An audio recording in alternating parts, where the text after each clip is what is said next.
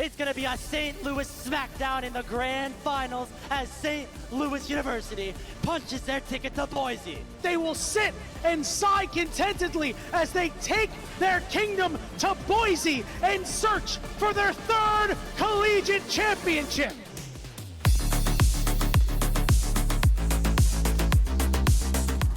You got fans a lot.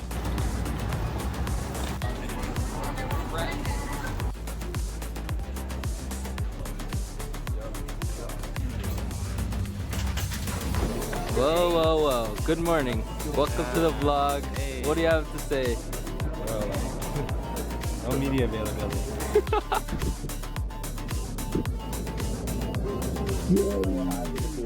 So we just got to the hotel.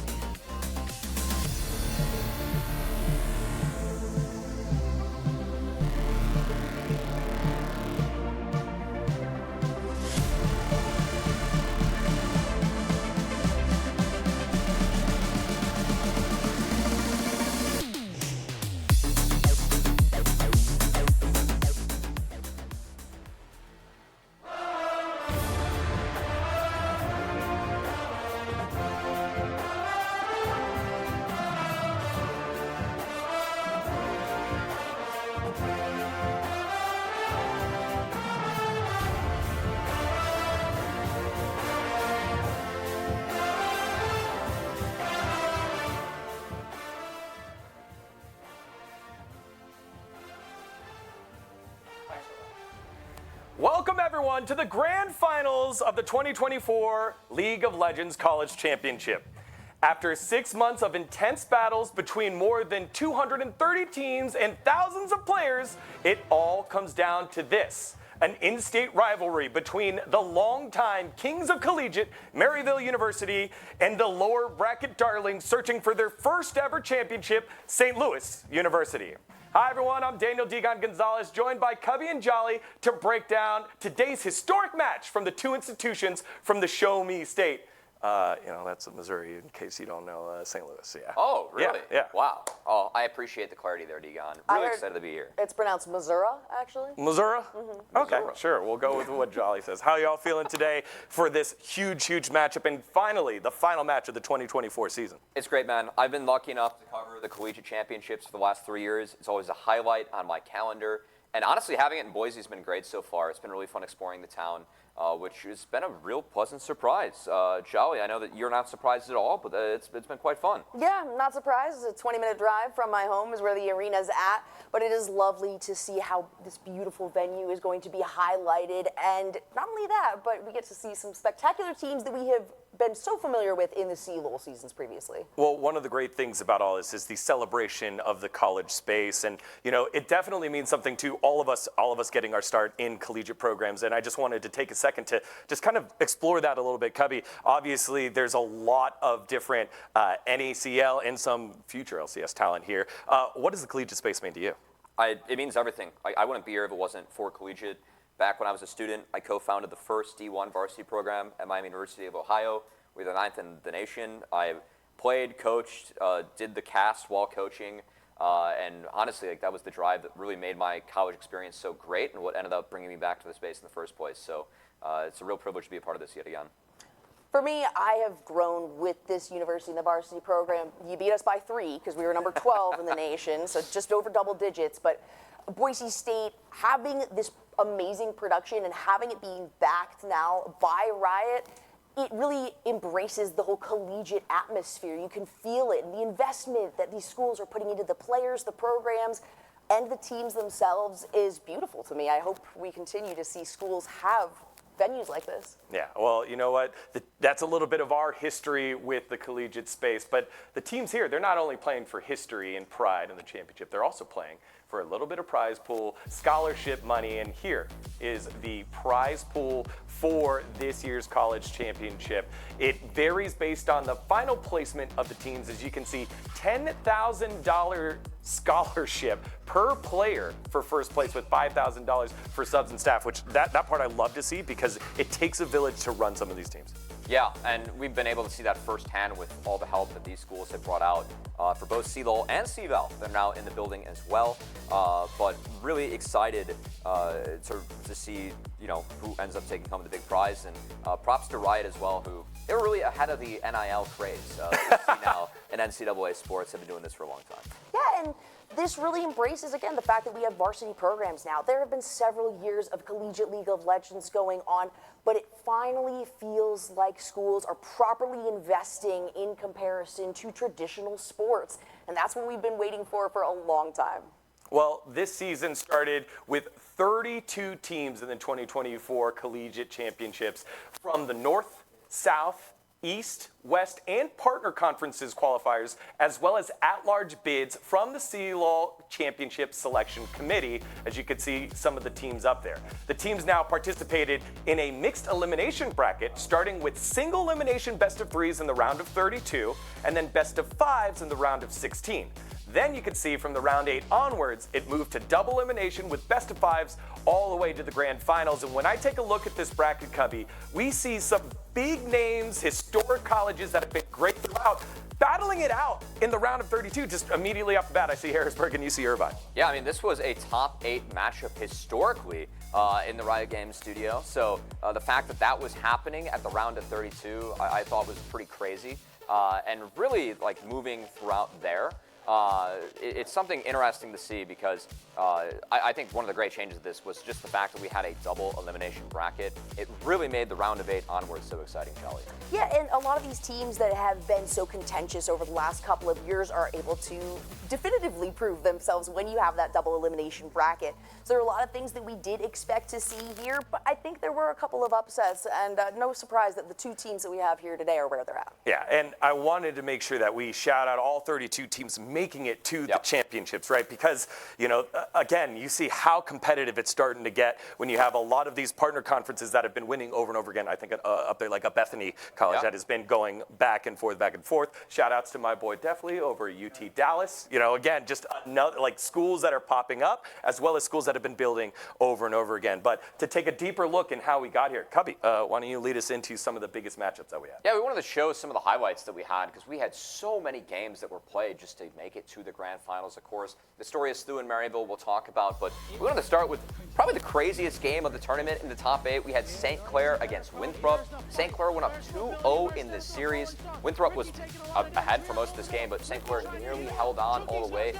We had over a kill and a half a minute in a 40-minute game, Jolly. This was absolutely ballistic. It really set the tone for the rest of the round of 8. It really did, and this is a standard Winthrop thing. They pull out some crazy plays, but just watching this one over the last couple of days consistently makes me cringe. That Skarner ultimate. The teamwork that these guys can come together with is always impressive, and I love to see St. Clair. They're another team that I expect to see a little bit more, influential in the collegiate scene in the future. Yeah, and Winthrop again, 3rd, 4th last year. Winthrop, one of those universities and programs that have been building over and over again. Same thing over in Valorant as well. So shout outs to Winthrop for just making it back to the championships. And St. Clair close, but again, if you want to be the best, you got to beat the best. So they were working their way on up. The next matchup that we wanted to take a look at is one of the teams that are here right now with SLU versus UST, the reigning champions in University of St. Thomas against SLU.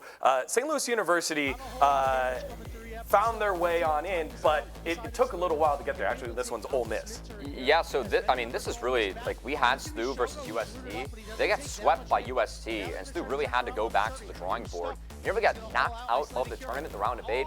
Ole Miss went up 2-0 against them. SLU had to dig deep and find the reverse sweep. I think one of the big differences in this series in the first couple of games, Serdi was on Casante. Serdi's a great player. We'll talk about him more later. But Casante's good, but in order for this team to win, he really needs to play the split pushers. They put him on carries for the rest of the series. That was the big difference, and what really got SLU over Ole Miss and prevented Shogo from having the chance to defend or find that 3rd national title in a row. It was really explosive for those first 2 games, right? You had Ole Miss coming out the gates running, and SLU actually talking about it after the fact was saying, you know what, we must have been trolling in this game because it shouldn't go this way. They reoriented their game plan, and this is the SLU that we expect to see today. And there are like funny, unique parts about this SLU squad because you had so many players that were in NACL. They didn't quite have time to practice all the way together. Yeah. And it took 3 losses in the series before, the 2 losses on Ole Miss, and they were so close to getting knocked out. Then you start seeing them come together. This one, Northwood University, UST. Northwood, our Cinderella story, if you will, against UST, the reigning champs. They hit a little bit of roadblock here. Yeah, I mean, Northwood found a 3-0 over Ole Miss, which was a huge upset in the bracket just to make it to this final. They weren't able to overcome UST. They ended up getting dropped, but Northwood's run, it went to the lower bracket. They made some noise down there, but UST, I mean, this is the point of the tournament where everyone, wow, Maryville versus UST, that game obviously books you a ticket here, but a lot of teams were expecting UST to make that run through the lower bracket with the play they were demonstrating on the Rift. Yeah, 3 returning members for UST with the addition of Kenvi in the jungle, Array at bot lane to fill the holes at Dardoch, and Shogo left. You thought that this team would keep rolling, and you're kind of like, cool, Northwood, it was great to be here, you know, like RBM, nice to see you, you know, Michigan State, now on over here to Northwood. They had a nice run, but they weren't done yet as they went up against Fisher. This series was crazy. It was a pretty quiet Game 5, but Fisher actually started a different mid laner for the first 2 games in Rowlett. They went down 0-2, sub back in Serenok, who graduated earlier in the week with Fisher. He was playing potentially his last CLOL, was almost able to find the reverse sweep, but Northwood, they held strong. Did drop the Baron in this replay, but enthralled, Northwood played this fight out great. Ended up finding a big win to move forward in the bracket. And big props to Serenok as a player, absolutely exceptional and really blew me away on this one, pull things together for the team. But we talked about the Cinderella run that Northwood University was able to make in the lower bracket, and this was really the start of it. And it was long games over and over and over again, close to 40 minutes every single time. Yeah, again, the Northwood squad. I talked about RBM, is on the top lane. You got Clyde with a lot of experience as well. This was an experienced team where you're like, okay, we're getting some veterans here. Let's see what happens. And they're slowly beating some teams, and you're like, okay, maybe this is going to be the magical run. Fun fact, my first ever collegiate match was against Clyde in RMU. Was it? Yeah, back in 2014. So yeah. All right, so next up, after we got to see Northwood with the upset over Fisher College, we went to the top side of the bracket, the winners finals against Maryville and UST, the rematch of last year, as well as this bad blood that's been brewing. Maryville actually hadn't lost too many matches throughout, and then went down early against UST before they started battle back. Too many. I mean, at that point, they hadn't lost any, right? UST is a team that really gave them some notches, right? They had to watch out for things. We realized that they are not immortal as a team, and they do have faults here. But UST, I think, also anticipated themselves doing better. It felt like they kind of came in with a big ego. They came in with a big head, deservedly so. They're coming in for, you know, they were looking for their potential third win on this one, but it just didn't work out for them. And Robbie Bob is a big performing player, didn't perform as expected. Yeah, I think the big thing for me watching this series that MU, the first couple of games, they went for the Skarner and Senna. These champs are really strong in the meta, but to me don't fit MU and their strengths as well. They dropped those 2 picks after game 2 and ended up finding the big reverse sweep. Yeah, so again, a build series that we thought would get back-to-back. We'll get to see it again. It'll be in the top. These are the 2 best teams, but not so fast, my friend, as we go to the next one. Northwood and SLU, we had to finish up. Who's winning out of our, darlings here? SLU, also in St. Louis, 15 minutes away from Maryville. They've been building year after year against Northwood, who, again, have been having upsets over and over. We're like, this is going to be a great match. Not quite. I really feel like we found out the difference between the top 3 teams we had in the fourth, because Northwood, they kind of got blasted by UST and then SLU in this series. And as you were highlighting with SLU's ability to practice, they weren't able to get a lot of reps in because their players were playing at different Challengers League teams. They, talking with their coach Deos, were only able to start practicing 2 days before the round of 32 even started. And we really saw SLU scale up throughout this tournament, and knocking out Northwood, they had a chance at revenge to take down UST, who did put them in the lower bracket in the first place. We really saw how much they ended up improving. Yeah. Well, let's take a look at that final lower bracket matchup here, as it was SLU versus UST, the big one. And you're thinking, okay, UST, take care of business. Let's move on and get to the grand finals that everyone wants to see. That wasn't what happened either. I mean, game one, UST came out swinging. It was a really, really close series, honestly. I know that SLU ended up taking the 3-1. But again, I really feel like the identity we saw emerge from SLU. Surdy is a great player. He was my vote for most valuable prospect in the North American Challengers League.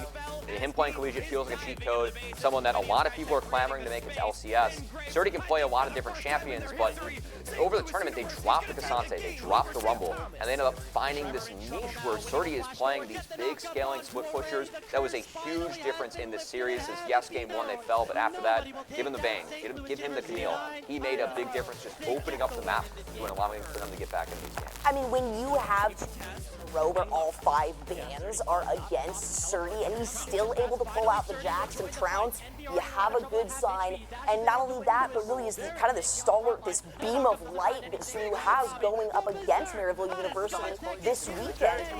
Surdy is their win condition, essentially.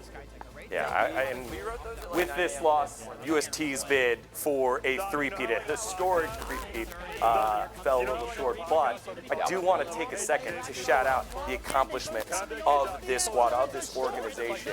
First, and now third. That is a dominant run for the likes of Porsche, Robbie Bob, and the rest of the crew there over at UST. So congratulations to them for a dominant 3-year run. Yeah. But they do fall short in their bid, which means we will have a new champion this year here, Cubby.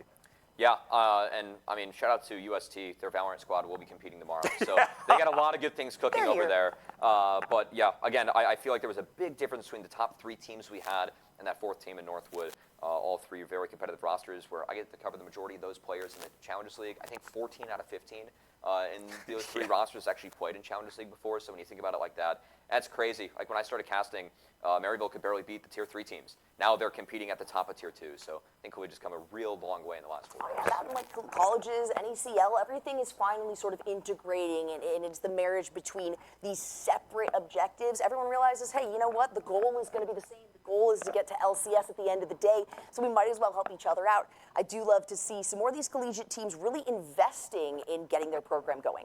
Well, the talent is there. We're going to get to see a lot of that today. Now, as we get closer to the start of game number 1, let's take a look at the Boise State Arena and Battleground, the first on-campus host of the Collegiate Championships. For the first time, students have a chance to help produce the longest-running college championship. In all phases, students are showcasing video editing, production, replay, talent management, cameras, observing, all of it. Boise State's Doc Haskell and show director Ray have been working for months, while the GG Tech team have worked very hard to make this the best that they can. Jolly, obviously being from the Boise State program, I wanted you to just, be able to gloat for a little bit. Oh yeah, this is incredible. Every time I walk into this arena, I'm amazed by how much has been put in. And I've seen Doc and Ray here from day number 1. We were back in his office. There was literally a little piece of board that separated the production on one side, who had to stay quiet while we were casting up against a Rocket League backdrop.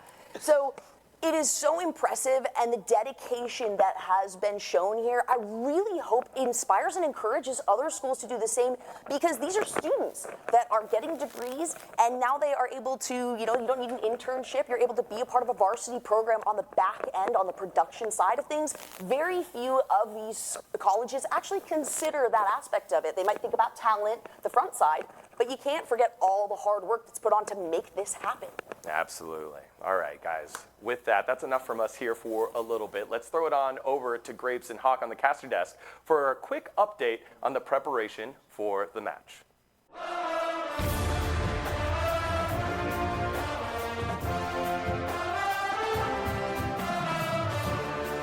Thank you very much, Degon. We are here in the Boise State Esports Arena getting ready for the start of the long-awaited CLOL Grand Finals. My name is Graves, and I'm joined alongside Hawk, and it is a privilege to be here to cap off one of the best seasons of collegiate League of Legends that we have ever had.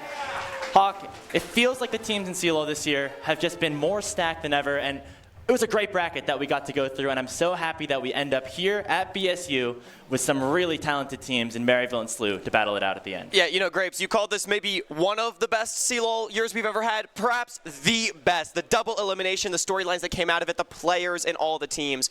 It was a joy to get to cover everything from the round of 16 onward for us. And, I mean, now here in Boise, everyone working so incredibly hard, making us look so great. Maryville, St. Louis, congratulations to them for getting here as well. It has been an incredible journey. Yeah, and now we are finally here in these grand finals, and this matchup, of course, it's a grudge match to end all grudge matches, right? Maryville and St. Louis, they're from the same city, as Degon alluded to at the top of the show. They've played against each other in that North Conference Finals for a couple of years in a row, and it's been Maryville who have won every single time. However, how we have seen SLU improve in that lower bracket throughout this tournament, that is what is really, really exciting about this matchup here today. Oh, absolutely. I mean, St. Louis, they're not the same team that got 3-0'd by Maryville about a month and a half ago. They are a completely new beast, and we are going to see that on full display today, I would almost certainly expect. It's going to be a great match, but Grapes, I mean, the vibes out here in the arena as well have just been incredible. It has been so cool seeing all the people that have come out to support the teams, support the players. We've gotten a chance to talk to some of the players, some of the people in the audience. I mean, with the smoke machines on, with the lights on, pointing at the stage, casting their beams, it truly feels, I mean, almost electric in here. That's a direct quote from what we talked to someone in the audience quote, about. yeah. I mean, people have traveled from pretty far out. I mean, we heard from someone drove, I think, 6 hours to get here. We have somebody all the way from, upstate New York who traveled over here to watch some great collegiate League of Legends. Like, it is incredible to see the community come together in this moment, and you can feel it here in the arena. People are amped and ready for this matchup to get underway. Yeah, and when the crowd is that amped, you know the players are amped as well. We were getting a chance to talk to some of the Maryville and SLU players backstage, and they are locked in for this match. I mean, we have heard some spicy takes coming from them, Grapes. We can talk a little bit about, what these teams are sort of expecting moving to the match. Yeah, we got to talk to a couple of the players before this game actually ended up getting started. I mean, starting off with Maryville, I think a big growth point of this season has been their bottom lane. Scary Jerry and Zyko have just continued to look better and better, even from the last time they were on this stage at the 2023 Collegiate League of Legends Finals. And we got to talk to them a little bit about what they're expecting.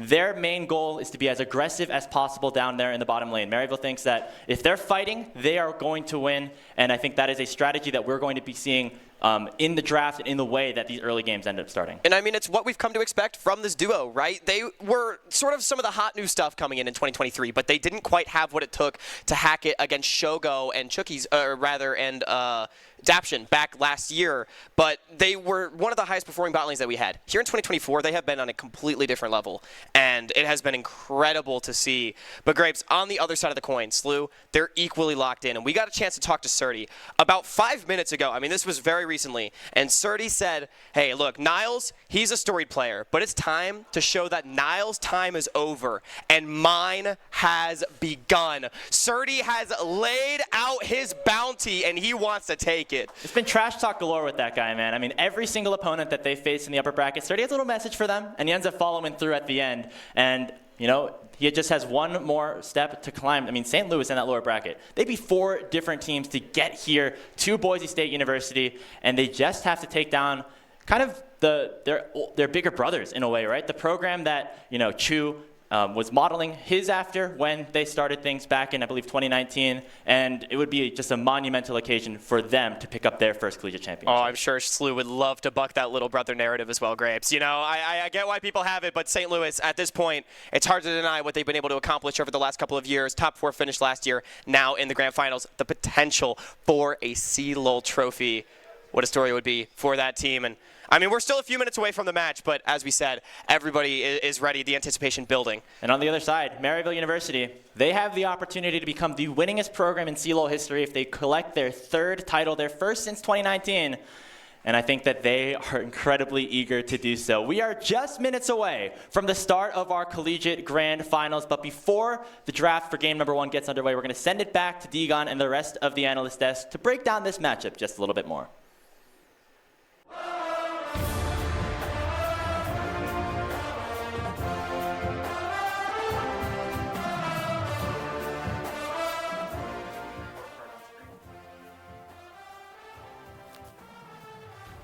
Thank you very much, gents. And I just wanted to take a second to thank and congratulate both of those guys that you saw on your screen.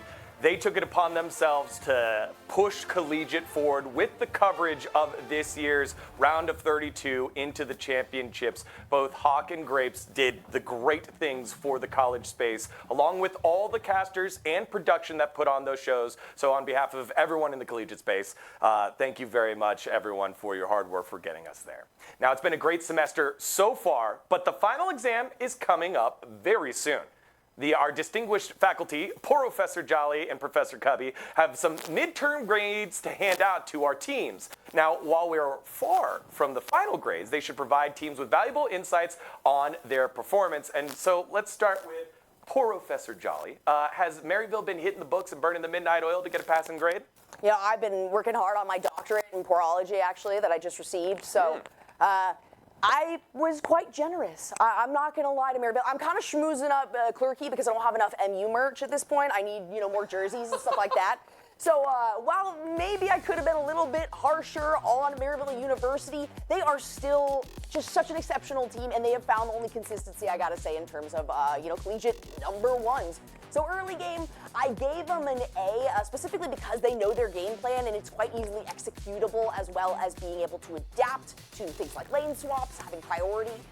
Mid to late game, I think they could pick it up a little bit. Teamwork, I gave them an A, and specifically this is the Niles spotter of Scary Jerry and the other players at the gym. You know what? Teamwork on and off the field matters here. And entertainment, I gave them a B. I like the fact that there's a bit of trash talking that is available for this team, but I know they can do better and step it up. So overall, B+. All right, Jolly. I got to respect this, but as someone, that really appreciates trash talk more, I wanted to change that entertainment grade from a B to a C. I feel like Stu's beaten them on that one. Also, I just want to say that, Corky's been carrying most of the content, and MU's game has been quite boring because they've just been dominating, so that's not entertaining. But the true entertainment comes from SLU, as I have my report card that I'm giving out. Early game gets a C. Sometimes they struggle with lane assignments. We are on patch 14.9, which I know is outdated compared to the live patches you are playing on at home. Lane swap's still very much a thing. Stu sometimes struggles with identifying those, something like Grapes and Hawken we'll talk about later. Mid to late game, they're going to be, I really feel like these guys do have ways to find fights, but a lot of times they're just bailed out by 30 playing a split pusher, so they're not really forced to set up objectives well. And 30 can just be someone that stretches the map and then eventually buys enough time and space where they just get it for free. That said, teamwork, we get an A. This is a Winnie team. They're going to follow Winnie's voice for better or worse, and I feel like teamwork, they actually are able to take good fights when they are forced to take them. And entertainment, that's actually an A for Aaron. Shout out to SLU, as they are sponsored by Meek Mill and Dreams and Nightmares. That's been their, it was on their hype video today on their Twitter. And also, Aaron, he's been really bringing the heat, even shouting out people's family members in interviews, which has been quite unique to Aaron. So yeah, Professor Jolly, any thoughts? Yeah, they say C's get degrees, but I feel really generous today, and I want to give everybody B's and A's. Along with the doctorate, you got to get the BA first.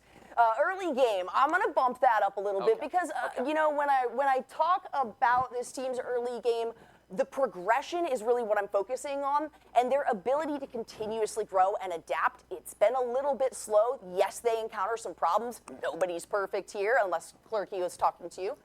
So I give them a little bit more credit. I think it's good over satisfactory. All right, well, if you have to choose a professor, I think that you're going to want to go with the higher average GPA in Jolly. I think that's what I'm coming down to. Well, I think what I got is we're going to pay attention to every single early game because that's where we had the biggest discrepancy as well as the entertainment, because both these squads are very familiar with each other and they will not shy away from taking shots at them. And, part of the reason why is because the program director duo of Daniel Clark over at Maryville and Nick Chu at St. Louis University are considered the power couple directors in collegiate. But who slid into whose DMs first? The salty runback crew of Hawk and Grapes sat down with them to find out. Let's go way back. What's the lore? When did this director duo, if you will, start off? I got a DM from him that started out, "Hello, Mr. Clark." You want to elaborate on that? I was so when I was a freshman starting out at St. Louis University, I started the club actually. And that was just a place I had to literally bum off the anime club just to be able to book rooms through the university. Wow. There was no space on campus, anything remotely like that. So, and I really saw varsity esports as a coming wave to the universities around me, and then Maryville's right next door, right? So, and I grew up in St. Louis myself, so Maryville University was always like 5 minutes from my house. So, going back to SLU, I knew Dan was the director of esports, and I just reached out, hoped, prayed that he was going to DM me back, and thankfully he agreed to come in and talk to some of my admins and just set up a meeting. And Did you do 2 or 3 meetings? Yeah, a couple of meetings. Literally just talking to my athletic director and everything. And honestly, they weren't that responsive at first at all, him coming in. But at the very least, I made a connection that gave me a lot of direction of how I wanted to conduct everything. Well, there you have it. It was Mr. Clark. I'm kind of interested in this kind of thing because Clarky has been here for such a long time. I met Clarky 7 years ago when he was running E-United. Yep. And to see his growth and now going from the plucky owner that was trying to get what he wanted done to now being the mentor of other programs to the point where now those programs are going up against him has been such an evolution of him. But you can see how close they are, Cubby. Yeah, honestly, it's a really cool relationship. I know, shout out to Maryville. SLU were having internet issues in their arena. Maryville was actually housing them to prep for this week. These teams are very close. They don't oftentimes scrim against each other because they understand that they had a good guess things might come down to these two teams. So that being said, they travel together. They shared an arena together. There's a lot of friendships between these guys. It'll be war on the rifts, but it is really cool seeing the mentorship come out and the friendship from each of these programs towards each other. And you know what? In particular, too, these two directors, I swear they've been involved with collegiate esports for so long, and they haven't aged a day. Neither of them. In 10 years, they're still going to be involved and somehow still remaining the same age. Also, two of the nicest people you could ever meet. It makes my heart so warm to know that their universities are doing as well as they are, and they have such great people backing them. I mean, Corky's dropping yours. He found nature. Yeah, it's doing well for him. Yeah, I know, man. Rock climbing all the time. Well, let's see if his squad, Maryville University, will be able to climb to the top. Let's take a look at those lineups for this year's 2024 college championships. Yeah, and I mean, Maryville, so this is a team I've had the privilege covering throughout the LCS Challengers League. For those that are not familiar with this, that is the Tier 2 league below LCS. Maryville were so good in that league, they actually made it to the finals. A lot of these players gained experience in that league. Some outside of Maryville, looking at Niles, UG, and Spyrax, and then of course Gary, Jerry, and Zyko has been the bot lane since they joined. This has been the team that, it's interesting, everyone pitches Maryville as the kings of collegiate, but they haven't won in 5 years. But this roster, I'm going to go out and say it, this is the best collegiate roster we've ever seen on paper. It's been an argument behind the scenes. I'm going to say yes. No one has gotten this close to actually holding a Tier 2 championship. Maryville got as close as you can without winning, and I think they're going to raise the trophy to that. And Nace confirms that, honestly. When we look at all 5 of these players, every single one of them was in the top 3 teams that were given All-Pro. So first team, second team, and third team distributed throughout all 5 of them. It just goes to show individually, together, they have found the cohesion to make it work no matter what. You know, there's a couple of alumni, I think, that might have something to say. Walrus. Let's throw out a Walrus. Throw out a CKG. You know, there's a couple guys in the past that have won some championships with Maryville. CKG is still involved. You know, Yeah, he's part of the he's not squad. playing. When he was playing, he was dominant. Well, Boise State, I guess, are we going to, no, we're going to SLU now. Okay, cool. Let's take a look at the lineups of SLU first on up as their opponents who are trying to take them down and win their first ever championship. And this was the core looking at Winnie, Darkwings, and Aaron. They played together on Wildcard, who were 4th in the LCS Challengers League. And the Doxa was on the team of support. They ended up bringing in SkyTech for the CLOL Championships. Surdy as well. He was going to school remotely at SLU as well. Or I should say in person at SLU. His roommate was Aaron. As well as competing with FlyQuest Challengers remotely, who won the North American Challengers League again. He was my vote for most valuable prospect. If you ask anyone who is next up in LCS, they're probably going to mention Surdy, who's been getting a lot of hype, especially of late, thanks to his solo queue stats. I've been watching this guy play for a while. He is really, really strong up in the top lane. There's a lot of mutual respect between him and Niles because I see them go toe-to-toe to that. And there's some stats to back these guys up as well. I love pulling out those numbers. When we're talking about the 7 categories of best, you know, KDA, least deaths, most kills, 5 of those were held by this team alone in going into round 8, so from rounds 32 and round 16, and 3 of them were held by Surdy alone.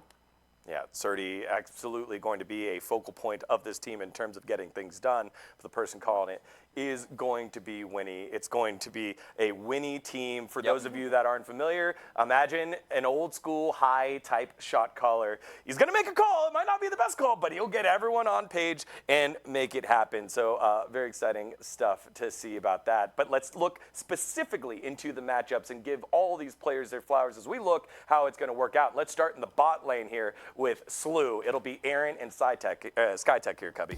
Yeah, and shout out to Aaron, who, when he debuted, try to target the Porsche in a 3v1. Aaron does a lot of damage he here and CLG with Fade that went blight. 1 Will and get the 29, shutdown onto Porsche. which Trade wasn't pretty good. rough. Being He's the worst out of still 16 only a teams. level 9 His team was a Vayne, wild and card. the They made game top plan 4 of in regular shutting season. They didn't have the best down playoff run, but I think a lot of that was not Aaron letting him play his game. really I mean, improving. recall And around we've the death seen that set, enter that was the CLOL wing as condition for well. SLU. Aaron's a Only much according to different play for player UST than is what now he to was fight last bot. year. The fact that he And was he just taking able to down, survive, you know, teleport Shogo forced on his out way from here, someone Porsche. that I know Top, he really the looks bottom up to lane and his tier friends 2, behind the scenes is still a big not going deal. down. And of course, SkyTech coming in Jolly last second. So that's always brought a lot of creativity to Nice sport. usage Yeah, I of love that it. SkyTech is willing by Darkness to get go people with away, those but here frontline comes engage on the engaged other side. tanks. Trevor still will Also go down willing in there to and pull out the snipes him Ash with and the really piercing go arrows, wouldn't heavy use the down in that response. bottom lane. Just a 1 for And 1, but a nice because chunk of of cash how going Darkness towards SLU in is the form doing, of I that bottom really lane turret. love that And Aaron and still SkyTech can't have sort scale of into the late individualized game. We're themselves. seeing They've almost Array made this bottom lane specifically into the in a island the very top lane good used to spot be. right Yeah, now, and taking shout out to 4 SkyTech of those specifically. plates top When I first as heard that of him, Kraken he was Slayer actually completed, climbing, so playing AP out Recon for mid, UST, which he you're played looking for like that Grandmaster to reset. 65% win That rate. could get Array He's really going nasty on into that champ. He's also had these weird flexes in the past where they played Callista by bot lane. He was playing Lissandra in Recon before Mickey X was doing it over at G2. So that always brings a lot of creativity to people. Again, this is going to be an interesting matchup. Aaron, I think, is probably one of the players that has grown the most since we've known him against a bot lane in Maryville. With Scary Jerry and Zyko. A lot of experience there. Scary Jerry being a player that was specifically picked up by Maryville to fill this bot lane spot here. Yeah, there was a lot of contention for this player. When he came out a couple of years ago, everybody was shouting his name. If you went to a live game, it was Scary, and then you called back Jerry every time. And he kind of struggled a little bit as he was getting further into school. Are going to be coming in And the greatest part about this is Zyko very low. He'll go down Array trying to sprint away. He jumped right Will back he be able to into walk it out? and He is, and continued look, to Scary dominate Jerry, on this the top swing hook, player. the flash Yeah, for I Scary think Jerry. Scary Now Jerry's he's turn good around for me. So on he the was dials. actually, Look we at voted snip, him as the snip, most Trevor, and will be able to do improved so player for. in the North American Oh, Challenge League. Array has He to was stay the far easiest away. vote. He was a Ken B has first-team to try to All-Pro pick up this AP, kill, but going Array from is getting chased league down. fifth Oh, it's place going to be in Niles summer. who's able to pick up the So kill. that's a And a huge great turnaround block for by him. Niles. I remember that turning split. around Like I on used to Ken watch B, Scary Jerry. and Scary Jerry gets the kill. It was always kind of like, Maryville okay, University, when is that lead the gonna go pulse to the is wayside? rocking at I know him and 180 Zyko really beats a had minute. a kind of come together moment where And Scary even right Jerry's now, like, as okay, we I see gotta get Harold out being of my taken by own Maryville, head, I out of my don't own think way, UST should be and they looking for this practiced a one. lot I harder don't think with they are 2v2s. ready to fight They right became now, but they're one of our trying to most contest. dominant bot Maybe lanes they we had are. in Challenge Zyko's gonna League. get That's stunned up. Here continued come the in roots. CLOL. Okay. These guys have been a terror Ken B, taking down on the he's gonna bot be able to lanes. get the resets. It's going to be a Turn on real to Yuji challenge next, for Aaron but and look SkyTech at today. So I give Scary Spirax Jerry and Zyko coming pretty big through with the Yeah, I help of didn't, Scary Jerry talk about in the bot Zyko lane enough, for right? UST. There's stuff to be Holy said about Ken B Scary wants Jerry, to and try to most get back improved in is to definitely steal fitting, away but that. Zyko is so consistent. He's such a selfless player. And I do believe that when it comes to the improvement that we've seen in Scary Jerry, you cannot deny that Zyko had a lot to do with that. Yeah, again, consistent on engaged champs. So you're going to look at a champion pool here for the opposite side on SkyTech. And Zyko is going to be the one that engages and allows Scary Jerry to do a lot of the damage. Now let's move to the mid lane. We're going to take a look at one of the players that I know personally, the 2023 MagFest runner-up. Yeah. It's my boy Darkwings from the DMV for St. Louis University here, Jolly. Darkwings is a spectacular player. I mentioned him a little bit earlier as I was talking about that bottom lane because he is absolutely ferocious when it comes to invades. He's incredible on these control carries. His Orianna is spectacular. And anything in which he gets this early game of 2v2s lane for himself is going to potentially win the game for SLU. So Darkwings has a lot on his shoulders today. Yeah, and I know from talking with the SLU's coach, Deos, you know, Darkwings is someone where sometimes he has a lot of focus, he's very flexible. I remember one split, he played 21 champions in 41 games, which is just ridiculous, but Deos gave Darkwings one mission, and that's to win the main. I think the way that SLU operates with winning one to be so aggressive, it's really important that Darkwings is able to support him from the mid lanes. And it's going to be no easy task against Spirax, where they entered NACL at the same time in 22. Darkwings was taking toss Spirax from FlyQuest. It didn't go Darkwings' way, he ended up really having to hop teams. He's found a home here at SLU has been a big part of their success in both fall and house. Yeah, a lot of the time, I think when you have a champion Ocean in mid lane, you get passed up on that flexibility. We got to see that flexibility in full flight in the previous series against the previously reigning champs, UST and Robbie Bob, when he played Galio in game number 1, and then they allowed UST to take the Galio, and he pulled out what?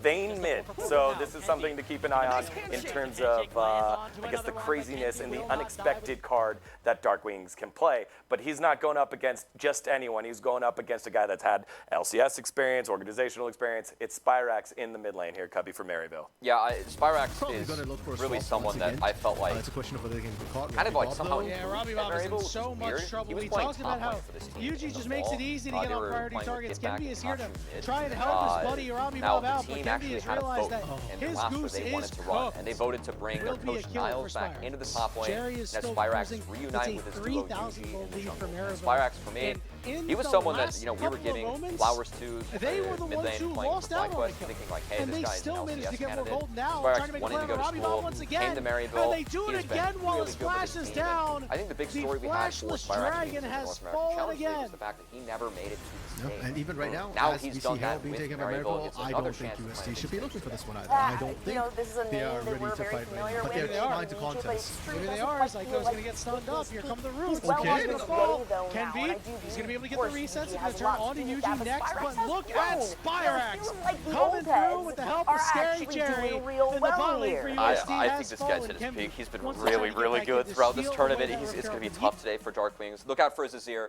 I think the biggest compliment I gave Spyrax when they played up against FlyQuest in Challengers League, he was going up against his old coach Rocco. Denied Azir every game it was available with the 2 bans when they were on red side and then first picking it when they were on blue. His Azir is a horror. And something that SLU is going to have to deal with today. Yeah, again, displacing the incumbent mid laner from Maryville, the one that brought them all the way to the championship last year, and get back the man from Adelaide. That shows how good Spyrax is, and he gets it done with his jungle partner in Yuji Jolly, who I know that you rate very highly. Yeah, and maybe some of that has to do with the fact that I can argue with Cubby about this. Talking about a really big player, most valuable prospect for NACL was Yuji! And I think that's the other side of it. His team has popped out and he offers so much to the entirety of this team. He's incredibly aggressive. He was recruited by Spyrax and in the spring. He's one of those players that you can expect to potentially try to get poached here and probably even sort of 2 top picks for LCS. I mean, I'm used to coaching that. They were pretty much like, all right, we got Spyrax. Like, hey, talk to your boy Yuji. Let's see if he's interested in playing. And ever since Yuji has entered this roster, here comes Yuji, Tanner Crystal Arrow, flush on on the Yuji again! Soul secured for Maryville University, and everybody's got a run. Robbie Bob slides over the wall. Porsche sent to the impound lot. It's 2, 3 kills for Spyrax as Maryville University look a lot of it toward is the just how barracks. strong Yuji is as a player. He is someone that will play for himself, use the leads that he's able to get in the jungle, transition that into fights, into skirmishes where he is not only so mechanically talented, but also so intelligent in the fights that he takes. That's right. If they're going to win, if Maryville's going to win, it's going to be on a huge, huge day from the guy known as the Mongolian Monster. If he's going to be able to do it, though, they'll have to do it against the old man in Collegiate. Let's send it on over to SLU's Winnie here, Cubby. Man, so as you were hinting at, we have a phrase behind the scenes where it's like, okay, it's a Winnie team. Because if you play on a team with Winnie, you're following his voice for better or worse. And oftentimes Winnie, he's never seen a fight that he doesn't like. And Winnie is someone that, honestly, he's going to find angles. Like I was joking around with MU, it's like, there is this scale where it's like, oh, haha, Winnie's here, he shouldn't be here. It's like, oh crap, Winnie's here, none of us thought that he'd be here, and we got caught off guard, and all of a sudden it's a huge advantage to the Winnie team. But Winnie, 5 out of 6 years, he has competed in CLOL. He has made top 8, and he peaked in 2019 where he was on the University of Western Ontario. He lost as a rookie against rookie Niles of MU. That was MU's second championship. And it's wild to see Winnie against Niles here in the finals today. Winnie is just phenomenal. A great person. One that I haven't gone to talking to as much, but I usually start talking to him. He is one of those players that, as you mentioned, the whole team will go in. But some of the problems that we have seen and that he might experience today is he does play it really by the book, and it's because he has all these strategies planned out, right? So occasionally He will get his team into a bit of trouble. He will die for his team, but he offers so much. The comparison of, the potential progress as opposed to regress, honestly, isn't really considerable, but it's something that could be taken advantage of. I think that's the interesting part, because Winnie, he will sack his game. And it's funny because you mentioned CKG earlier, so Andrew behind the scenes, he's still with Maryville. And in those 2019 finals, he was playing jungle for a very talented young rookie top laner who a lot of people were hoping to go to LCS in Niles. And it's wild now seeing Winnie, who is a veteran on SLU, playing jungle for that very young, talented top laner that a lot of people are hoping to go LCS and Surdy.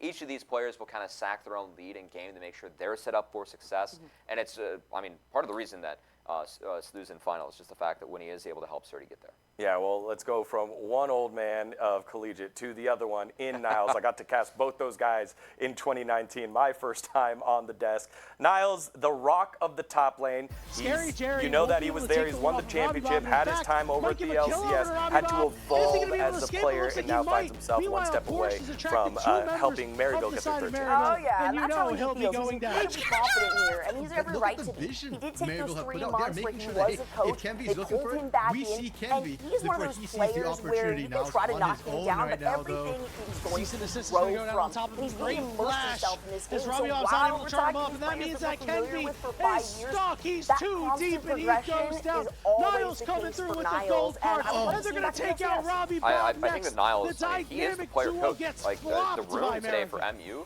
is going to be Kitback and the squad. Kitback is, very good player, kind of helps the guys in the room, but it's Niles leading this team. They voted him to play with this team. I feel like that really speaks to the respect they have for him as a person and a player. I was talking to him. They have a rule in MU, if you're late once, you have to show up to the arena for a week straight at 8 a.m. He's the guy enforcing this as a peer. And, to have that behind the scenes, and also just Niles as a player is someone that I feel like he's really come back to form. A lot of people remember him for his LCS games where, he had a terrible KDA. He was forced to play roles he had never really played before to try and help his team. Well, now, he is playing a role for his team. It's like, hey, I learned from that. I will sack everything for you guys. He's someone that I expect to TP to help his team find fights, and he kind of says, guys, follow my voice. I'm the leader. I'm the shot caller. If you follow me, we're going to get as far as we can go. They got him to the finals of Challengers League, and hopefully gets them a trophy today. And there's a reason why we started from bottom to top, because a lot of the time you want to talk about the most impactful player last, and we're going to send it on over to Surdy. This guy is ready to go. You've seen him win the NACL or with FlyQuest Challengers. Cubby, kind of break down why he's so dang good and how this is going to work against Niles. Everyone's been following his solo queue accounts. I learned today that he is the first person ever to go undefeated the Grandmaster.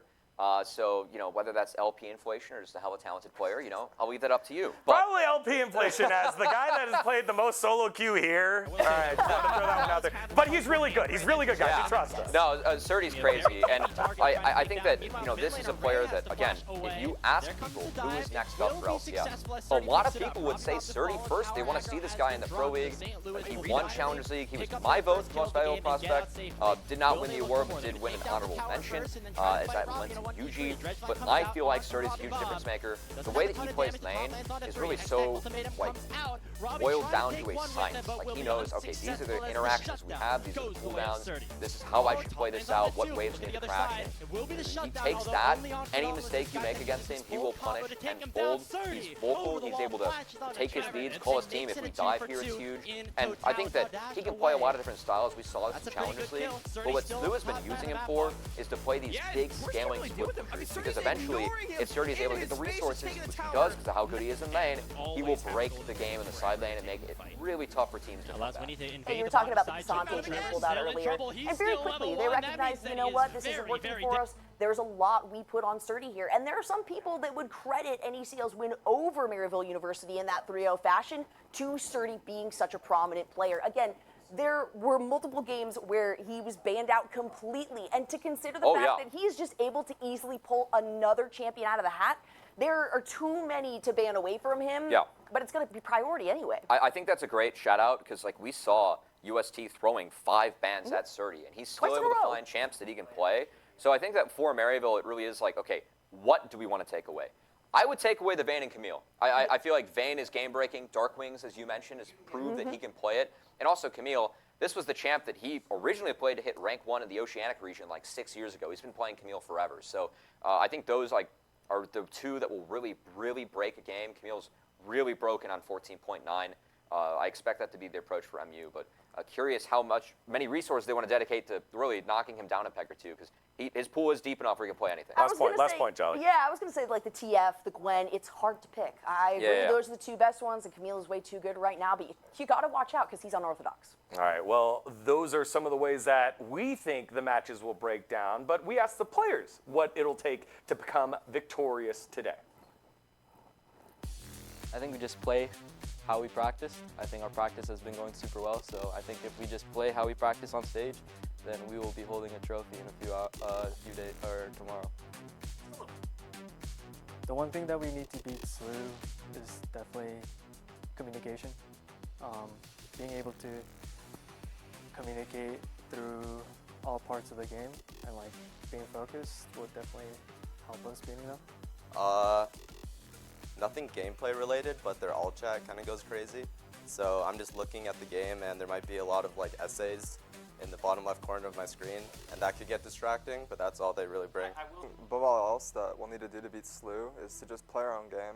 Like I said, I think we're better than them individually, so as long as we're not just dying randomly and just taking any random fight, regardless of whether or not it's good, I think we'll win.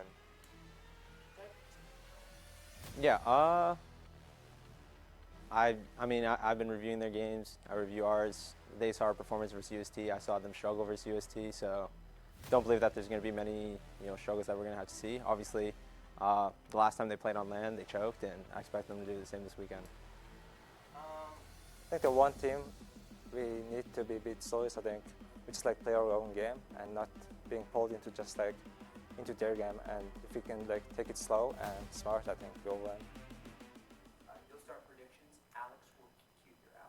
All right. Well, the big thing I took away from that is I need to get on the one pod train when he only had one AirPod. Covey, yeah, where's that for you right now, man? You could be host Degon with the pod in. No pods. Connected to the universe. I know what I'm doing. I know what I'm doing. I also like that he used the clip of the microphone to kind of pinch that baseball jersey together up at the top there. Yeah.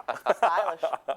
Well, the guys have explained how they think how it's going to go. It's time for us here on the desk and the caster room how we think it's going to go with our predictions. First up, we see Grapes and Hawk have already put theirs on in there. Grapes has a SLU vote. Yes. Oh, all right. Again, if we haven't said enough, we think Maryville generally is going to win. So a SLU pick here.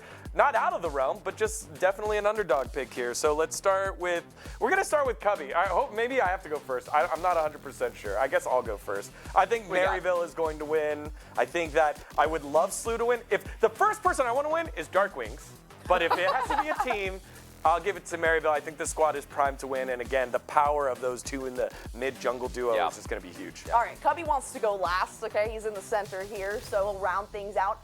I yelled yes when I saw Grapes' SLU pick, but at the same time, I cannot deny the ferocity of Maryville as a team.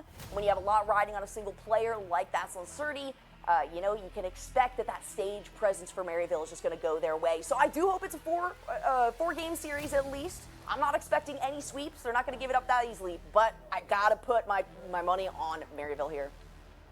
It would be so appropriate for Niles to bookend his career with a win in 2019 against Winnie and then a win in 2024 against Winnie.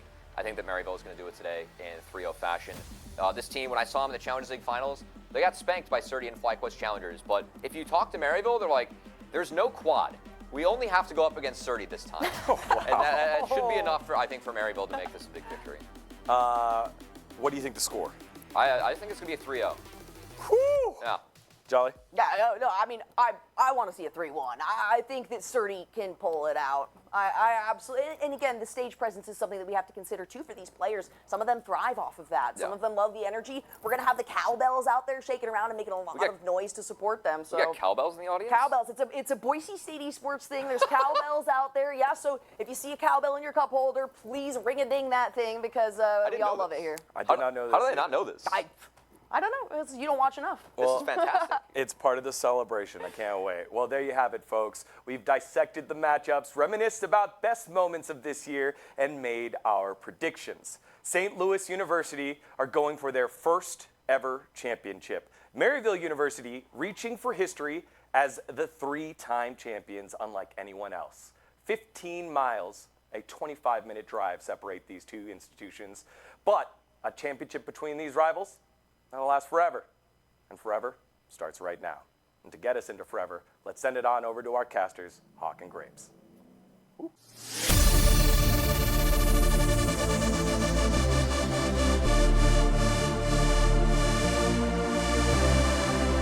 235 teams began their journey to collegiate glory. Only 2 stand today. A grudge match between St. Louis superstars has made its way to Treasure Valley, each with their eyes on the biggest prize on the biggest stage. One school on a quest to become the winningest program in CLOL history. The other looking to establish a legacy of their own and etch their name into the record books against their crosstown rivals. It's time for the 2024 College League of Legends Grand Finals! First, on the red side for Game 1, a young program looking for their first CLOL championship and their first trip to the finals. It's St. Louis University. In the top lane, an NACL champion looking to add a new title to his resume, Jet Sunny Joy. Roaming the jungle, seeking revenge in his first trip to the CLOL finals since 2019, Winston Winnie Harold. Watching over the mid lane, looking to expand his Dark Wingdom into the collegiate realm, Isaac Dark Wings Chow. In the bot lane, he's the baddest man you'll find on Summoner's Rift, Aaron Lee. And by his side at support, making his grand return to CLOL when his team needed him most, David Skytech Satikno. St. Louis University is coached by Mervyn Deos Lachica, and their director is Nicholas Chu. And facing off against them, it's the 2-time CLOL champions from a bygone era once again coming to claim their throne, Maryville University! First up in support, controlling the map and finding Psycho engages, it's Ryan Psycho Jump! Firing in the damage at 80 carry, it's the NACL's most improved player, Jeremiah Scary Jerry Lake! In the middle lane, making his return to Maryville after a runner-up finish in 2021. Don't let him get his ear. It's Jalal Spyrax GR. Juggling, the reigning most valuable player of the NACL, the Mongolian monster, Gunbot Yuji Yulzadaljer. And finally, in the top lane, 2019 CLOL champion now making his final start in a storied career for the Saints, Aiden Niles Tidwell! Maryville are assisted on stage by Jared Getback Tucker and directed by Daniel Clark. 5 months of competition, all leading to one final test. One more time for your 2024 College League of Legends finalists. And welcome everybody to the caster desk here at the Boise State Esports Arena. My name is Grapes, I'm joined alongside Hawk, and we're here to take you through this historic matchup in the 2024 CLOL Grand Finals. Now Hawk, we talked about history throughout the pre-show, and we did it for a reason. The legacy at stake between these two programs, I mean, it's just undeniable. I know, it is crazy. Maryville, the most storied team in CLOL history, they have a chance to make history now with 3 titles, a feat that no team has achieved before. But St. Louis, you know, these teams and these programs have grown up alongside each other. Maryville, again, it's been said that they're like the big brother. They may have been there first, but St. Louis, they've started making a legacy of their own, and a win here today would be a way to solidify themselves as one of the tops to ever do it. Now let's get into this game a little bit because we are just minutes away from the game #1 draft getting started.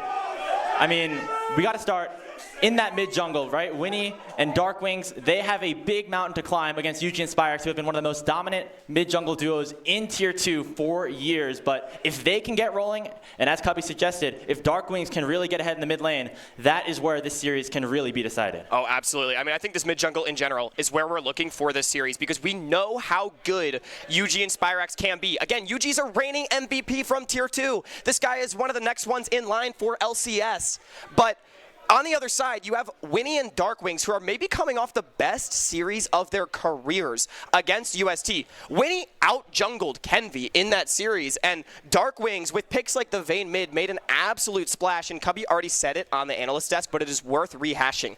He has to be able to match Spyrax and allow his jungler to get going, because if Winnie's allowed to play aggressive, he will make more plays by volume than UG. And on the other side, we could talk about the top lane matchup as well, that kind of old guard versus new guard almost in Niles versus Surdy. We know how much it means for Niles if he was able to pick up that first CLOL championship in 5 years. But on the other side, Surdy, I mean, he's just been collecting trophies at this point this season. He has been. Again, he wants to build a new legacy in his own name, right? And it was in NACL Finals against Niles that Surdy flexed the top gap when he took down Maryville back then. Surdy has been very difficult for any team to deal with in this tournament. Northwood banned out 5 top laners against him in their first 2 games. Surdy still just got Jackson and ran over the game. Yeah, I mean, it's going to be hard to ban people out, especially up at the top lane here for SLU. I know that that's something that Maryville is going to be thinking about at the very least, but talking about the draft specifically here, Hawk, the bottom lane is where I'm expecting a lot of volatility and a lot of the early picks in this draft to go. We saw Maryville ease away from the late game scaling bottom lanes in their matchup against UST. They went more towards that early game focused laning power. That is what got them here into that grand finals. I expect to see a little bit more of that here today. Yeah, I mean, they eased away from those bot lanes by losing the first 2 games of that series, then turning towards the Varus and the Callista picks in the back half and finding much more success. Varus is what I expect to be maybe the highest priority champion between both of these teams, because while each side has their own pocket picks, both Scary Jerry and Aaron have been incredibly successful on this champion. And I think if it's not banned away, I would not be surprised to see it get B1'd, because it's so safe, it always has value, and it also allows these top sides to really play aggressively with the utility-focused AD carry. And in the mid lane, again, we talked about how Spyrax's year has just been incredible, but Darkwings has some pocket picks of his own. We have not seen him be able to play the Talia specifically for a couple of series now, because he is just so powerful every time he gets his hands on that It's just champion. been permabanned. No one's letting him get it. And I don't know why UST let Spyrax get his Azir. They left it unbanned in Game 5 after Spyrax had already beaten Robbie Bob on the pick in Games 3 and 4. And I thought that was a massive draft blunder. It just feels like, look, we all know Spyrax is such a great player, right? But he is on another level when he's playing this champion. And so letting him get on his best champion, one of the best players here on the Rift today, just feels like a recipe for disaster. And remember that we are on patch 13.9. We're here on the tournament realm, so that does mean that none of those mid-season items are going to be getting into the weeds. No Blackfire Torch. No Blackfire Torch, no Morgana mid. All that stuff going to be, for next year potentially. Yeah, we've seen some pretty wicked picks on 14-11, right? So we're not going to go that way. We're going to keep it stock standard. It's been the same meta that we've seen throughout the Collegiate Championship so far. Other picks, Skarner. Is anyone going to play Skarner in the series? It's probably not a Surdy champion, right? But it is still so strong on the current patch. We saw a couple games from it on Niles against UST. They were losses, though, Graves. And I wonder if either of these junglers opt to pick it up either, because we've not really seen either of these teams have the most priority on the champion. Yeah, I mean, Niles, I think, played it a couple times, as you mentioned, but I think specifically Surdy has struggled against that pick a little bit in their run. Yeah. You remember back to that series that they had against UST, and Porsche was on the Skarner, and he actually got a good lead in that game number 1. That's what ended up helping UST take that first game of the series. And so maybe if you are on St. Louis' side, I mean, you don't want Surdy on a tank like the Skarner. You want him on a carry. You want him in a side lane, and taking something away like the Skarner can allow that to really happen. We are expecting split pushers for Surdy. I said this backstage before the series, but SLU is most successful when Surdy is allowed to be a problem for SLU, and a problem that Maryville has to deal with. On a tank, he's not really as much of a problem. That's not what SLU excels at, so I think going more towards those split pushers, putting Surdy on something that he can just outplay on, force the 1v2s and try to win. I mean, he was Houdini in Game 2 against UST on the Vayne with how much time he wasted while his team won on the other side of the map. Doing something like that, or if left unattended, just steamrolling the game, puts Maryville in a big-time catch-22. And not only will his mechanics and his hands be, working on the Rift, I mean, he's been talking a little bit as well. We are pretty close to each other in terms of the players on stage. I hope we see at least a little bit of banter, whether it's in the all chat or maybe even someone standing up and giving a little yell. We need it. Come on. The players are so close together. It'd be so funny. I mean, again, a little bit of maybe CLOL action. I like to cover the Brazilian League, right? And those players love to stand up, let each other know a little bit. I mean, the trash talk that we get here in collegiate is so great because these players really are close with each other, not just from the same city, right? But, they hang out. They are friends. And so there's a lot of banter back and forth, all in good fun. But, I mean, they like to let each other know. Surdy, one of the best. I mean, Grapes, remember, coming into this series, he quoted the greatest of all time, "All roads lead to me." That is confidence. Saw it in the NICL finals. It was Surdy who took the crown, but it's been Maryville who have beaten SLU time and time again, both in those North Conference finals and here. They're going to try to do the same in the CLOL Grand Finals. We are on to the Rift for game number 1. As we remember, Maryville going to be on blue side, and even on that blue side, knowing that St. Louis could potentially have that R5, we're seeing a ton of top lane bans right off the bat. And it's a gambit here from Maryville, because you know what you're leaving up when you ban out Surdy's champions? Things like that Talia that we mentioned, Xin Chao for Winnie, another big pick that I could look to see him go for. It is St. Louis on the right side, so they have the luxury of that R5 counter pick as well for Surdy. So even though you have the option to potentially remove 6 champions from him, Surdy's got a deep pool. He might just be able to counter Niles anyway. The Varus ban, though, a really big one, and we come to the first pick. Azir still open for Spyrax. Those mid laners have been really powerful for both of those players. However, we're going back to it. That's interesting. That's a Senna. We didn't really talk about this a ton, but Maryville and St. Louis have both prioritized the Senna pretty heavily earlier on in the season, but have dropped it off a little bit. Now, we're seeing a B1 out of MU. And we expected this to be way more of an Aaron pick. We talked about Maryville falling away from scaling ADs. Senna was the big culprit, and Jerry looked a little bit out of sorts, and him and Zyko were not really linked up when they played the Senna Nautilus lane against UST a couple weeks ago. So now back on the pick, and this opens up Aaron to go for the more aggressive pick. Shoe perhaps on the other foot. Remember, at the top of the show, we said it was Jerry and Zyko that would be the ones looking to play aggressive. It's not going to be the case. And for Aaron and Skytech now, they have the opportunity to really break this lane open down bottom. And with that Talia pick, you're adding that semi-global, you're giving Darkwing's push and allowing him to get to that bottom lane faster. And I'm going to be honest with you, Grapes. I feel like St. Louis is getting everything that they want right now. I mean, sure, Spyrax going to be completely comfortable in this Ahri matchup. He's going to be a big playmaker in his own right, but you're just putting St. Louis in a position where they can play aggressively. You have Darkwings in his most comfortable champion. He's in a position to match Spyrax, which was the job laid out for him in the series. And now I just want to see what Winnie goes to. I mentioned the Xin Zhao being available, things like the Wukong, the Vi. There's been virtually no jungle attention in this pick ban, and we know that Winnie can pick out any kind of playmaker. Still awaiting those picks from the top laners and the junglers, unless we see some flexibility with that Talia, which we are not expecting to see. We think Surdy's going to get the R5, right? So, absolutely. So Winnie potentially now can ban away a couple of those junglers that he knows that UG can play. Things like that Lee Sin, where he can really have an impact early game, and try to take a stranglehold of this game from minute 1, like St. Louis really always likes to do. Yeah, and again, I think you have to ban Xin Vi here. I just feel like you give up way too much to SLU if they're able to get it. So the Vi ban from Maryville is very good, and SLU is basically going to have their pick of the litter. They even end up banning out the Jax.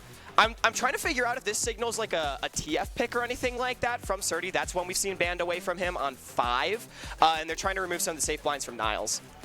Yeah, the Jax would be good into that TF. I mean, you get the counter strike. You can dodge away from the gold cards. It's a very simple counter, and they can match him in the side lanes as well. Force Niles to play Cassante. Honestly, like that is a good draft strategy for SLU, because then Surdy can pick any of his split pushers, and he won't really be answerable later on. So second phase of fans have concluded. The Olaf taken away. That allows for things like the Twisted Fate to be collected. We thought we could see a jungler like the Wukong or the Xin Zhao here on R4, but maybe Surdy feels confident enough to blind and give Winnie the best possible matchup in the jungle. Yeah, I mean, you know what? I don't hate this, because Niles doesn't really have a great pick into this, and Niles is a Twisted Fate enjoyer himself, so you do steal away the pick potentially from him. And now St. Louis is basically saying we can still really play any sort of playmaking jungler. I mean, we talked about things that are still up and available. You can't remove it all from Winnie, and it actually forces UG a bit more onto a carry. This is a style that we do associate more with this player, with the Viego. He is going to be really the number 2, more than likely here for Maryville, but Grapes, I know not to talk about hovers, but Niles does have a deep pool, and the Yasuo TF matchup in the long lane can be so dangerous, but maybe not a pick for game 1. Instead, it's going to be the Rumble, which is a pick that can have some dominant laning stats against a champion like the Twisted Fate. So Niall's going to try to match fire with fire a little bit. We talked about him potentially picking a tank, but this Rumble gives them a little bit of extra damage and allows for Maryville to have a very well-rounded composition here in game number 1 of the finals. And a very dangerous composition at that. Maryville has a pretty much god-tier pick composition. They have the Nautilus Ari Viego combo. There's no escaping that. Once they start resetting with the double reset mid-jungle, it can be so hard to deal with. St. Louis forced to lock in this true tank Maokai for Winnie. It does still fit that hard engaged playmaking bill, though. It's a lot of side lane pressure here for St. Louis. Maryville, they want to group up around the objectives, get to them first, and make plays. Remember the story against UST when they played the Senna Nautilus. They were a bit out of sorts. They need to be locked in together with this composition in game 1. And I love the the Maokai here for Winnie as well, because it's another piece of point and click crowd control that you can use against Yuji. That combined with the gold card, combined with the Unraveled Earth from Darkwings, you can one-shot that Viego before he gets his first reset, and that is a tool that Maryville desperately needs to get fights in their favor. Yeah, absolutely. And for me, Grapes, all eyes on that mid-jungle. We set it up at the top of the show, but I feel like Winnie, he's got to get involved. Darkwings has to have pressure against Spyrax on his best champion here in game 1 if SLU is going to find a win. We're getting ready for game 1 to begin, but while we're loading in, let's have a look at some of these players' pre-game rituals. Just listen to some music before a big match. Also doing the 1v1s really helps a lot, just like getting my head and like my hands, I guess, warmed up for the game.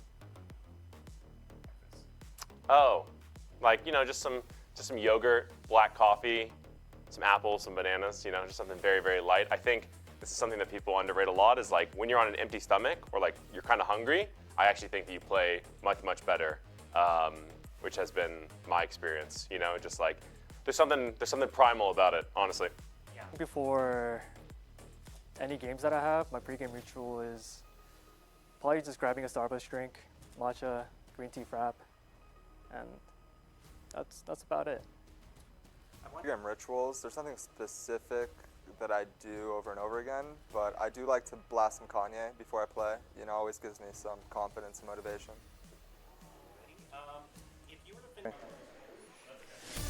We hope that some of those players practice some of those pre-game rituals before this game, because this is it.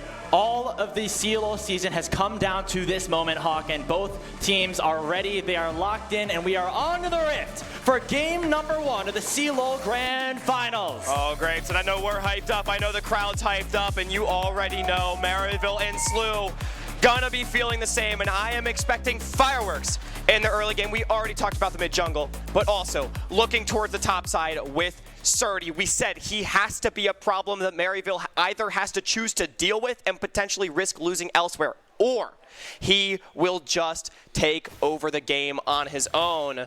And Maryville, I want to watch how UG Path's starting. It looks like on the Wolves, bit of, I mean, honestly, an interesting path coming through. Gives him a lot of flexibility with his first clear. So it looks like topside clears for both of these junglers to start things off. Already heavy trading in the bottom lane as well. We know that Aaron and Skytech early on in this Lucian Nami matchup have that lane presence and have that priority. And so it's going to be their job to push this wave up, continue to garner advantages where they can, and allow for Winnie to get activated on this map. Yeah, the more you can deny from the Senna Nautilus, the happier you're going to be. Lucian wants to get to that mid-game point where he can just chunk you off of mid-waves. Look, Senna has some sustain in the kit, but not nearly on the same tier as the Nami. And when the damage that Lucian can output is coming through, it's almost a drop in the bucket. And again, we're expecting side lane push to be the name of the game for SLU. It's really the mid lane, a bit more contested, but it seems that Darkwing's getting the better of Spyrax early on. Having that Q early for Talia is really big. You can clear these waves out quickly, and that is a big strength of this champion. That's something that Darkwings has done really well on this pick throughout the CLOL bracket. Getting his push, getting into other lanes, and that's what Deos told him he had to do, and he's doing it pretty well right now. A little bit of a pass through from UG, just forcing Darkwings to take a step back.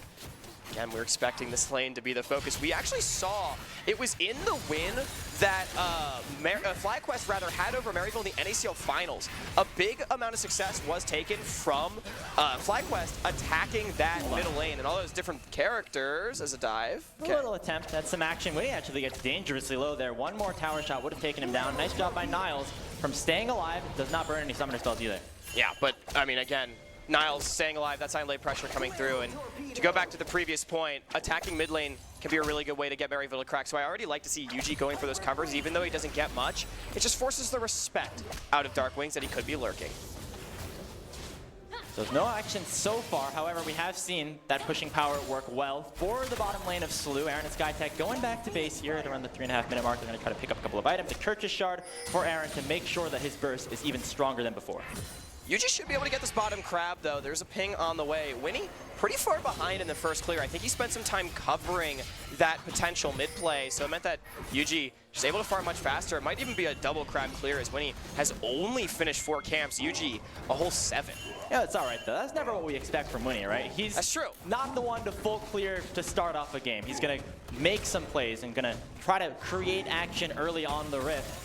And even though we didn't find anything so far, this mid lane could be a little bit interesting as well. Darkwings taking Spyrex to below 200 HP. However, here comes Yuji to join him.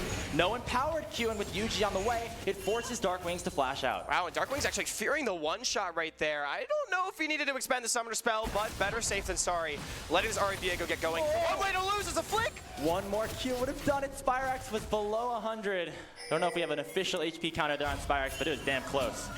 It was indeed. Spyrex riding that line, and he is going to miss a few of these creeps under tower. Does have the teleport to catch some of that wave, but again, we asked the question, could Darkwings match up against Spyrex so far in game 1? 5 minutes in, the answer has been yes. No solo kill, but pressure all the same, right? Darkwings already having an immediate impact in this middle lane, and we'll see how that transitions into the later parts of this first matchup. Aaron and SkyTech continuing to find pressure here, as we see Winnie pathing down towards the Drake with that bot lane pushed out. Yeah, he's got the better base coming off of his mid laner as well, meaning he should be free to start this one up. Yuji on the top side. Remember, Void Grubs don't spawn until 6 minutes anymore, so being able to take away this super early dragon uncontested does give SLU more options going forward. They have that push from the Twisted Fate in top as well with the range versus melee matchup. Maybe a world where you actually contest for both neutrals.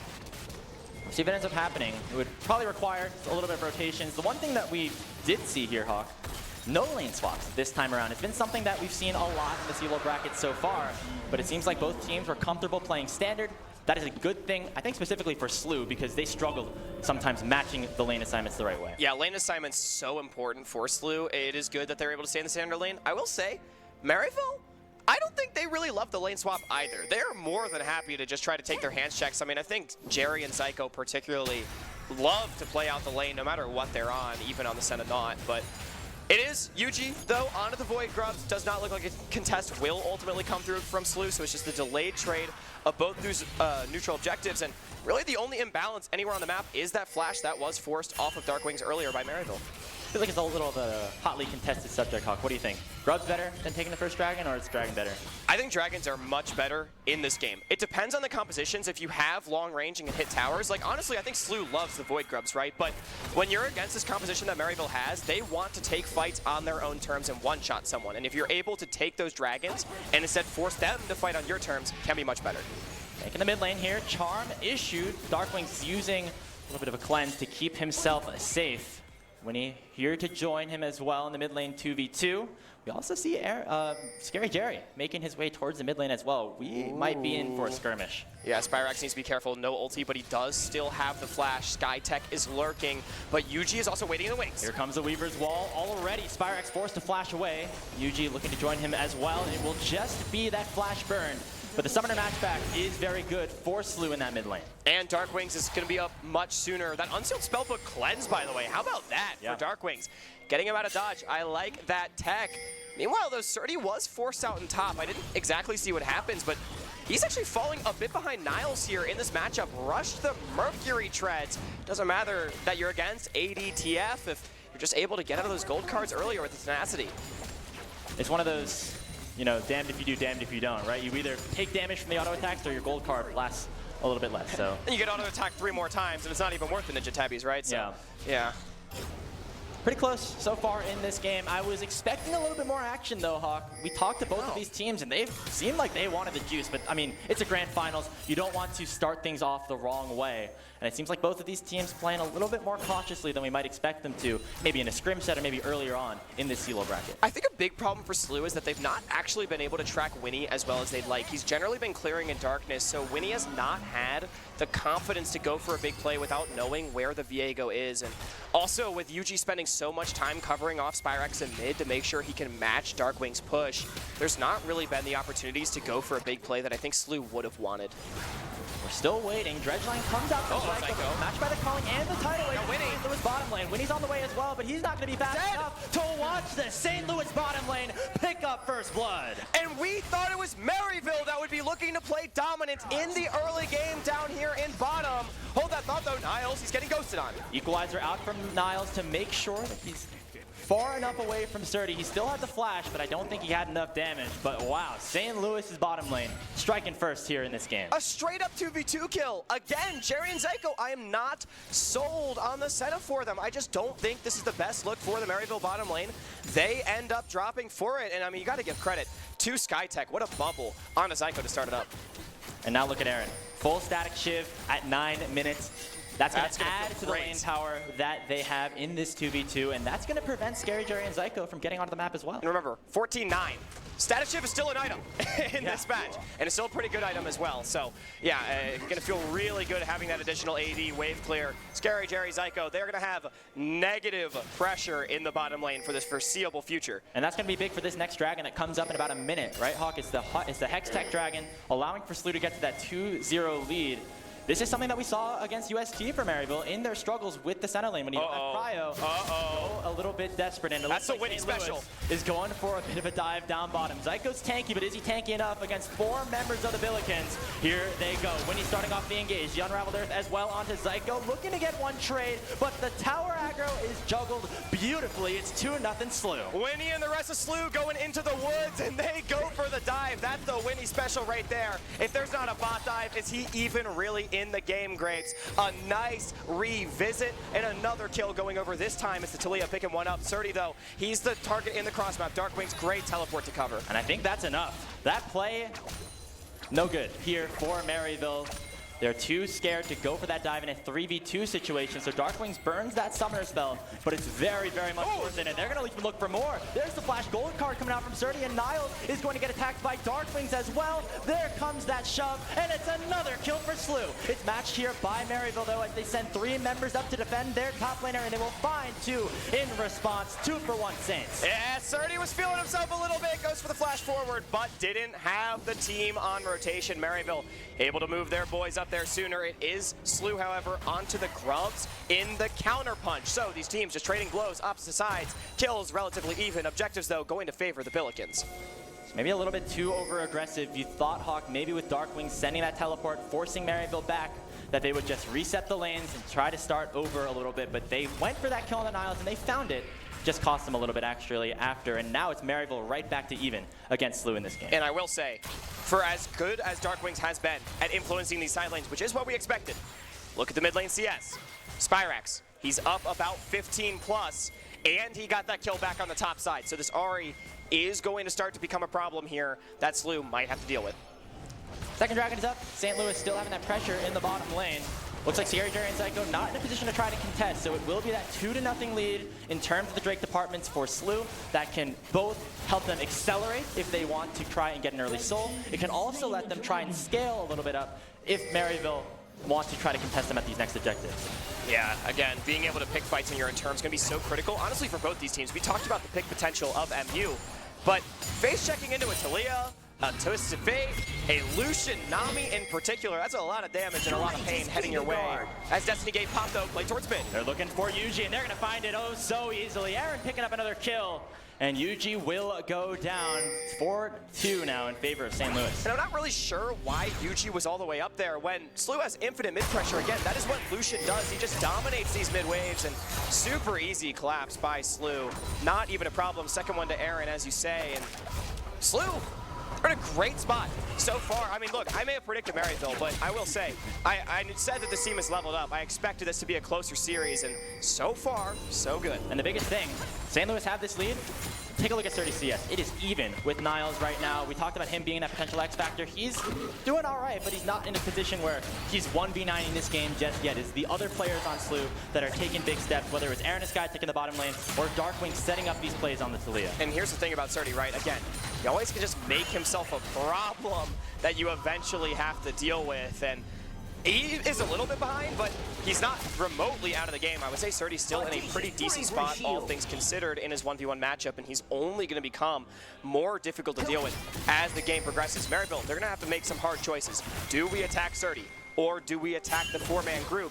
And then SLU, they're going to need to know how to navigate those situations properly to not give up anything. And this is a situation, lane assignments right now, I would expect to remain pretty similar for SLU throughout the rest of this game. You have the Lucian Nami mid lane, making sure that they can chunk out anybody who steps a little bit too far, and you also have your solo laners in these side lanes. They have those semi-globals. They can get to a fight if an overload does happen, and it might happen here as Zyko looks for the engage. Tidal Wave comes out and only finds an Nautilus, and Darkwings is here as well. Depth charge onto Aaron. He's a little bit far away from Maryville to re-engage. Big There's the flick out of Darkwing, and it's Aaron picking up the kill on the Yuji. Here's Darkwings out! Darkwings will survive. Aaron looking to dash forward. Spyrex flashes away just in time. Nature's Grasp not going to find anybody except for Scary Jerry. He's all too far away. He finds Spyrex over the red buff pit, and St. Louis are dominating this early game. And Darkwings is on fire. Those flicks won them the fight. I liked that collapse from Maryville, but they just didn't have the numbers to go forward. I think the teleport from Niles got canceled, and that was the difference maker. SLU, they take it to Maryville, and now they're taking it to the Rift Herald as they are up 2,000 gold. Not what we expected. We saw a kill actually up in the top side. Niles maybe went a little bit too far, so another one going the way towards the Billikens. And with Winnie having this Rift Herald, he might be in danger, might be that sacrifice, but it looks like Darkwings is there to keep him alive. And getting the extra kill on Niles as well. I wonder what happened with that, but I mean, yeah, SLU is rolling everywhere. We talked about the side lanes. They're ahead in every single position. Darkwings is really the only one about on par with Spyrax, but it is really hard to solo carry as an Ahri in a game like this when there's so much just raw DPS coming out from the other side. And now this is the problem. Maryville, they want to scale, right? They want to get as many stacks into the hands of Scary Jerry as possible. They want to make sure Yuji has a couple of items to get these resets in the fights. But now St. Louis, they have that 2-0 Dragon lead. They can force these fights whenever they want. That next Mountain Dragon coming up in a minute 30. They're going to be on soul point unless Maryville do something about it. And I don't even know where, I think Maryville has to try to play for these cross maps, right? Because it is really not going to be easy for them to play these 5-on-5s into this SLU comp because they really just have their pick of the litter. We talked about how Winnie was forced to R5 that Maokai True Tank. Maryville doesn't have that luxury. They went for the Yuji Viego, and he's 0-2. Engage. Skytech might be caught. He does go down as Yuji picks up his first kill.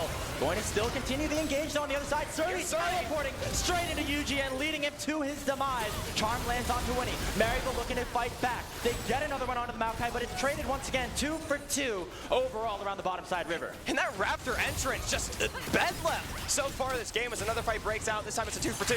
Said Yuji was 0-2. Now he's got a kill on the board. That is something that Maryville needed.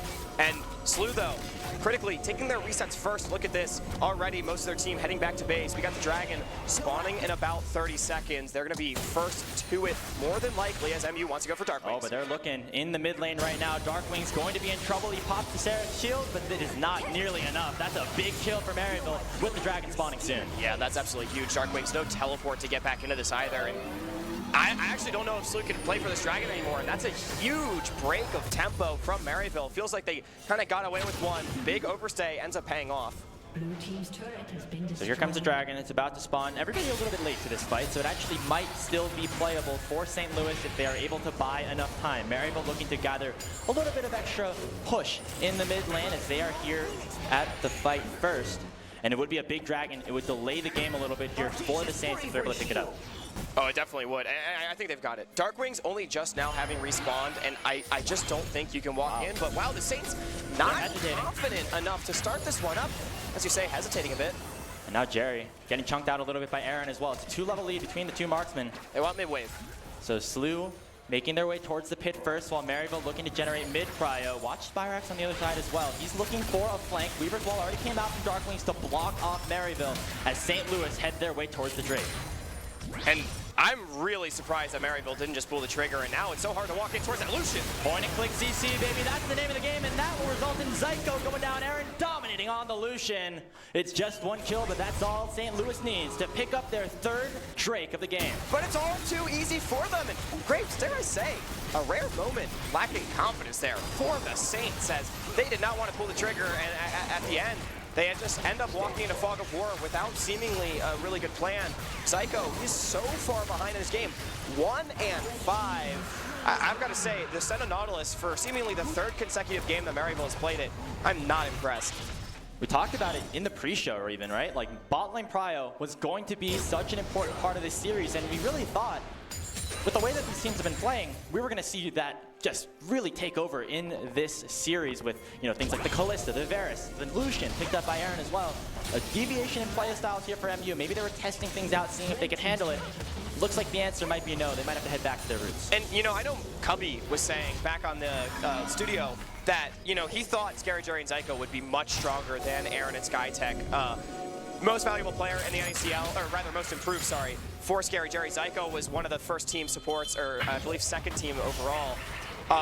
Meanwhile, Aaron and SkyTech didn't even play in the NACL, and Aaron was pretty solid, but I will say, Aaron, since the last time we saw him in CLOL, has leveled up leaps and bounds, and I do think he has surprised some people with how effectively he's able to go toe-to-toe with some of the best, and we're seeing it here in this first game, completely getting the better of his opposite number. And when you look about the last time that SLU was in the CLOL championships, right? It was in the semifinals against UST.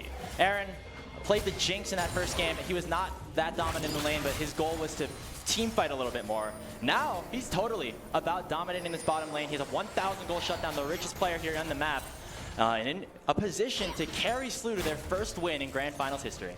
We're still a long way, though. It is still only game one, but I do think SLU poised very well to win. This Rift Herald charge will just knock down this mid lane tier 1, and this is what SLU needs to start doing. They need, okay, Winnie, need to start opening up the map a little bit more. Getting that mid tower is going to be big. Now they need to try to work on that top lane tier 1. The more space that you can take away from Maryville, the harder it is for them to set up those picks. Oh, they're going. Look at the double knockup coming out of the Rift Herald. That will start the engage. Zyko goes down again, and Aaron is godlike in game number 1. Niles getting tangled up there by the Winnie ultimate, but it will not be enough to keep going unless he finds another flick. Darkwings is unstoppable here in this game. It's a double kill for Aaron. And why was Niles all the way up there to get flicked in the first place? I mean, just serving himself up. Darkwings makes it look all too easy. It's 2 more kills to Aaron. It's a tower. And guess what, Grapes? We're 20 minutes into the game.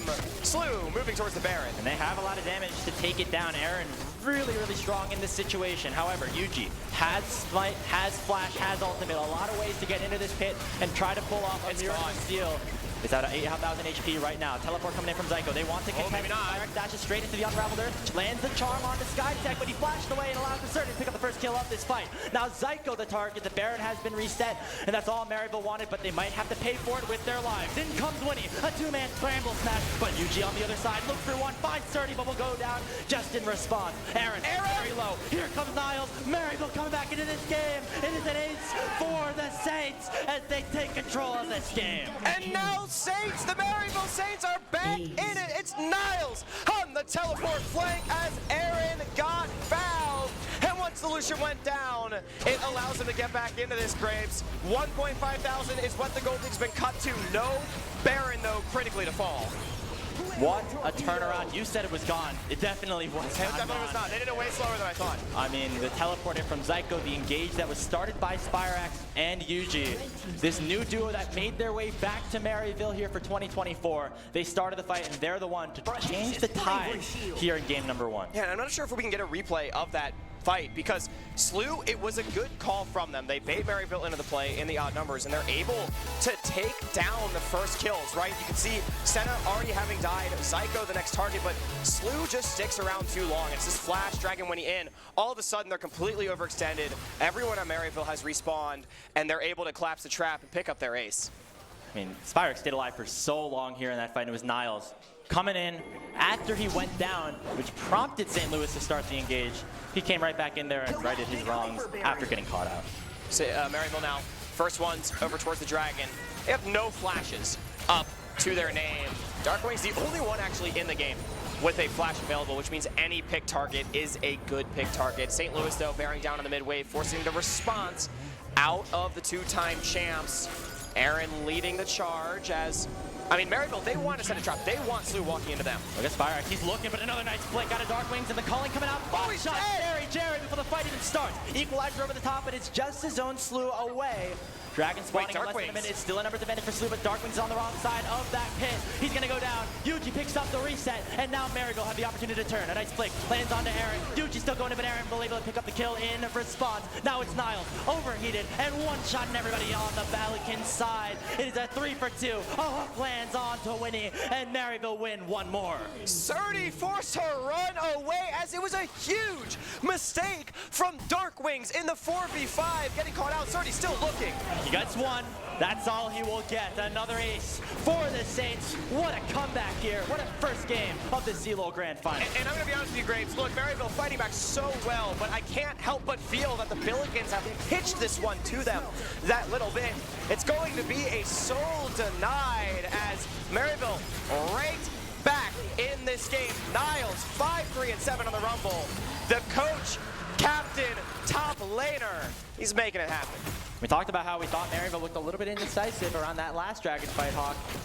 Didn't happen this time. They pulled the trigger, they went straight forward, and they found the fight that they wanted. I mean, did they even really find the fight that they wanted? It was a 4v5. Scary Jerry got one shot immediately, and then Darkwings cut himself off over the Raptor wall, and then just got one shot. I don't know what the plan was, whether or not they wanted to chase in, but I mean, it was just a huge mistake from Darkwings. Fortunately, hey, moral victory. Did get a ground. You know, sometimes the moral victory is the best one, right? It gets the mental back in. Maybe that helps reset Darkwings a little bit. He had such a good start to this game as well. Finding Prio in the mid lane, almost solo killing Spyrax. Yeah, he needs to get back in the running, find these good engages, and stay alive in these team fights. And let's remember, it was his flick that set up that play in the first place, right? So, I mean, SLU, they still have plenty of options. They're actually still up gold despite everything. It really just is leaving the door open in places where they really shouldn't, and also tending to group up quite a bit, not allowing Aaron to really spread out the members. You can see he's by quite a wide margin the richest member in this game. And Maryville still down in gold, right? It's St. Louis up 1.5K. However, some of their champions have started to scale a little bit, and that is what we needed to see out of them. St. Louis, they still have an opportunity, and we have to turn our eyes again towards these mid-jungle duos right here, right? Can Winnie and Darkwings lock up Yuji enough with their point-and-click CC, prevent those resets from happening, because that is really what has allowed Maryville to take over in some of these fights. I just don't get why SLU is A-ramming so hard right now, Grapes. They have so much side lane threat. That's what we said in the draft. It was all about the side lanes, and instead they're just grouping together, not really willing to play on 3 lanes. Maybe they don't want to get caught out somewhere, and they're not confident enough in their Baron start to be a big enough threat, but it feels like the Billikens, after giving up a couple fights, they're waffling a little bit here as we approach the late game. Now, what's the next move for them? Does SLU feel confident enough to try to start fights around this next dragon that's spawning in 3 minutes, or do they look for other options? Remember, they still have that 1-3-1 that was initiated with this TF pick in the draft. Surdy making his way down bottom lane. I would imagine for SLU, if they can find numbers advantages with their semi-globals, with Surdy on the split, that is how they regain their momentum here in this one. Spyrax has been sent down to the bottom lane to push that one out, answered by Surdy. Now SLU starting to spread out the map that little bit more. So we're seeing them move more towards that strategy. It feels like neither team really putting that much priority on the Baron. I don't think either of them do it particularly quickly. And honestly, it might just be this dragon in 2 minutes, 20 seconds that we see the big fight come. All resources up and available. I think SLU, if anyone, has the bigger potential to try to make some sort of fight happen earlier on, get a pick, get a cooldown, which I would like to see them do, but things definitely slowing down. And Scary Jerry, I will say, being allowed, to stack up on the Senna.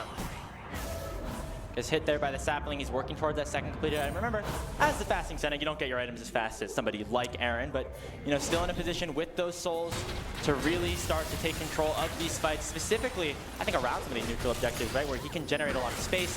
We look for these engagements. They're going right down the mid lane. Zyko went a little bit too far forward, has to flash away early. Here comes the Donnie Shadow over the top. Spyrax dashing forward. He picks up the kill on a Darkwings, and Yuji's off to the races. He lands a shove of his own and says, I can do it better than you. It's 3-0 Mary. Maryville. It's a double kill for Yuji, and they're making their way towards the Baron. And maybe for the first time, the Senna game plan coming on full display as Zyko basically just runs at SLU and pulls the trigger. Senna wanting to fight in a straight line, and I mean, SLU, their front line is simply not as tanky. Maryville going to be able to take the Baron, and after a rough early game, they're in full control of game number 1. We talked about Maryville being the favorites here, Hawk. SLU tried to punch back a little bit here to start this one out, but that was such a big lead that they had, and Maryville once again solidly in control. It's a 2,000 gold lead. It's a Baron buff in their hands for the next 3.5 minutes, and they are going to push in every which lane they possibly can to take this first game. Yeah, I mean, SLU, at this point, you're looking at those side lane plays, right? It doesn't feel like you can win 5-on-5. Your front line is just not big enough. They didn't convert their mid-game advantage, and some of the win conditions falling by the wayside. It's a tough scene if you're a fan of SLU. I will say, Graves, hey, last week or 2 weeks ago, they dropped their first game against St. Thomas. And it was about the opposite. They lost really hard in the early game, fought back well later on, but still ultimately fell short, but they learned a lot from that game. So knowing this team, obviously they're not even out of this game yet, but even if they do fall here, this is definitely a resilient team as we have seen on their lower bracket run. So SLU still pushing, or sorry, still now on the defensive end of things, I should say. Sturdy still in a side lane. He's on the opposite side of the map of where this dragon is. That means that they're going to give it up. Maryville making it a 3-2 dragon counter, putting some more resistances to their name, while St. Louis trying to find some vision on the top side of the map. Maybe can they even play for a top tier 2. I mean, Maryville still having to work through this bottom lane tier 1 does mean that they're going to be slower on the push than they would like to be. When he covering off Sturdy, he's going to take down this tower really quickly. I mean, SLU really just needs to be careful to make sure they can get back and defend their tier 3. I mean, obviously this tier 1, not long for this world. I would imagine Maryville should be able to at least barrel down a tier 2. Weaver's Wall comes out. Darkwing's going to try to stop this push at least for a little bit. It buys enough time for Sturdy to take the tier 2 turret in the top side of the map. Now Winnie and Sturdy have to get back and make sure that their base stays alive because the rest of MU are pushing hard down bottom lane. Yeah, but this tier 2 was an expected loss, right? You're trading a tier 1 and a tier 2 while the enemy team has Baron for a tier 2 of your own. So it's slightly down, but it's wasting the time of that Baron buff. We don't have the exact timer on it, but if I'm being honest, I think SLU has done a really good job with the penalty kill, if you will. They held serve, I think, a little bit, right? You take a look at the gold lead, it's actually less than when Maryville originally took the Baron. That means that St. Louis have been able to match up in terms of income, and MU have not found that killing blow. Only problem is, as this game progresses, Hawk, Aaron and Skytech, they're on this Lucianami. That's going to fall off a little bit, while the rest of the champions on MU's side just going to continue to get stronger. So Aaron actually went towards the Hex Drinker as well. So he's now 4 items, just completed the Lord Dominic's Regards, but has that extra defensive utility. He is still the wealthiest member in the game. To your point, though, falls off that little bit. Sturdy, 4 items himself. Darkwing's not there yet. Everybody basically at Maryville has 3. So the gold a little bit more evenly distributed across the Saints. Billiken's a bit more loaded onto some of those big carries. Aaron, Sturdy, they got to be the ones to step up here in this late game. I mean, Sturdy, we know he can do it. Aaron, not really the player that we had put this burden on coming into the series, but here in game 1, it's on him. Again, I just keep thinking about how St. Louis has not really been able to use that point-and-click crowd control that they have in their kits to take down Yuji. You saw him get that first kill and then start to take over that fight, the last one we had in the middle lane. If SLU can cycle their spells the right way, they can take a member of Maryville out, one of the most important ones in this entire map, and that is where they can start to find control again.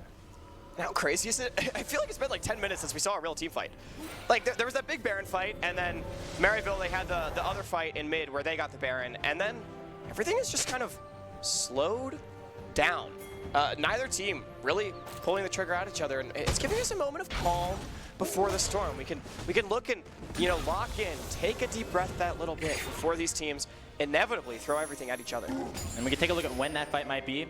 Take a look at the objective timers right here now, Hawk. 2 minutes until Baron, about 2 minutes until that potential soul for St. Louis. They're going to be spawning at basically the same time, which means if one team goes to an objective first, the other team could either match or try to just trade Baron for soul or vice versa. Yeah, I feel like this is the League of Legends equivalent of the training montage that we're watching right now, right? Where everybody's just trying to get as strong as they can before the big moment, right?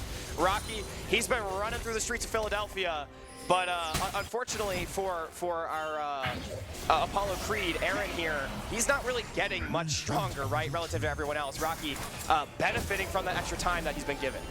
Yeah, and when you get to that later round, that's when those punches start to hurt a little bit more against Creed. Yeah. Aaron in a little bit of trouble right now, unless he can start to pop up in these remaining team fights. The Baron now about a minute and a half away from spawning, and we're still just so cautious of starting a fight. I think it's Drake. It's still the same thing as earlier. Neither team really likes doing Baron that much.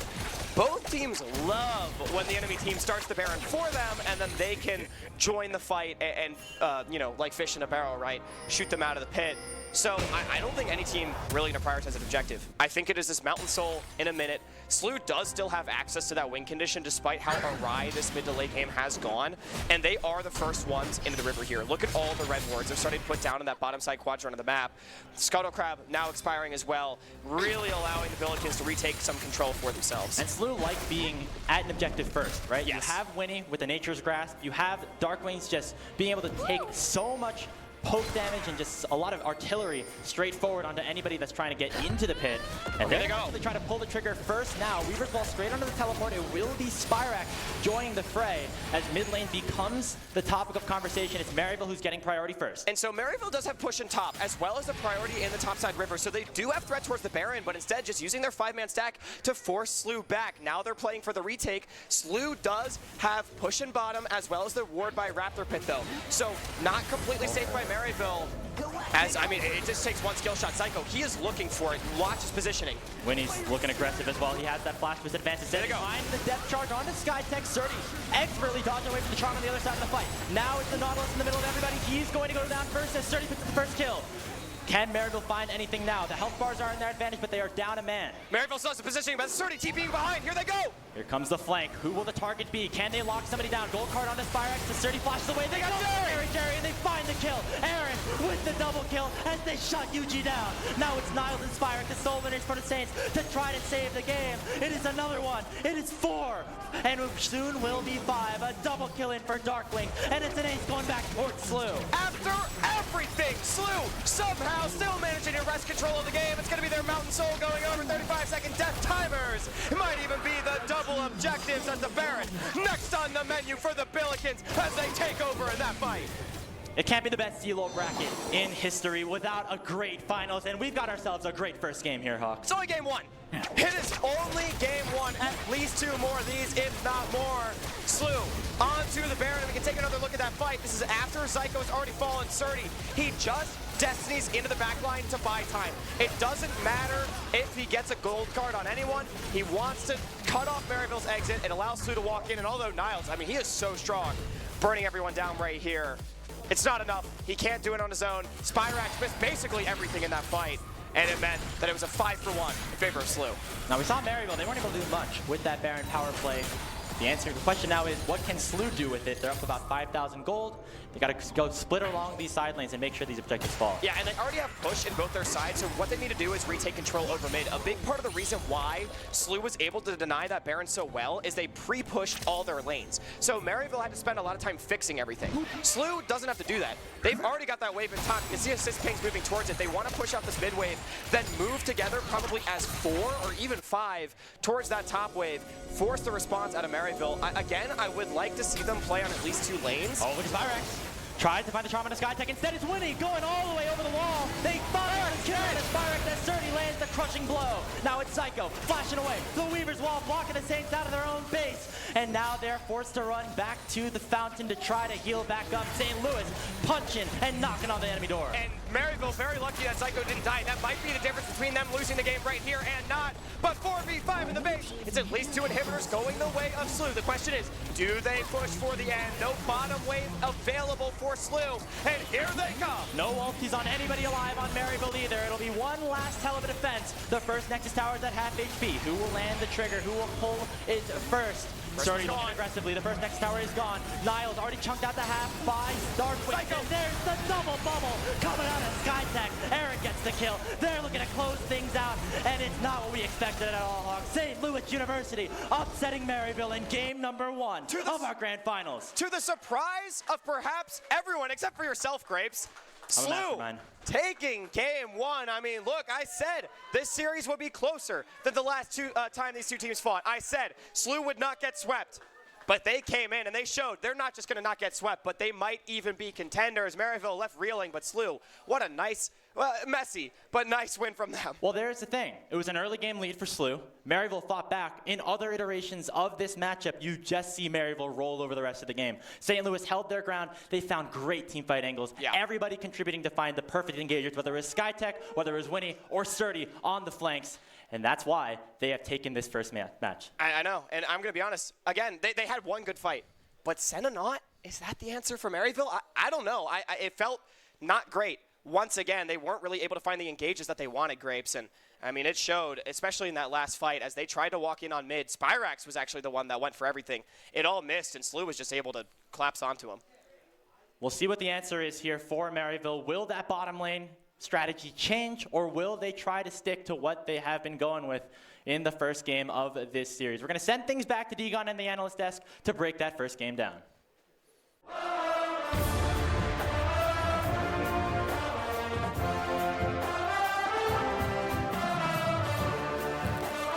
Game number 1 going the way of St. Louis University, and we had one expert on here that thought it was going to be 3-0. I'm wrong. Let's go. You were so confident too. Cubby, what happened? What happened, man? Well, I should have known better. I remember Game 2 of the Challengers League Finals. It was Surdy TF into a Niles Rumble, and they blew that game up through top lane, which is not exactly what happened. That's not what happened here. But I'm gonna cope and say that it was just the same thing, Okay, all right. Well, an amazing game number 1 to kick us off here. It was crazy fights back and forth, with it all starting off with St. Louis University really just taking control of this game here, Jolly. A lot of focus down on the bottom side of the map and getting them ahead there. Incredibly explosive, and specifically focusing not just on the bottom side of the map. I mean, that Lucian was untouchable for a certain amount of time, but also allowing that pressure in the middle. And that meant that Maryville University had little opportunities to recover after a certain point in the game.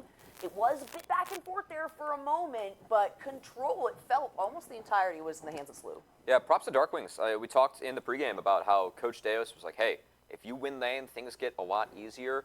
And I also really appreciate the Malachi out of Winnie. I think that it was, good in that draft, because if you are able to kind of control the engages you take, that's one way to get around the Rumble, who can really dictate the game early on. I think they had a lot of ways to actually slow that Rumble down and kind of take him out of the game. I thought Niles actually still ended up having a pretty good performance, but when you had mid ahead like that, you were able to snowball that into bot, where I think that's my biggest surprise, how far ahead Aaron and SkyTech were able to get in that lane.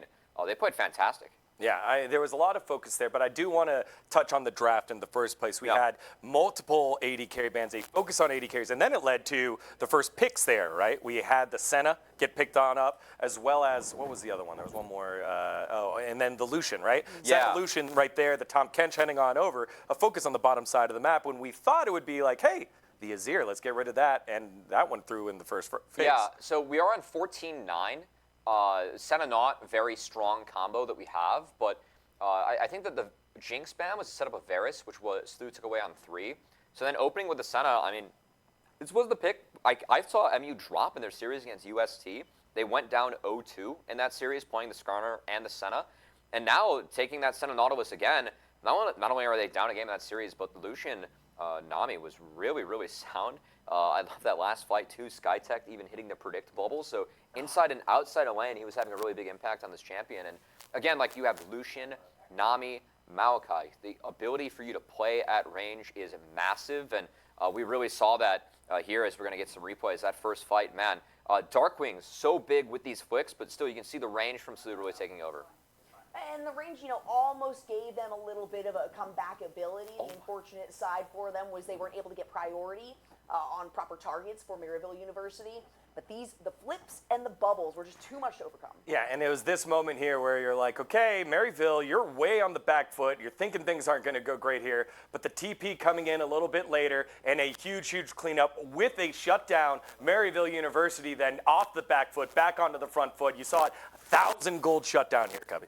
Yeah, I mean, I think MU had some big fights. Props to UG and Spyrax for setting up together. But again, SLU, this bounce back kind of game deciding fight to get Mountain Soul. Props to Niles did his best to hold the line, but the range of engage, your ability to dictate what fights you want to take, because you have Nami R, Malachi R running at you from like 1,200 units out. It was really tough for MU to deal with. And well, that's the good answers, and we saw Spyrax and Yuji be able to kind of sync up and find those resets with the core of the comp.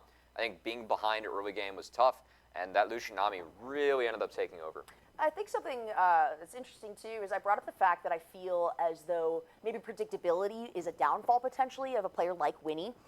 Predictability, but worked in their favor this time because they were able to have these anticipations, right, as a team. They were able to make moves that overcame objectives and that really pushed things along the map. So I liked how back and forth it was for game one. That's a great start to a great series, but now you have to consider how much has SLU learned in the last week or two. Yeah, I really like your point there in terms of how predictable. I guess in this case, it was very easy to engage upon, right? You got the Maokai, you got the Nami, you push the buttons, you go. Yep. When we said earlier, when we're looking at a Winnie type team, it's, hey, follow me, I'll lead us to victory. You're very, very capable of doing that when you have such an easy composition to execute. Yeah, and I think the fact that, I mean, they pretty much ended up winning 2 lanes with Aaron and SkyTech winning bot. We saw Darkwings get ahead mid and be able to use that pressure to actually snowball and help bot win harder. And Darkwings even was able to protect Sturdy in that early game. I will say this is the best early game that SLU might get in this series, just considering that 2 lanes won, 1 went even, which is TF, and you outscale Rumble hard. Even with that, MU were able to fight back. So I still think MU showed some good moments, but I expect a much different draft approach, because while you're talking about like how predictable teams are, I was not expecting this approach from MU. I thought they'd go for something very different. The Sun and Alt was something that for me didn't work for them, and I thought they would deny. So deny it by taking it themselves was a bit surprising, and now I'm curious if they go blue side or they just decide to take it away or switch up the bans, because they did ban the Van Camille, which we did talk about a lot. Yeah. So I'm interested to see if they drop that Jinx ban, maybe just take away Senna and play something else. Yeah, I think the biggest ban that I was expecting to see early on is the Talia ban. I mean, Darkwing's Talia is absolutely exceptional. I mean, you're thinking Azir, you're thinking Talia, right? These controls. And it is also the bottom lane on the side of Maryville University. It hasn't really been able to do a ton to Darkwings when it comes to impacting the mid lane in the early parts of the game. You know, any of that roam that's coming out of them. So I think that the Talia, I mean, I was expecting these incredible plays. We were really given a treat when it came to those flips. Sure, but yeah. I cannot believe it made it through.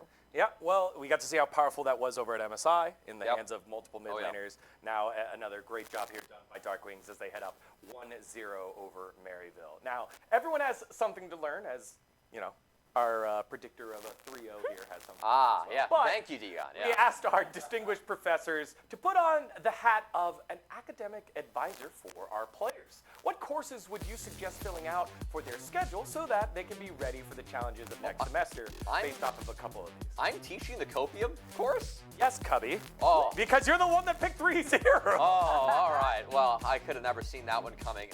You know, I'm the instructor for that course. Also good to know that my instructor doesn't know that he's instructing this course.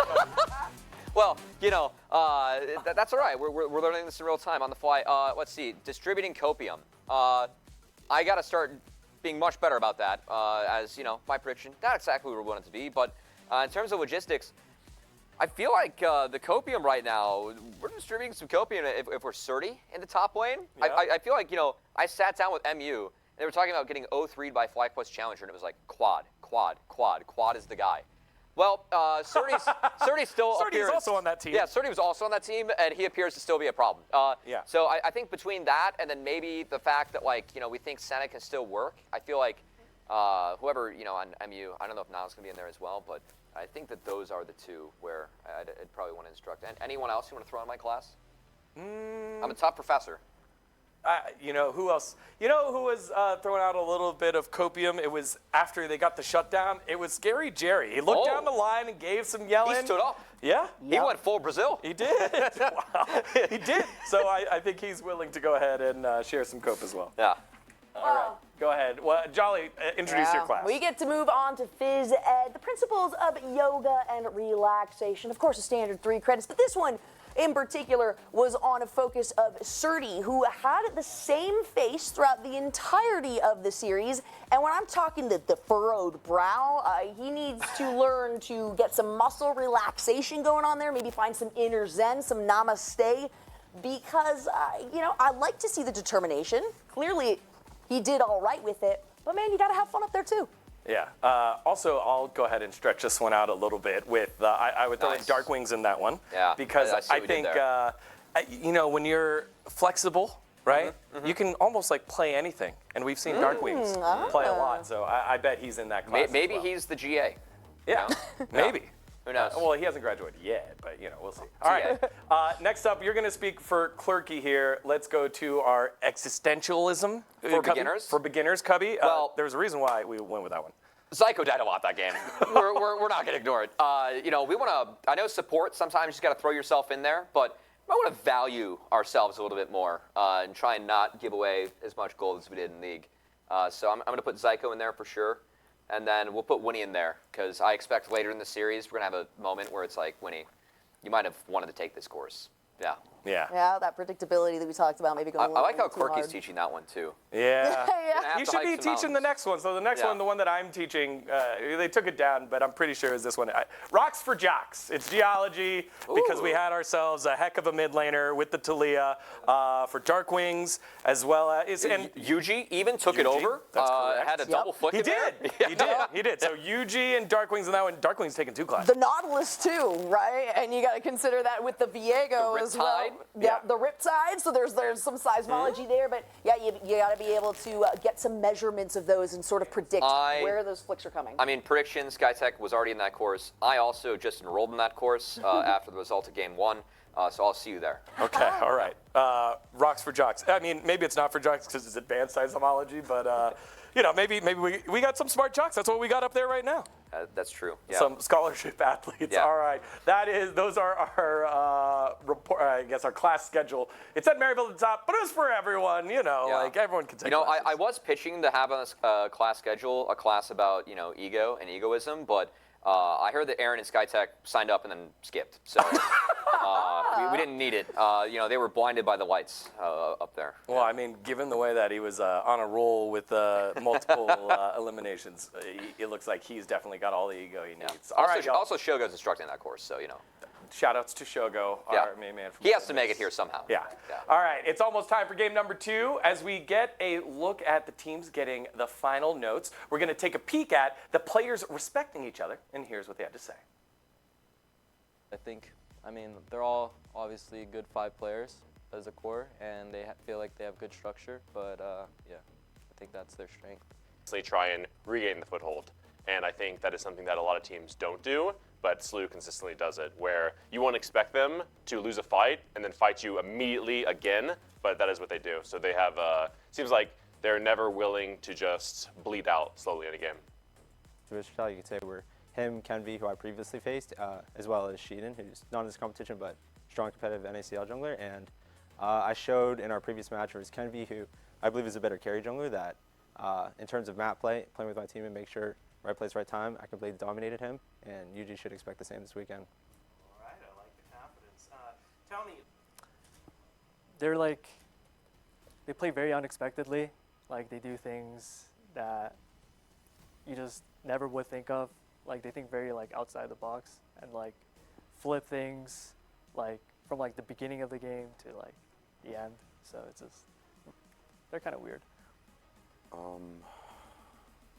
The camaraderie, I guess. They do a lot of things outside of the game together, and they're very close with each other.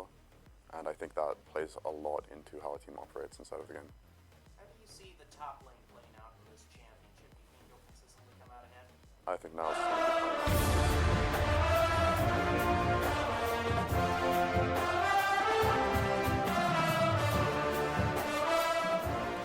Welcome back, everybody, to the caster desk for game number 2 in our grand finals of the 2024 CLOL Championship. St. Louis University upsetting Maryville in that game number 1, Hawk. It was St. Louis dominated early. Maryville punched back a little bit, but it was all SLU in the end games with a ton of different players playing significant roles. I mean, we said a few things needed to happen for St. Louis to find wins. Aaron and SkyTech shocking us by taking down Scary Jerry and Zyko in that 2v2, but the big one, Dark Wings. He had a handle on Spyrax, and he was able to make plays all across the map, and Maryville was not really able to find answers, and even though they tossed their lead, I think, a little bit, if I'm being honest with you, I don't think Maryville ever actually had a single good look in that game, except for maybe the one that they found before they got Baron. Everything else, to me, felt like it was SLU-driven.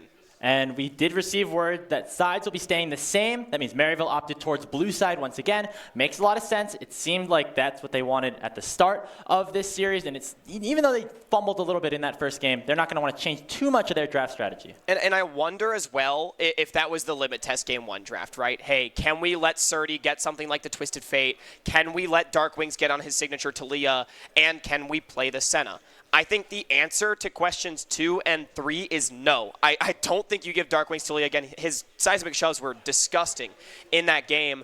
And then I think the Senna just didn't work. Again, it just feels like it's not this bottom lane style to play Senna Nautilus. I will say, though, I do think Niles on the Rumble did a really great job into Surdy's Twisted Fate. I mean, that was a matchup that we kind of expected Surdy to be powerful in, but Niles actually ended up matching with a lane dominant pick of his own. He ended up winning a little bit. He had a big CS lead at about 20-minute mark or around that point in the game, and it was a lot of his equalizers and flame spitters in these narrow corridors that really allowed for Maryville to come back in that game, get resets for UG, and stay alive in those team fights. I mean, it was his teleport around the Baron, right? When SLU went a little too far, that they got the kills back, they found the ace. That was a huge part of the comeback, and I liked the pick a lot for Niles. I would not be surprised to see them go back towards it. I like Niles on carries. I know we talk like, oh, he's the player coach, he's going to play for the team. You know, it's not all about him anymore.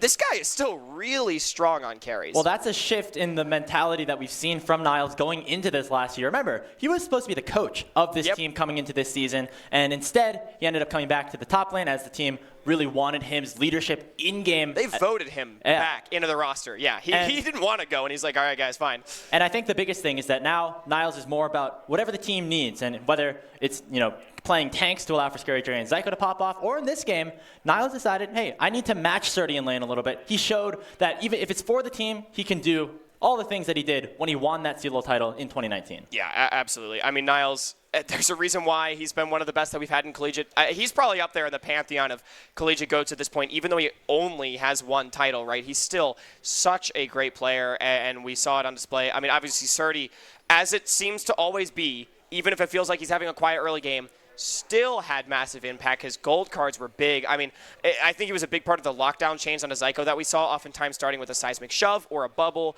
getting followed up by the gold card, then Twisted Advance. No matter how tanky that Nautilus was, never able to get away. And let's talk about the time, the mid lane pool a little bit more, because we talked about Dark Wings having this really, really great Talia pick that got him through the lower bracket, and Spyrax having this Azir that got them out of that winners finals in reverse sweep fashion. We saw Dark Wings pick up the Talia pretty instantaneously. Spyrax went for the Ahri instead, less of a carry champion as we get later on to that game, and I think that showed, especially as he seemed more and more desperate to try and make plays. Yeah, and Ahri is really strong, and I think Spyrax played a fine game, but I mean, that I will say, the last team fight was rough. He missed a lot of skill shots, and whether or not you want to attribute that to outplay or desperation or whatever, it didn't find the effect that he hoped that it would, and I will say, he can play Ahri really well. Ahri's a good champ. I wouldn't hate to see him back on it, but I'm in agreement with you. It definitely did not have the same impact that his opposite number had on a signature. And it's interesting because you take a look at the stage right now on Maryville's side. There's 2 mid laners on that stage. Get back. Also helping his team out during some of the draft. And we talked to him a little bit yesterday, and he said that he's really helping Spyrax get an extra set of eyes on things.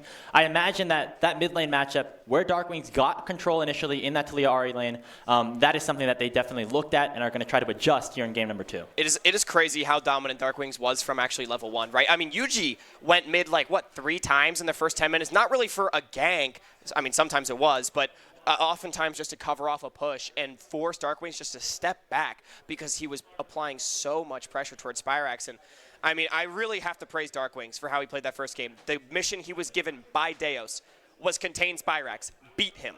Dark Wings did that in game 1. And the interesting thing is, in that mid lane matchup, Spyrax was ahead in CS for a decent amount of that game, but it was not impactful enough. Yeah. It's the pressure that you have shoving waves, having that semi-global ultimate to go down either bot lane or top lane. That is what Dark Wings really, really shined in. And we'll see if the priorities shift a little bit for Maryville as they are now down to St. Louis.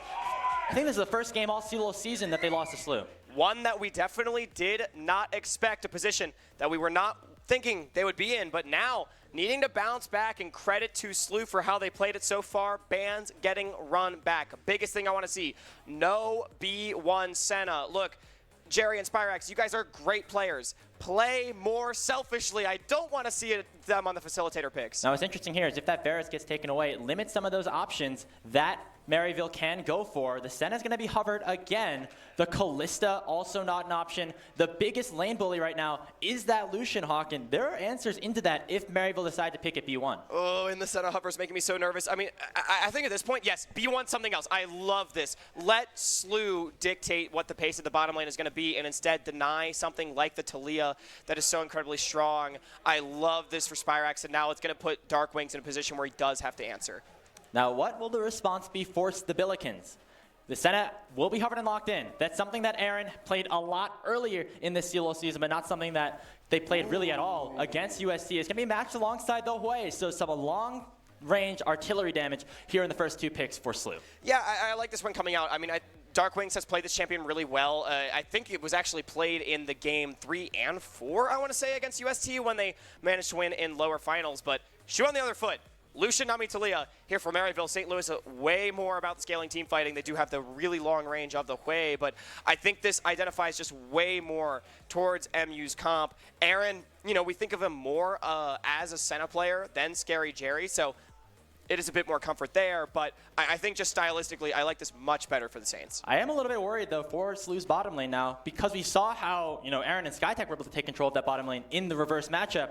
This is Scary Jerry and Zyko. We talked about why they were very favored in this bottom lane matchups, because they can take over lanes like this in matchups where St. Louis is going to try to hold the line. So maybe, do we see like a lane swap or something? Do we try to get Aaron and Skytech out of this lane in a position where they can impact the map elsewhere? You know, St. Louis has not loved the lane swap so far, but it's not bad, this game, because it also denies a lot of what Talia is able to bring to the table as far as her prio a little bit early on. I will say I am expecting to not see blind TF again here from Surdy, because it's this time Maryville that has way more aggression and ability to play towards side lanes. So it makes the TF a much riskier pick. I think we're going to see R5 for him, and probably just Winnie's pick, especially because in that game 1, we did see how well Niles was able to match into it with the Rumble. But looking very similar in terms of the ban categories. Yuji's Lee Sin, once again taken out of the table. Niles, once again, having that Jax ban. The answer this time for MU, though, is the Twisted Fate being banned out. So they don't like any matchup, really, for Niles, even though he did pretty good playing that Rumble in game number 1. Yeah, I mean, it was still really impactful for Surdy, but I love the Xin Zhao hover. I would really like to see this one get locked in here for Winnie. I just think it's able to buy so much space, especially paired with the Senna. You have an incredibly strong skirmisher that can just be difficult to remove, especially by things like Talia Lucian, a lot of long-range damage there. So great pick here from Winnie. Also, of course, a playmaker, which we know he likes to go towards. It's two tools that can buy space here for SLU's backline, right? Aaron and Darkwings on these two picks, they're going to want to dish out a ton of damage without getting caught out too much. With, you know, the Crescent Guard from Winnie and with engages from Skytech, they're going to make sure that their carries stay alive. The response on the other side for Maryville is going to be a blind Cassante for Niles, and that's that Azir that we were talking about. They're not going to go for it, though, because they have the Talia. Well, it could be a Yuji Talia. Okay, so it is going to be a Yuji Talia. So Yuji going towards it. Not really any lockdown CC, though, for this pick, but it is Yuji on a carry, which we are accustomed to seeing. And now, I wonder, we said split pushers for Surdy, but with the compositions that have been built, do you go back to something like the Rumble that we've seen Surdy play in the past? No, it's going to be a Gwen. I was just going to say. Big team fight pick and side lane pressure. You might say it's a little bit too much magic damage, but it's something that goes well into the Cassante, and you can melt in these team fights as well as had that impact in the side lane. Yeah, it's just going to be so difficult to deal with. Again, Surdy become a problem, right, that Maryville has to deal with. And we said in game 1 draft, force Niles to play Cassante. Well, now Niles is on the pick. And, I mean, look, he can play the pick really well, but it's just unanswerable against this Gwen. I think Gwen in general going to be unanswerable. You've got the double immunity fields as well of the Gwen and the Xin Zhao for double 80 carries and a Talia. That's your DPS. I mean, it's 4 range champions for Maryville. There's going to be a lot of denial in terms of the damage that Maryville have to dish out to St. Louis. So things get a little bit scary. And St. Louis, I think they came away with another really great draft. I think so, too. Killing these guys, it's going to be agony, Grapes. It's going to be agony indeed, because it's just going to be so difficult. I think the biggest thing that I'm looking at, Jerry and Zyko. on the Lucian Nami. They're going to be in a great position to try to take over this game, unlike game number 1. Will it be match point for SLU, or are Maryville going to even things up? Before we load into game, we asked the players what it will take to beat their opponents. Here's what they had to say. I think we just play how we practiced. I think our practice has been going super well, so I think if we just play how we practice on stage, then we will be holding a trophy in a few days or tomorrow. The one thing that we need to beat SLU is definitely communication. Being able to communicate through all parts of the game and like being focused would definitely help us beating them.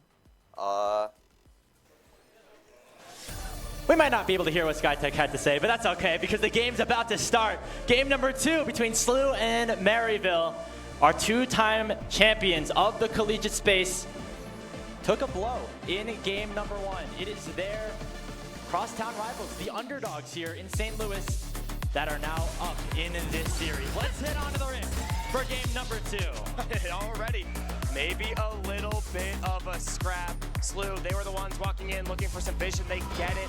They want to spot out Yuji, even forcing the flash off that Talia, Graves. Now we saw Aaron and SkyTech, they moved towards mid lane, maybe threatening the ability of a lane swap, but instead they're going to go back to the standard lanes, and they're going to try to just play this out the old-fashioned way. I think it's beneficial for them if they can keep their bot lane alive, because it means Surdy's in a lane by himself in a very advantageous matchup.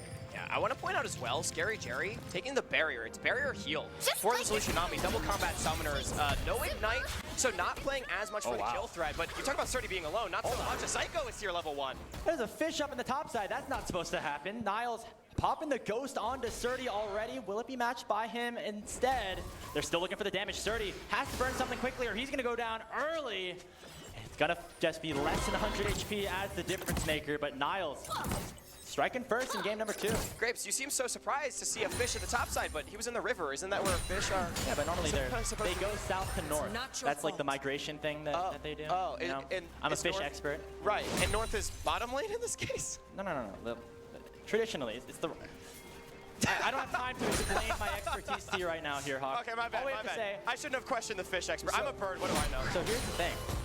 With Zyko going up to the top side of the map, that is actually Maryville initiating the lane swap. So they would prefer to make sure that Niles is not in a defining position and sacrificing the ability to play this Lucian Nami lane for Scary Jerry and Zyko. Yeah, we talked about the potential of SLU going for the lane swap, but I mean, clearly the priority is on denying Surdy more than it is on getting Scary Jerry and Zyko far ahead of their opposite number, which I'm going to be honest, I think this makes a lot of sense. We've seen teams do this. USD, great success in game number 1 of their series in lower finals last time, but in game 2, SLU got the better of them. So we have seen them at times be able to bounce back in the lane swap. The biggest thing to track is going to be how much experience is Surdy actually able to pick up on this Gwen. Now remember, we're still on this patch where the top side turret, it doesn't take as much damage in the first 5 minutes. And with St. Louis getting there first to the bottom lane, they're going to be able to burst these plates open a little bit quicker than Maryville does. Big thing to note though, again, still 14-9. It's only the 50% damage reduction, not the 75 on live. So lane swapping is still good. And again, the biggest thing is it's not even about how many turret plates you really get. It's about the XP. Mid lane, Winnie looking for something, forcing the rocket jump out of Spyrax early. Darklings has that wave in a great spot and will force Spyrax to either try to push this out or TP back into this lane.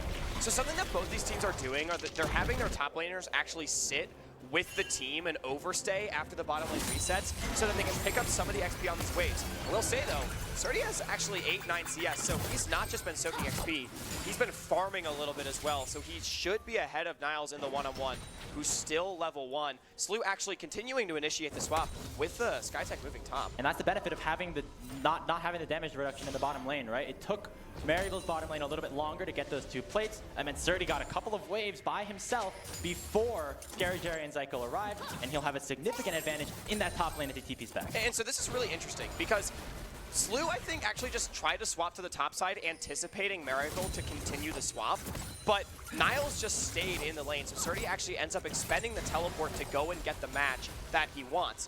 Again, he's up against Niles in the one-on-one. He actually even had the luxury of being able to base and get an amp tome, which does feel pretty good, but losing the summoner spell for it means if that Yuji is able to attack him, it's going to feel bad. So I think both sides got the side laner ahead in the way that they wanted to, right? St. Louis got 30 ahead, and now in the bottom lane, it's Scary Jerry and Zyko with a bit of an advantage. Look at this, though. You know, we talk about everyone got what they wanted, but Yuji is so far ahead of Winnie. You're going to have to make a play right here if he wants to get things back. That dredge line could have been disastrous for Zyko. He flashes out and makes sure that Winnie stays behind. 20 CS is the deficit. Yeah, I didn't even notice that, Grapes, because Winnie just completely getting denied the camps. It must have been the pressure that Maryville was able to get on the top side by forcing Surdy out. They probably got a 3-quadrant, and Winnie basically nothing to do, forced to gank, anticipated by Zyko, does lose the flash, but not losing his life is the big thing.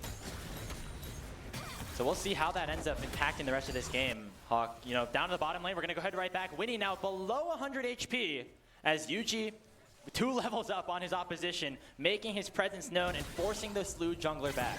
We didn't really see how that one got started, but Maryville, great counterpunch, is going to give them access to the Dragon as well. Winnie continuing to be denied.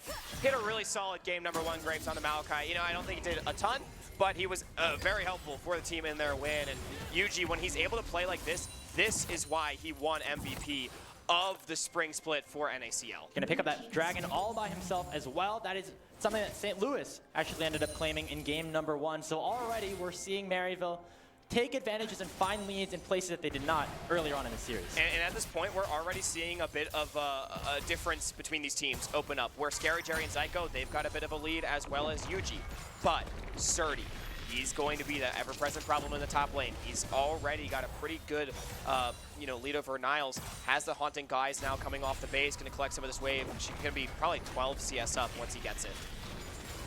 Max started to be channeled here by Scary Jerry and Zyko. Then they find the bubble onto SkyTech. It's a nice buffer up the dredge line to keep himself alive. But there's another wave going to be crashed. And look at Yuji. He's headed his way down bottom.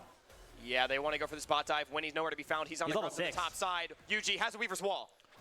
Will they confirm and commit to this dive? It's a 3v2, advantages in levels and numbers on the Saints side. It looks like the ultimate not even necessary just yet. Will the seismic shove connect? The target is SkyTech, and they are going to find it. It is first blood to Scary Jerry in game 2. Donating it to Jerry. We wanted to see this player bounce back, and they're not done. Maybe looking for Aaron, but the minion waits here. One more tower shot.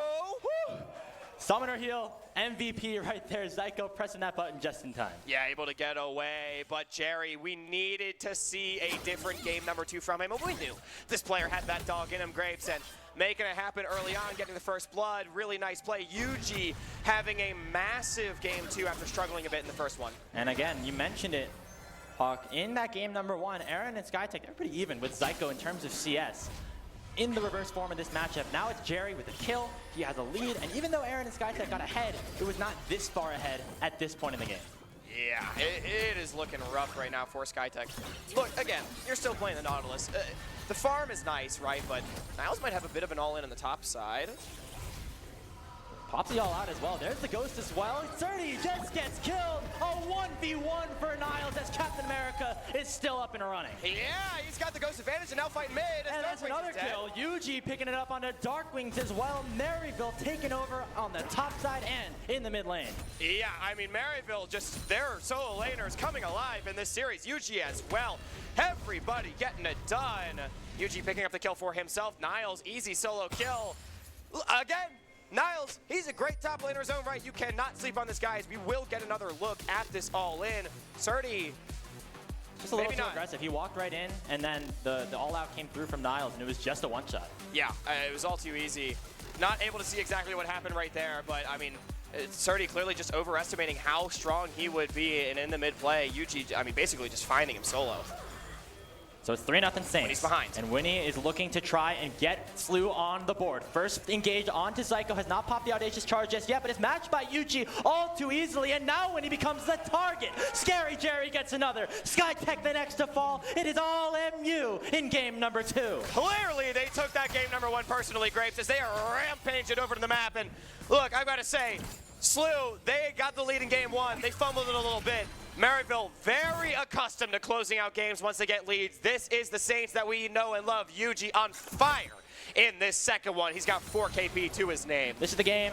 This is the Maryville versus SLU style of game that we saw a couple months ago in the North Conference Finals. Maryville won a very convincing 3-0 over the Billikens in that match to claim, I think, their 8th straight North Conference title.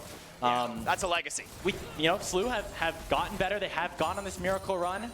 However, we're back at that point right now, Hawk. At least it looks like it. And it just goes to show as well, you know, SLU had to work for that first game win. And while Maryville, obviously, job's not done yet here in Game 2, they are 3,000 gold in the lead at 10 minutes. This is definitely a quicker pace than we saw from the Billikens in that first one. Biggest lead right now, once again, the Lucian. Seems like Lucian's pretty powerful here in this series. Maybe a pretty good champion. Guys, maybe if we played for bot lane prio instead of picking Senna, we would actually maybe have some more fun. I don't know. Crazy. ME right now, they're going to use that bottom lane pressure to make their way towards that dragon. It spawns in 40 seconds. Made a quick turn towards mid, forced Darkwings to pop the Hui ultimate, which means that's not going to be available in a potential team fight. I'm expecting MU to go up 2-0 in the Drakes. And Winnie knows he can't fight in the bottom side of the map at all. He's just purely looking for cross maps, but Niall's not really giving him a window. Sure, he's down a little CS, but remember, with that solo kill, it means he's pretty much even with Surdy. I mean, he's going to step up to the wave, but he's got control ward covering. MU, meanwhile, full control of the bottom side, just forcing Skytech, and Aaron off of the tower. Skytech even going for a roam, knowing that there's just nothing to do on this side of the map. Well, if they can find a kill onto Niles, it's honestly not a bad trade given the circumstances, right? Maryville going to get that dragon pretty easily if they ever want to, and so now St. Louis turning their sights on to the top laner. The Cassante has that wave under his turret. He's going to clear it out nicely with that third proc of the Intofo strikes. We'll see if SLU keep going. We talk about overextension sometime with Winnie. This might be one of them if things go awry. Time for Niles to prove how much of a rock he can be, Grapes. Has the all-out, nice use of the Pathmaker, finds the stun just onto one, pops the all-out as well, but it will be the kill as Winnie picks it up. It was a telegraph play. Miracle knew what was happening, but SLU still delivered. Yeah, I think Niles just has to give that wave. It's a little greedy to stay under that tower. You know, I understand you don't want to watch those minions die, but the only play for SLU is to go top lane right there. Unfortunately, Surdy not the one to get the kill. SLU will also pick up the 6 grubs, so credit to them for being able to trade something back, but still quite far behind the pace of this game as Zyko is poking his head in at Winnie. He's going really aggressive. I mean, Spyrex is close-ish, but it's actually going to be enough to push Winnie and Skytech away. Actually, here comes the tidal wave as well. Spyrex is going to jump forward here with the W. Winnie popping the ulti. The double bubble coming out from Zyko, predicting the flash and getting the kill onto the SLU jungler. It's a double kill for Spyrex. Zyko, are you kidding me? We got to get a replay of that bubble, man. He finds the predict double bubble, resulting in 2 kills. I love this chase from MU when you're this far ahead. Don't let him cross-map if you don't have to. Zyko knows he's strong. Spyrex jumping in. Winnie flashing too late, and that bubble is insane. You know, he might have just been going for Aaron, but, you know, Zyko, he can predict it. He can just say, he saw the future. I saw the He future. saw the future. I had the prediction in mind, and it was a big impact play here for Maryville. As soon as he saw St. Louis get a little bit of momentum, Hawk, they got the 1 kill. They secure at least the Void Might spawning, but Maryville, they punch right back again. You know, Grapes, I know we got one Doc in the building. Did he invent a flux capacitor too? He's already done so much here for this production. Yeah, because clearly Zyko seeing the future.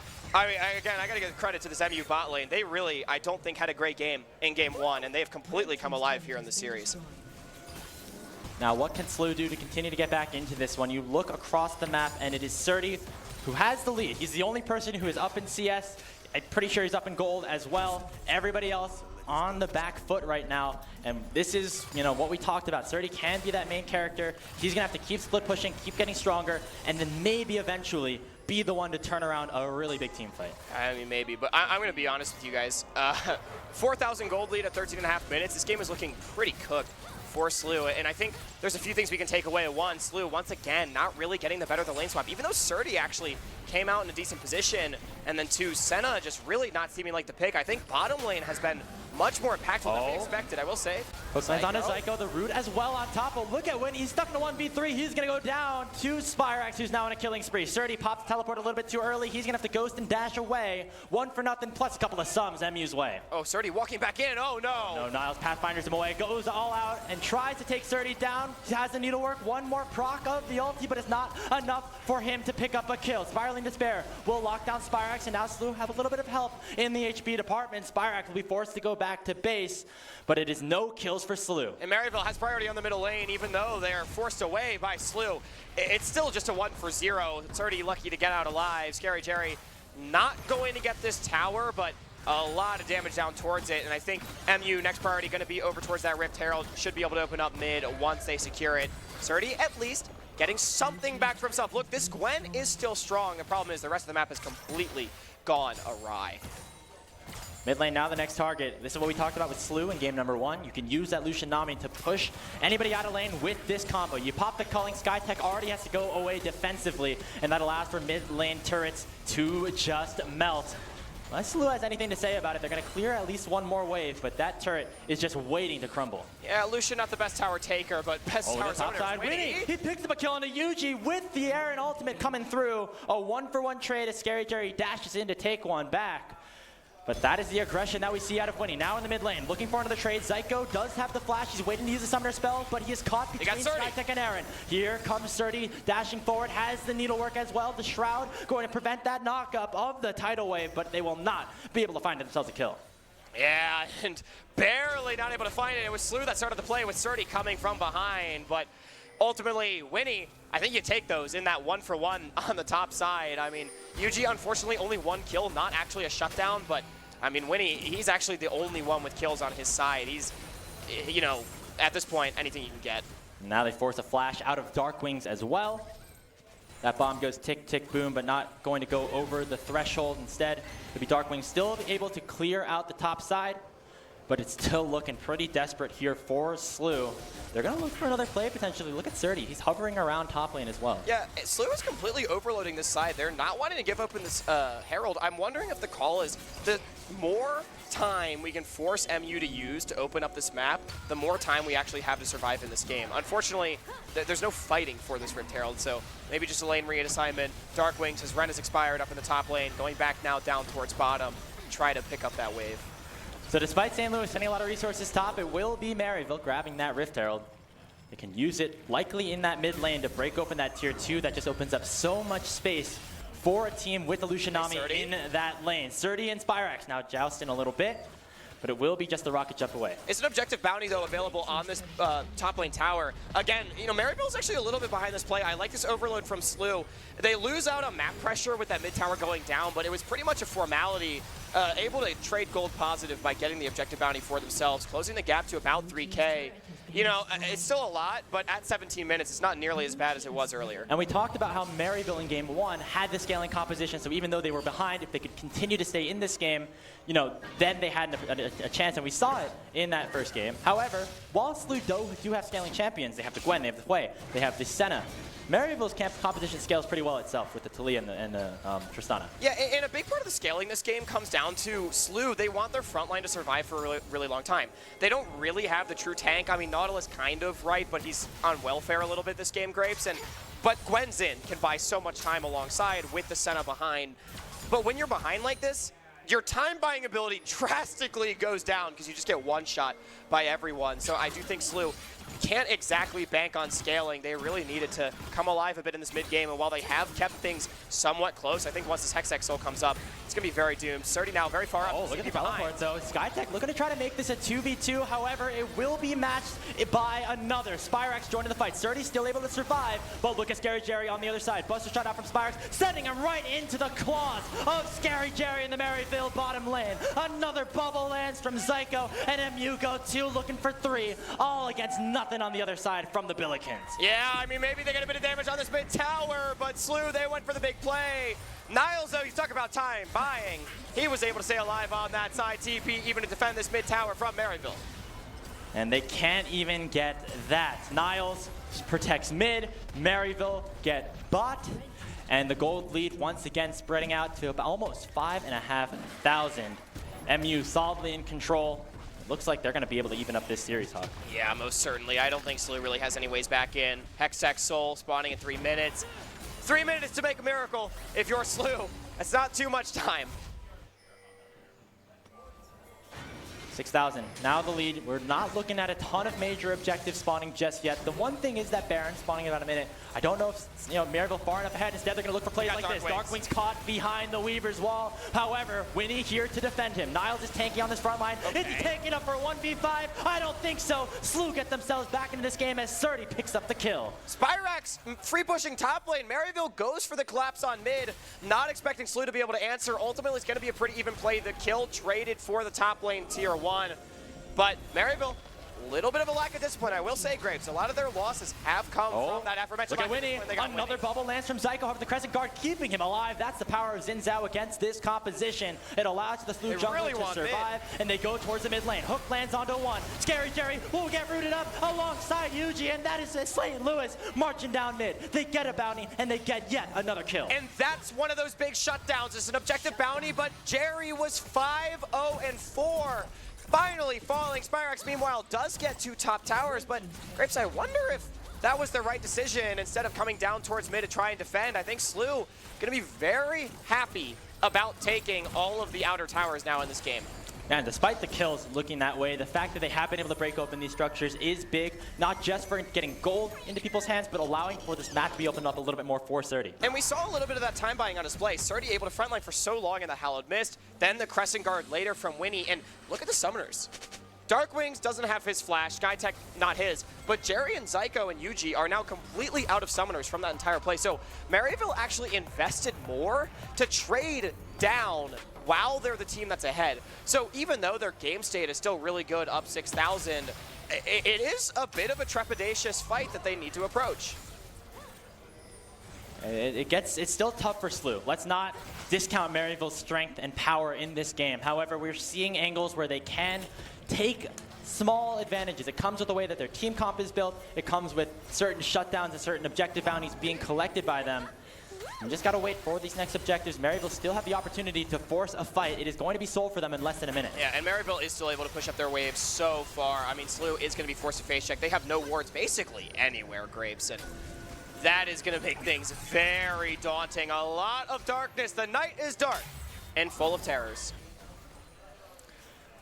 No vision, as you said, for SLU. They're going to have to guess or just force an engage. Skytech tries to with the dredge line, but it does not connect. Niles going to actually dash forward, looking for a proc of the Intofo strikes, but they do not find a knockback.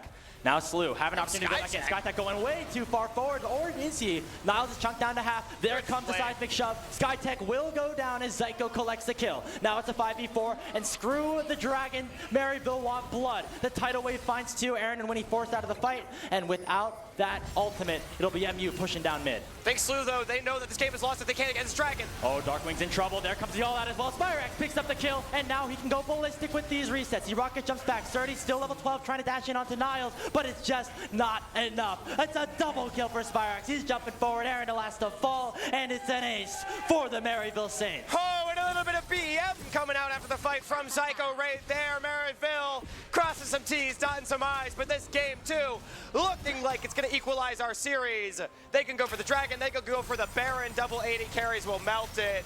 St. Louis, I think they knew that if they don't win that fight, the game's cooked anyway, so once Skytech dies, they just keep trying. Unfortunately, Maryville not to be outplayed in this moment. A nice fight from them, a nice game from them. And it all started, again, with the lane swaps, right? It was Maryville who initiated it. We've seen SLU struggle in these setups before, and they did not get their pieces in the exact ways that they wanted, specifically in the jungle. And I think at this point, we got to start looking at some of the adjustments, right? We talked a little bit earlier, like, guys, Senna is not looking like the pick. Bottom lane priority is so big, but I'm also going to say, Talia, this champion has been massive. It was a seismic shove onto Skytech that essentially won the fight there for Maryville in this last one. In game 1, we talked at length about how good Darkwings was with the skill shot in his own right. And we saw B1 last game. It was R1 in game 1. I mean, this champion seeming to be a problem. I always love these best of 5 series, Fearless or not, right? Because even here without the Fearless, we see a little meta start to crop up as to what champions become strong, regardless of the meta. Now SLU right now, they have pushed in the mid lane. It is matched, however, by Yuji Spyrax on the top side of the map. They're trying to burst open this inhibitor turret in the top lane. And so St. Louis, the question is how far will they go? They claim the objective bounty in the tier 2, but they're going to lose their base if they don't head back. Guys, we got to go back to base. Spyrax is going to push down this inhibitor like it's nothing, and no Baron Empowered Recall to be able to defend. I mean, I think maybe the read is that they can't defend their inhibitors anyway. May as well pre-push the other 2 lanes. It should make Maryville spend basically the rest of their Baron just trying to escort the waves up to the towers. meaning that they shouldn't be able to take too much. As I say that, though, Jerry already on the mid. Fast enough for Maryville to hit onto more. Mid lane tier 2, the last one to fall in that range, and they might get a little bit of extra on the side. SkyTech was caught out of position, but look at Aaron in trouble with the tidal wave coming out. Winnie on the flank. They're looking for Scary Jerry. He dashes away. Does he find enough escape potential? Yes, he does. Jerry will survive. Spyrax goes godlike, and now Maryville can goom the stop all over the opposition. It's another one. There's the jump forward. They will flee him away, and Aaron will get the 1,000 gold shutdown, but it is still a big team fight win for Maryville. Yeah, maybe a band going his way, but I don't think a few Hamiltons are gonna be enough for Aaron to pull out this game. Look, love him or hate him, that's why you gotta respect Winnie right there, going for broke with that flank, almost finding Jerry, but at this point, I mean, Maryville, they're just way too strong, playing on that fight, out that fight calmly, and not allowing SLU to break open the game. It was a good look from Winnie. You know, he came around on the flank, almost found the kill on a Scary Jerry. If they were able to get it just a little bit earlier, Hawk, it could have been the start of something. However, it was not enough. And so it will be SLU still pretty far behind that gold lead, nearing 10K. Elder Dragon in 3 minutes, Baron in 3 minutes. Maryville just going to continue to get stronger, as it is so hard for SLU to push forward in any of these 3 lanes. All the bottom lane flashes were blown in that play, but 3 items for everybody on Maryville that it really matters. And SLU, not quite there. Darkwings, I will say, he's actually pretty strong. 2, 2, and 3 on this way, 253 CS, 10 per minute. He's got the Daisy to his name, the Crypt Bloom right there. So that is something, but I mean, again, I feel like at this point we're just waiting for the long, slow twist of the knife here for Maryville. It just feels like a mistake from SLU is really what they're preying on at this point. Will they find it? I mean, so far it's been a very clean game for MU, right? From the start, even though they, you know, lost a little bit in the CS department top lane, their map movements have been pristine. They're going to use the Weaver's Wall to pick up another tier 3 turret. And so MU going to continue to add to their leaderboard. And St. Louis, they're probably going to have to just start looking ahead, right? Game 3, what can they do instead to make sure that they don't fall behind even more? Avoid lane swaps. Get Surdy into the right lane assignment. That was a big point coming into the series, was not necessarily avoiding lane swaps, but just making sure you're able to get lane assignments right. I think this game, SLU did okay on it, but the big price was paid in jungle. I mean, Zyko and Yuji just really took it to Winnie. And, I mean, now Baron still 2 minutes away, Elder still 2 minutes away. I'm honestly surprised we're getting to this point in the game. Of course, it's barely 27 minutes in. It has been a fast game, but that's just how accelerated the pace has been. Baron has spawned. It looks like MU have a lot of control. You look at the picture-in-picture, there's just no vision for St. Louis around there. So even though that they know that they're mid, as soon as MU retreat, St. Louis have to just be on high alert.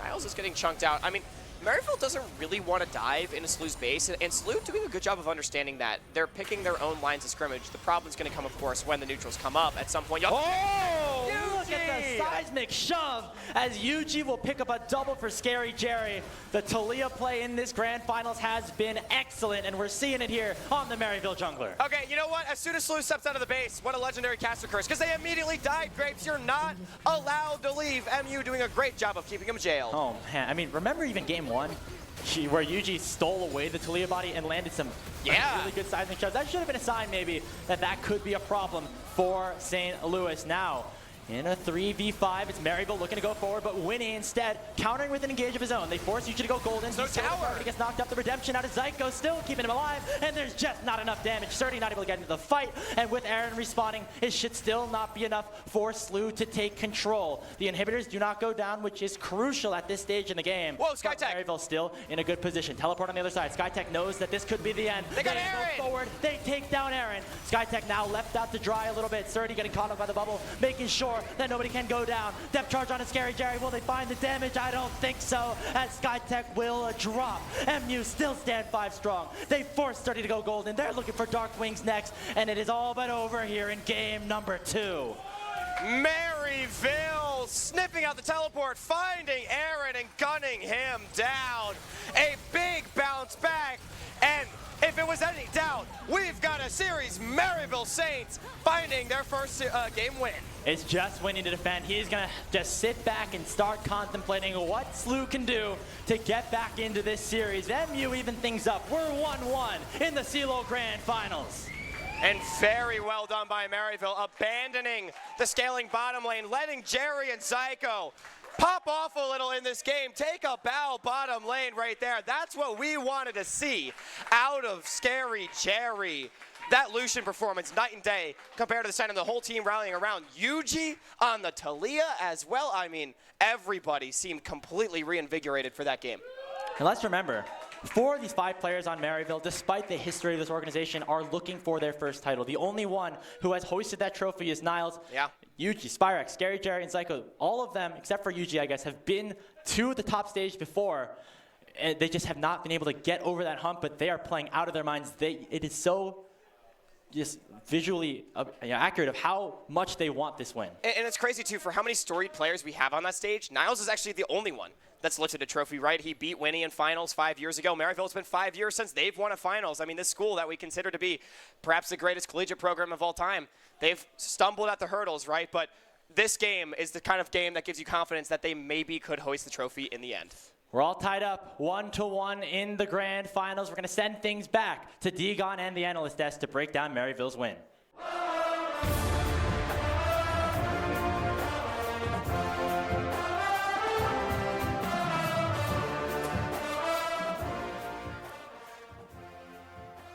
And we got ourselves a tied series on our hands. 1-1 is the score between Maryville and SLU. What a way to kick things off here, and between these two bitter rivals. And it all comes down to 3 games now, as it was a back and forth affair in terms of, I guess, game 1 and game 2. But game 2, very, very dominant here by Maryville. Degon along with Cubby and Jolly. Y'all, Nami, Lucian, Talia, they look pretty good.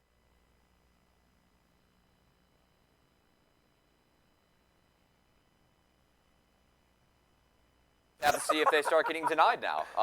Hey, I mean, we said MU needs to make draft adaptations. We didn't want to see the Senna again. Yeah. Taking that Talia, denying it, and uniquely Maryville utilizing that as a flex. Yuji teased it in game 1 with that double flick when he stole the Talia body. Yeah, he could play Talia. And there were plenty of pairings, and I think that along with the push that MU was able to take in their lanes really changed this game and made it extremely MU favored. Yeah, and I like the fact that you could tell going into this game, especially after game number 1, Niles didn't really have any opportunities to find lane swaps. They wanted to establish the lane swap. They did it really early on, and then the play where Niles actually just stayed up in the top lane, and we got the teleport on the other side out of Surdy because the prediction was that the duo was going to be up there. Beautiful. Just get rid of any resources that you can take away from SLU, and that means they don't get the late game that Hui wants. That's a good shout, because while all that was going on too, Yuji was able to find open with a 3 quadrant against Winnie. So like Yuji was up 40-20 in jungle CS early on, and when you get Talia rolling like that ahead as that AP champion, we saw how much damage Yuji was able to pump out. It really felt like SLU was just never really able to get into that game. Yeah, very much the controlled, methodical type of matchup here from Maryville that we've seen over and over again, where they constantly put teams in positions where you don't have a lot of plays to make. You have to be on the receiving end, and then from there, you're waiting for Maryville to make some mistakes. Yeah, and honestly, first off, we highlighted the predict from Skytech on the bubble in the last game, and Zygo's like, I'll do you one better, quite literally, as he was able to hit that. And yeah, I mean, it feels like lane priority is so important. That's the one thing about the Lucian-Nami matchup in the Senna Nautilus is that Lucian-Nami are able to pressure early. And what we've seen both teams do with that early on, they haven't allowed for the Senna and the Nautilus to really scale into the game. It really feels like the meta is just adapting to like, hey, who can play the fastest? Oh, I loved this whole fight because we almost saw SLU take over the fight. They realized they had to disengage from that one. They attempted to, and then they actually ended up getting a pinch because of the Talia shove there. I mean, I like the flex of those first 3 picks going over. There's no way that either Lucian is going through or Senna's going to be picked in this next game. Yeah, again, a couple of fightbacks here from SLU, but Maryville just constantly putting the pressure on, eventually getting Baron. And then you got to see this last-ditch effort here by SLU with the TP play down on the bottom side by Skytech, but the rest of the team was not there. No, I mean, SLU were fishing. They had to fish. Shout out to MU. Like, they never let Surdy get into the game. And I talked about on the last desk how once Talia got ahead in mid for SLU in that game 1, Darkwings was able to take that pressure and push it into bot to really create 2 winning lanes with a scaling top lane matchup. So SLU had a great opening to the map.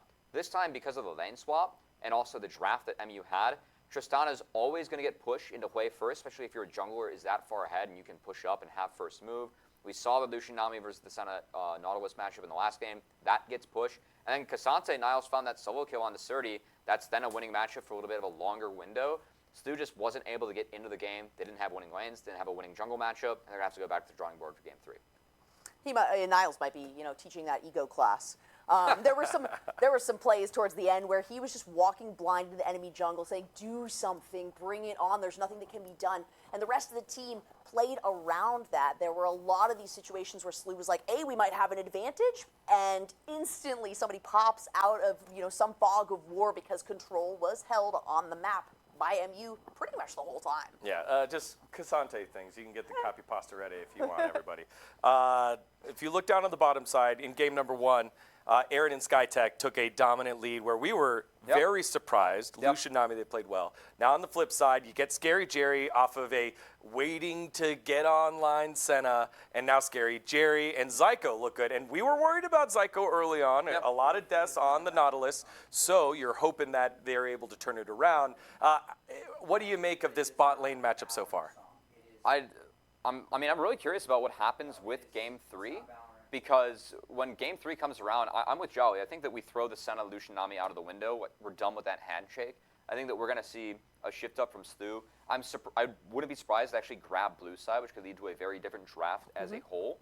But I feel like both teams kind of figured out, okay, it's all about priority early and who can get to fights first. That really feels like what has been the big difference maker in these first 2 games. So, oftentimes you can see metas develop within a series, and I really think that the series meta is just going to be, okay, we need push.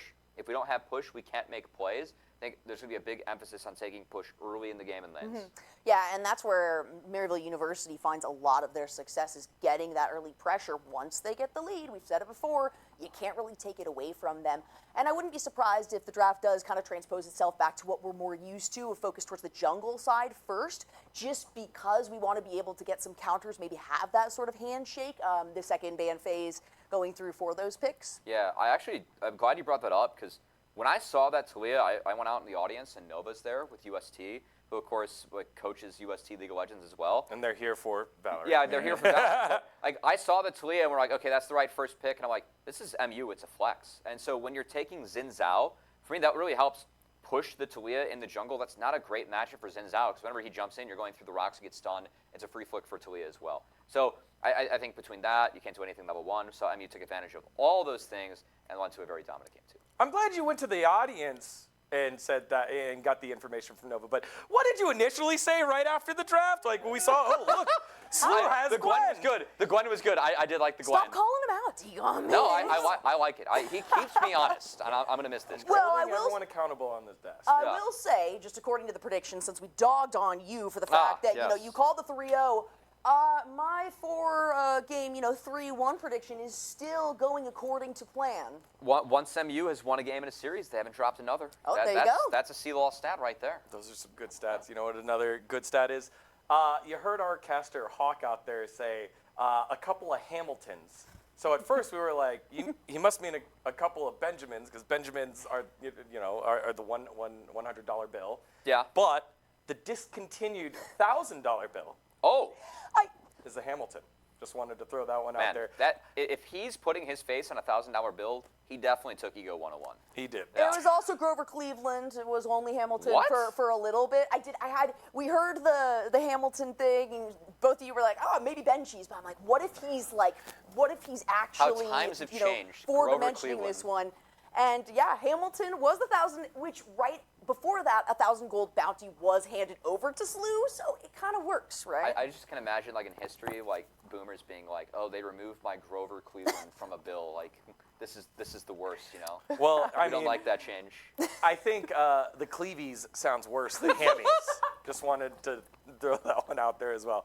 All right, final thoughts before we toss here.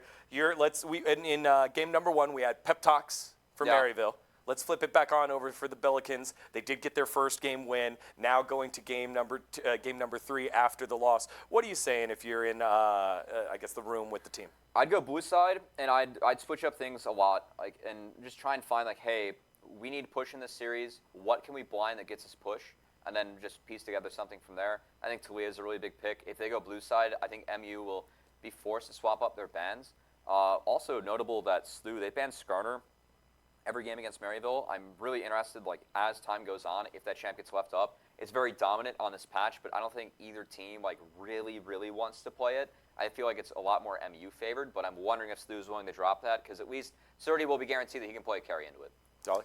Yeah, now is the time to mix it up, I think, for SLU, focusing more on that early game priority. Just withholding that from Maryville University is probably going to be their best bet in being able to find more success and push this out to a farther series in their favor. Well, picks definitely show some of their personality, but also so does social media. So we took a trip through some of their timelines and came up with some pretty good gold. Let's see if you can identify the player who posted what. Oh, if I remember correctly, this was Odd Orange. He ordered a really small Pikachu shirt, and then he actually posted the picture later on that day, and it was so tight. Like, he has a really over-the-top body. I'm straight, but like, yeah, he has an over-the-top body, and it just fit like really tight on him. So, if Charlotte drivers were to be ranked, they would all be Iron 4 without any question. And honestly, this post about the Charlotte drivers, it's a good one. It's Crazy Monkeys. I know that because he lives in Charlotte. You know, rare Crazy Monkey W. No, I'm just kidding. Comment Crazy Monkey W. The second one is a picture of Spider-Man. I know my boy Aaron, he really likes Spider-Man ever since he was a child. And he just, I don't know what he's doing, dude. What is this? You know, I just love Spider-Man since I was a baby. I just love Spider-Man, and I just love being Spider-Man. And that's about, I mean, like, there's not much to it. Damn. This should have got more views. Right. I love how close Aaron was there. Just like, he really needed to study up on that tweet. Yeah. Identify it. I liked the Spider-Man look there. The Spider-Man, stream as Spider-Man, play as Elise. Thank you very much. That's pretty good. I told you, Stu gets an A for entertainment, and it's for Aaron. And I want more specific goals like that. I love that. Play Spider-Man as Elise. Nobody else is going to have that on their bucket list. Like, I need more of that kind of content. So I definitely agree with you there, Cubby. And you can step it up then.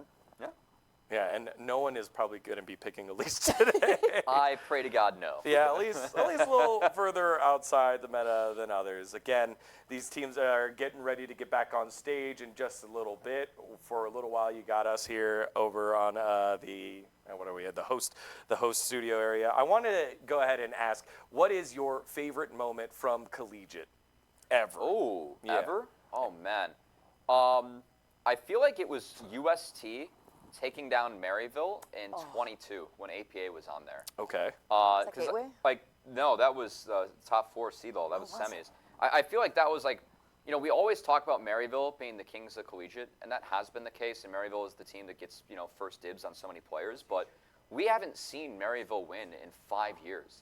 And I think this run for them is really reestablishing themselves as the kings of collegiate, going for that 3-time national championship record. But back then in 22, that was their goal. They were trying to do that. The fact that UST came in as a brand new program really took them off guard, found the 3-1 with Shogo, and ended up winning a back-to-back and starting that run themselves. I feel like that was a really pivotal moment and a really fun one to be a part of. Game 2 specifically was rather crazy.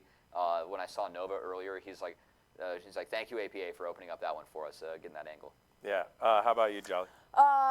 I instantly think of, I think it was two years ago, probably, Harrisburg University, the esports invitational that they have, HuFest, and the amount of trash talk, I'm trying to remember, I don't know, it might have been UST actually, but showing me the hands, just the amount of standing up, looking over at the opposition, and calling each other out from other sides of the room. There's nothing more beautiful than that. Shout out to my boy Colfro, who was, he had a big voice at LAN, we'll put it that way. Yeah, that was fun.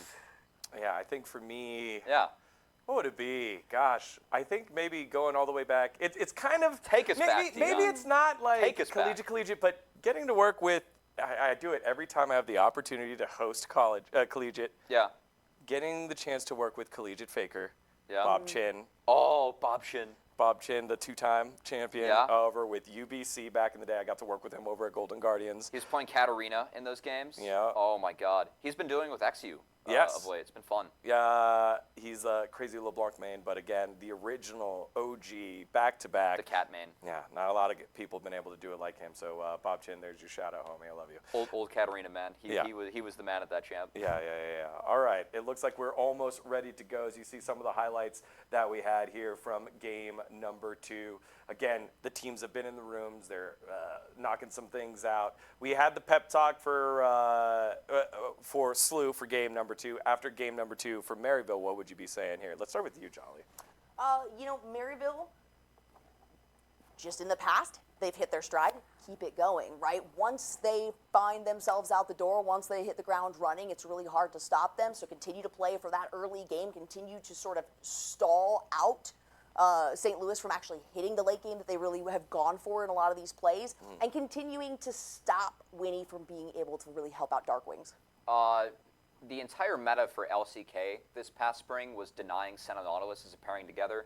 Senna Naut is 0-2, that doesn't matter here. We're just going to ignore Senna on our screen if we're Maryville. Yes. And play standard. I really feel like Maryville is the stronger team here. As long as Maryville is able to play their game, I feel like push early is going to be huge. I have a feeling they're going to be on red side, so they might be able to utilize a counter later on.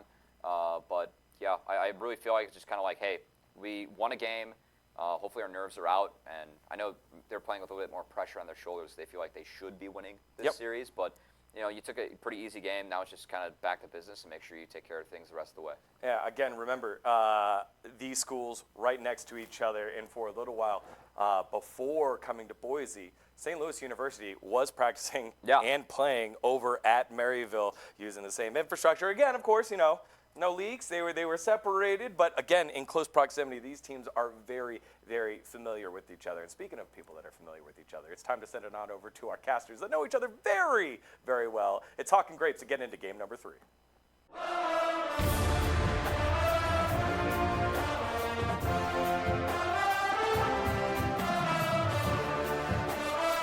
Thank you very much, Degon. 1 game apiece for each of our St. Louis schools. Maryville taking that game number 2, and they're looking pretty good. That was a dominant win against St. Louis. We'll see what SLU have in store for the adjustments, and because what we saw in game number 2 continues, it's going to be a bit of a short rest of the day. Yeah, SLU definitely going to want to switch things up, Grapes, because they got ran over a little bit in that game 2, and they had to fight hard for their win in game 1, let's remember as well. Maryville feeling like they woke up a little bit, particularly UG in the jungle, everywhere on the Talia, and of course, bottom lane, Scary Jerry and Zyko. We talked about the mid-jungle 2v2s being a big factor in how SLU can stop the aggression that Maryville often have and take control of this series a little bit. We saw Dark Wings have a great game in game number 1, and Winnie was able to match it. This game, though, it was all about UG taking control. Normally we think of Winnie as being the one to make a lot of these plays. It was UG both having the advantage in farm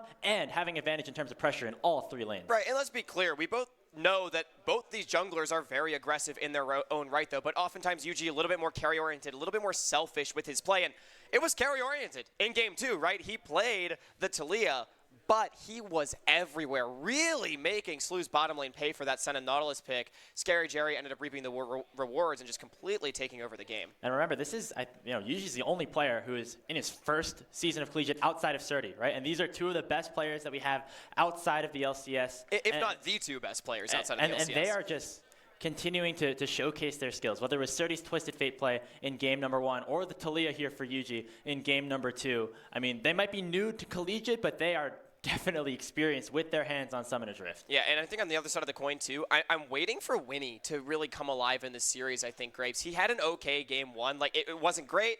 It wasn't bad. It just, he played the Maokai and did his job. Game 2, he got run over a little bit on the Xin Zhao, and even though, I mean, in typical Winnie fashion, he was still really looking for those plays. Look, Winnie's been outspoken. We talked about Maryville, 5 years since they won a title. Niles, 5 years since he won a title. Winnie was on the other side, back when he was at Western.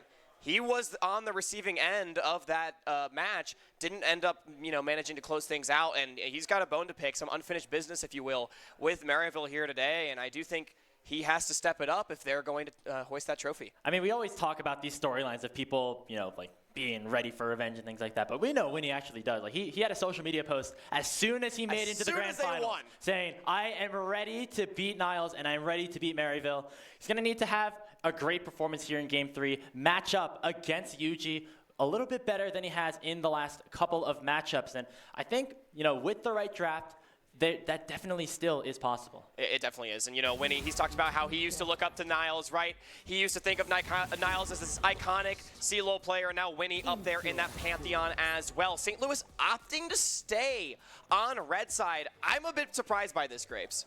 Seems like they really value that R5. The interesting thing, though, Hawk, is we have not always seen it for Surdy. In game number 1, that pick actually went towards Winnie in the jungle with the blind Twisted Fate pick. And this allows for the cadence in the draft to remain relatively similar. That is all 6 bans exactly the same. Yeah, this is really surprising stuff. I see no reason not to just be one Talia here, too. I mean, UG played it last game, but Spyrax could totally play it as well.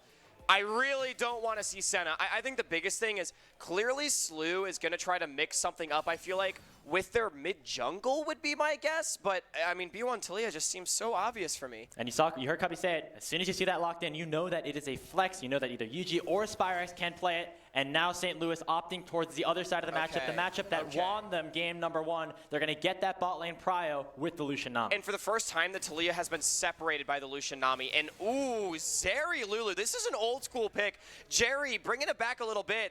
This is going to lose lane quite hard, really try to scale up into things. A lot of responsibility now going to fall towards UG, whatever he decides to pick, and Spyrax, depending on where the Talia goes, right, to really bridge this mid game. We think about the last time Maryville was at a LAN. It was at the NACL Finals against Surdy just a couple of months ago, and I think Jerry's best game was on that Zeri in game number 1. He had some really, really nice plays, was able to outplay in some of these team fights, and even though the champion isn't as meta as it used to be, he's still able to play it quite nicely. So, interestingly as well, Twisted Fate has actually been picked up on 3, so St. Louis really prizes this champion up against Niles. It could be a flex, that is true. I'm expecting it to be a Surdy champion though, but either way, snapping that one away and not going towards a mage, it's going to give Maryville the potential to maybe ban some of those away, things that are still open. We saw the Hui last game from Darkwings. I thought it was fine.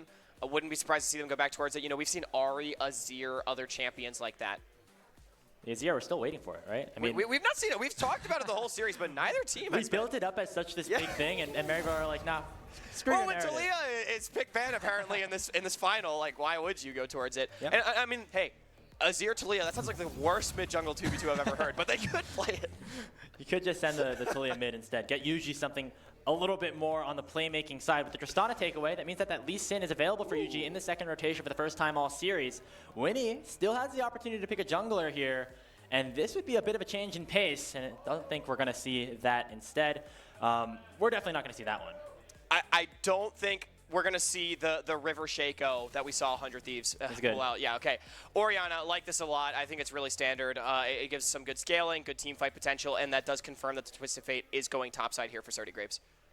Can we see a big throwback? I see that Pantheon hover. I know Niles loves that champion, played it a ton in 2023. No, I thought it was locked in. Oh my God, I just freaked out. Calm down. Okay, yeah, my bad. It's still I was ready, yeah. We don't talk about I thought I saw it get locked in. I'm losing my mind. Oh, okay. So as Zach's going to get locked in instead. The question is, it's still flexible, so St. Louis is going to have up until the very last pick to figure out where these champions actually are going to go. Yeah, it could be a Zac jungle. I don't expect it to be. I feel like this is probably a Zac top, just try to out-sustain that Twisted Fate. Talia probably moving mid, pick a good AD jungler. Kindred would be an interesting one if Maryville decides to go for it. It fits that carry build that we know UG so well for. But it doesn't bring the early game, which I think their composition needs. So moving instead towards the Lee Sin, you're just trying to get Jerry into the late game, right? It's all on UG Spyrax early on, build a bridge, and then Niles, hey, good luck in top lane, buddy. You think about UG's time at FlyQuest, that Lee Sin was such an iconic part of his just repertoire and becoming one of the most dominant prospects we have here in North America. He finally gets it here in game number 3. What will the response be here for SLU, though? They're looking for a jungler on Winnie's side. They're going to go with the Sejuani. Oh, no. They have 4 ranged champions, which is not necessarily the synergy that you want, but they did need a beefy frontliner to match all of these backline carries. Grapes, I'm going to keep it a buck with you. I really hate this pick. You have 4 ranged champions, and you also just don't really have the best targets to go for. Glacial Prison, you know, there's a Zac standing in the way that you don't really want to go on top of. A Lulu to bail people out. I feel like Sejuani just doesn't bring that much value in a composition that wants to spread the map and play more proactive in the early game. I think I would have really preferred something like, I mean, I've been talking about Wukong.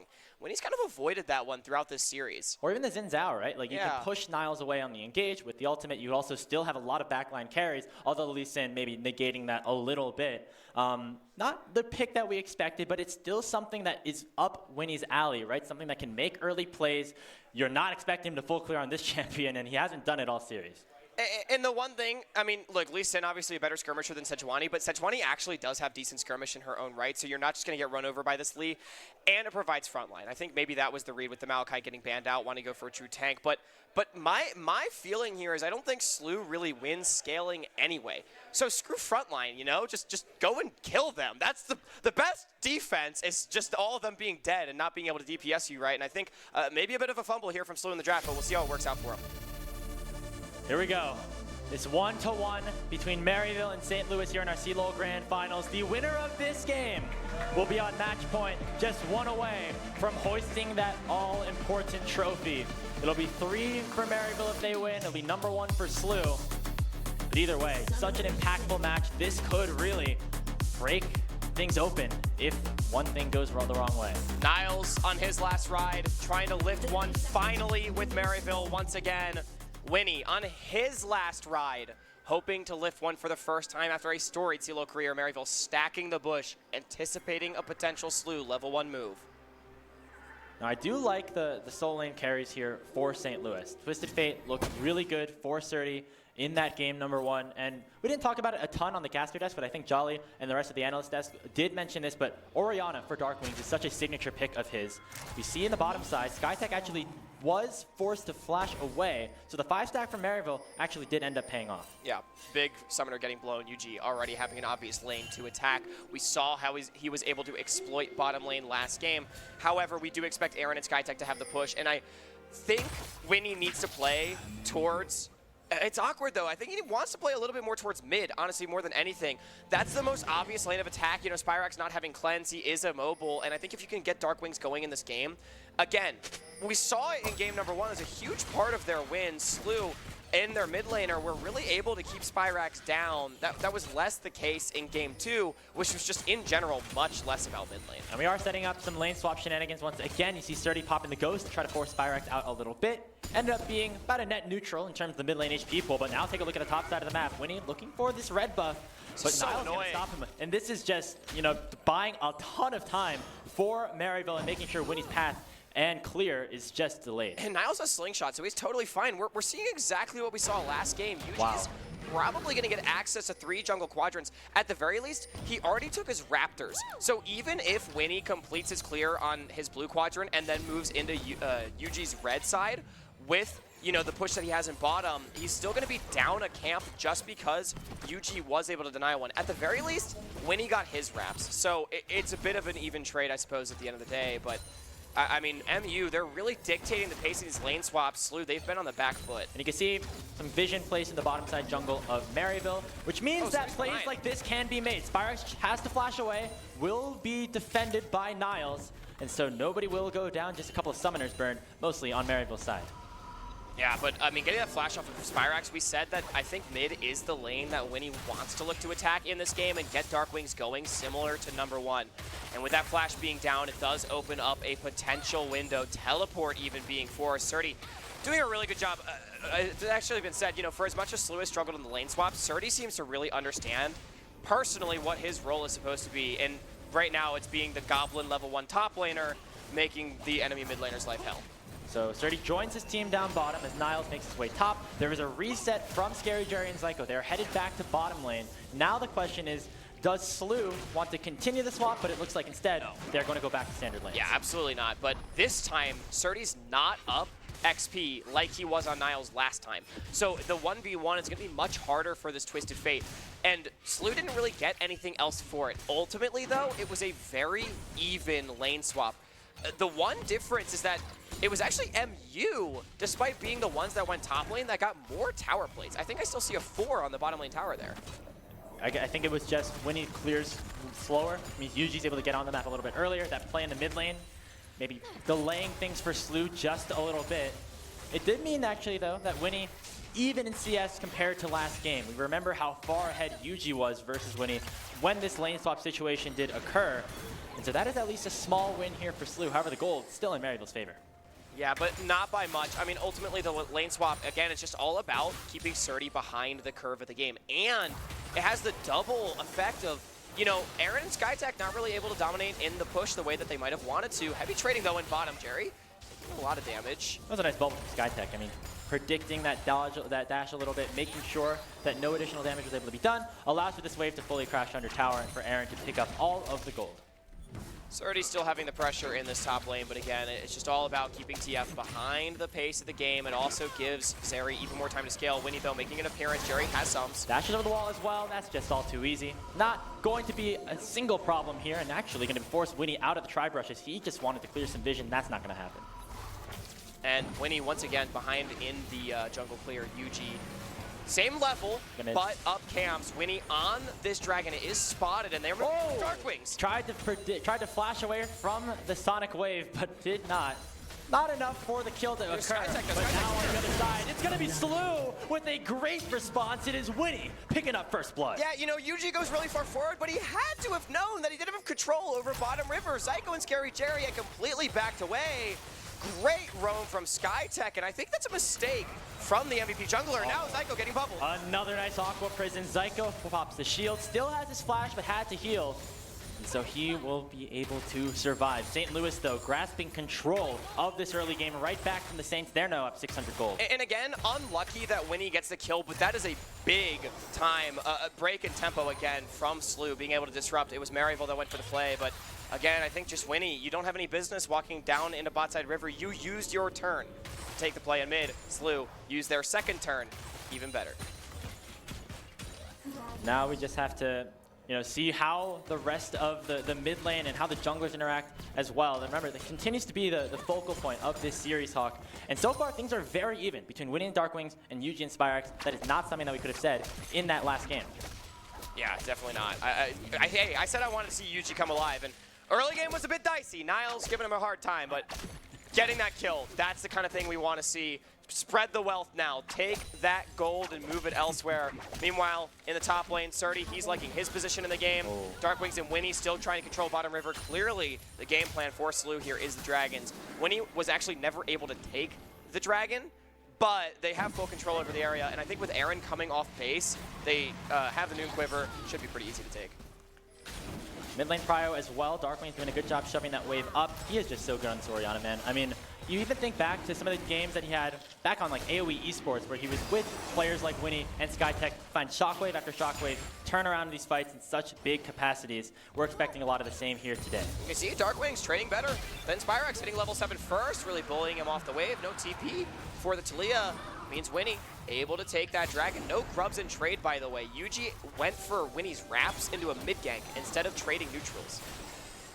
Jerry and Zyko pushing out the jungle support duo of SLU just a little bit. However, Winnie unrelenting in his attempt to get this bottom lane ahead. He's still posturing towards this tri-brush where he knows the control ward belongs. Finds a knock up on his Zyko. He has the flash on the poly. UG gonna join him as well. They land the stun. Here comes the shockwave. Winnie and Darkwings collaborate beautifully for a kill in the Maryville support. Here comes Surdy. Lands the gold card on the UG. He's forced to dash straight into his demise. It is 2-0 Billikens. That was such a stylish play from SLU. Winnie with the ball delivery flash in. I asked for the jungler of St. Louis to come alive, and oh boy, has he. The captain has arrived. Oh man, I mean these players, Winnie and Darkwings, they've played together for so many years. They know just how to work these combos out, and that was just beautiful synergy and maybe a sign of what is to come later on. And a bit of a rarity here from the Billikens as well. Surdy giving up the top wave to make that play happen, allowing Niles to catch back up, but it pays off big time. We have seen what 2-0 Lucians can do in this series, and Grapes, I want to take a step back. I love how you talk about, you know, Winnie, Darkwings haven't played together. They have been together for the better part of 2 years as a duo. SkyTech has also been there with them for a similar amount of time, just basically -1 split. These guys really know how they like to play, and you could see it right there. And the synergy just continues to improve throughout the year as well. I mean, even a couple of months ago, they looked a little disjointed in some of their matches. They dropped down to the lower bracket, but their time together has just proven to be more and more important. And where we're seeing, Hawk, both of these teams are bending but not breaking. SLU bouncing back, great. Up 1.5k though, they have the first dragon. I will say, during all that, UG did take the grubs, I think. Or, wait, did Niles do it? Maryville has the grubs, so that's the big thing. So they did at least ultimately trade even in the neutrals, and with no Dragon for 250, it's going to be a big question of whether or not SLU can continue to control the bottom river and keep Maryville out. Winnie, I mean, clearly, he's inside. He knows he's moving down towards it. Going right back down, Darkwings has the Shockwave again, and now with this lead, Aaron and Skytech have been able to push underneath this tier 1 tower rather easily against Jerry and Zyko. Not going to be enough for that full commit. However, the bot lane, bot side jungle as a whole has been dominated by St. Louis since that last play. I think another big thing too is Zyko is still flashless as well, and he's gonna not have it for this Dragon, so it makes a really easy target. Don't go for Jerry, he's got flashing cleanse, you're never gonna kill that guy, but if you're able to find the Lulu and just one-shot her before, you know, the wild growth and everything can go down, creating a 4v5 in that scenario would be really, really big. You still see Yuji just trying to pick up some of the scraps of his bottom side, but he has to play so defensively alongside his bottom lane. At this point, he's around bot just to make sure his you know, that Jerry and Zyko don't get dove. Yeah, I mean, and Winnie's flexing his muscles. He took a red buff. I mean, I love to see this from SLU, but they go in. Oh, they're going forward. Glacial Prison not going to find anybody. Aaron chunked down half HP. Here comes Yuji. He's looking for a kick. Does not have the flash to get it onto Skytech. Tidal Wave in response. It finds Zyko, but Aaron's low. Oh, the Dragon's Rage, and Yuji picks up the crucial shutdown on his favorite champion. Graves, you talked about a favorite champion indeed. That was clean from Yuji. An outplay in the bottom lane from the jungler of Maryville. Once again, putting on a clinic. He saw that when he was getting involved, and he's like, wait a minute, I gotta make my presence felt too. Eclipse completed on the Lee Sin. There's a reason it was banned against him in those first 2 games, Hawk. If Yuji is on this Lee Sin, he can continue to make plays, whether you're down 2K or 10K, still always just a big threat. You saw it right there. And look at the investment too. It was only cleanse and heal from Jerry and Zyko. Meanwhile, all summoners off of SLU's bottom lane as they tried to turn that one around. So SLU, you know, they tried to make the outplay. Instead, it was them that got served, and they're going to get punished for it. It's going to make this Dragon fight in 45 seconds much more difficult. Another interesting thing. I mean, SLU, they have some pretty vulnerable carries in their backline. You know, Winnie can be used to tank a little bit, but not going to be enough, especially here in a 1v2. Yuji going forward, Sturdy popping the ghost. Fires in one last card.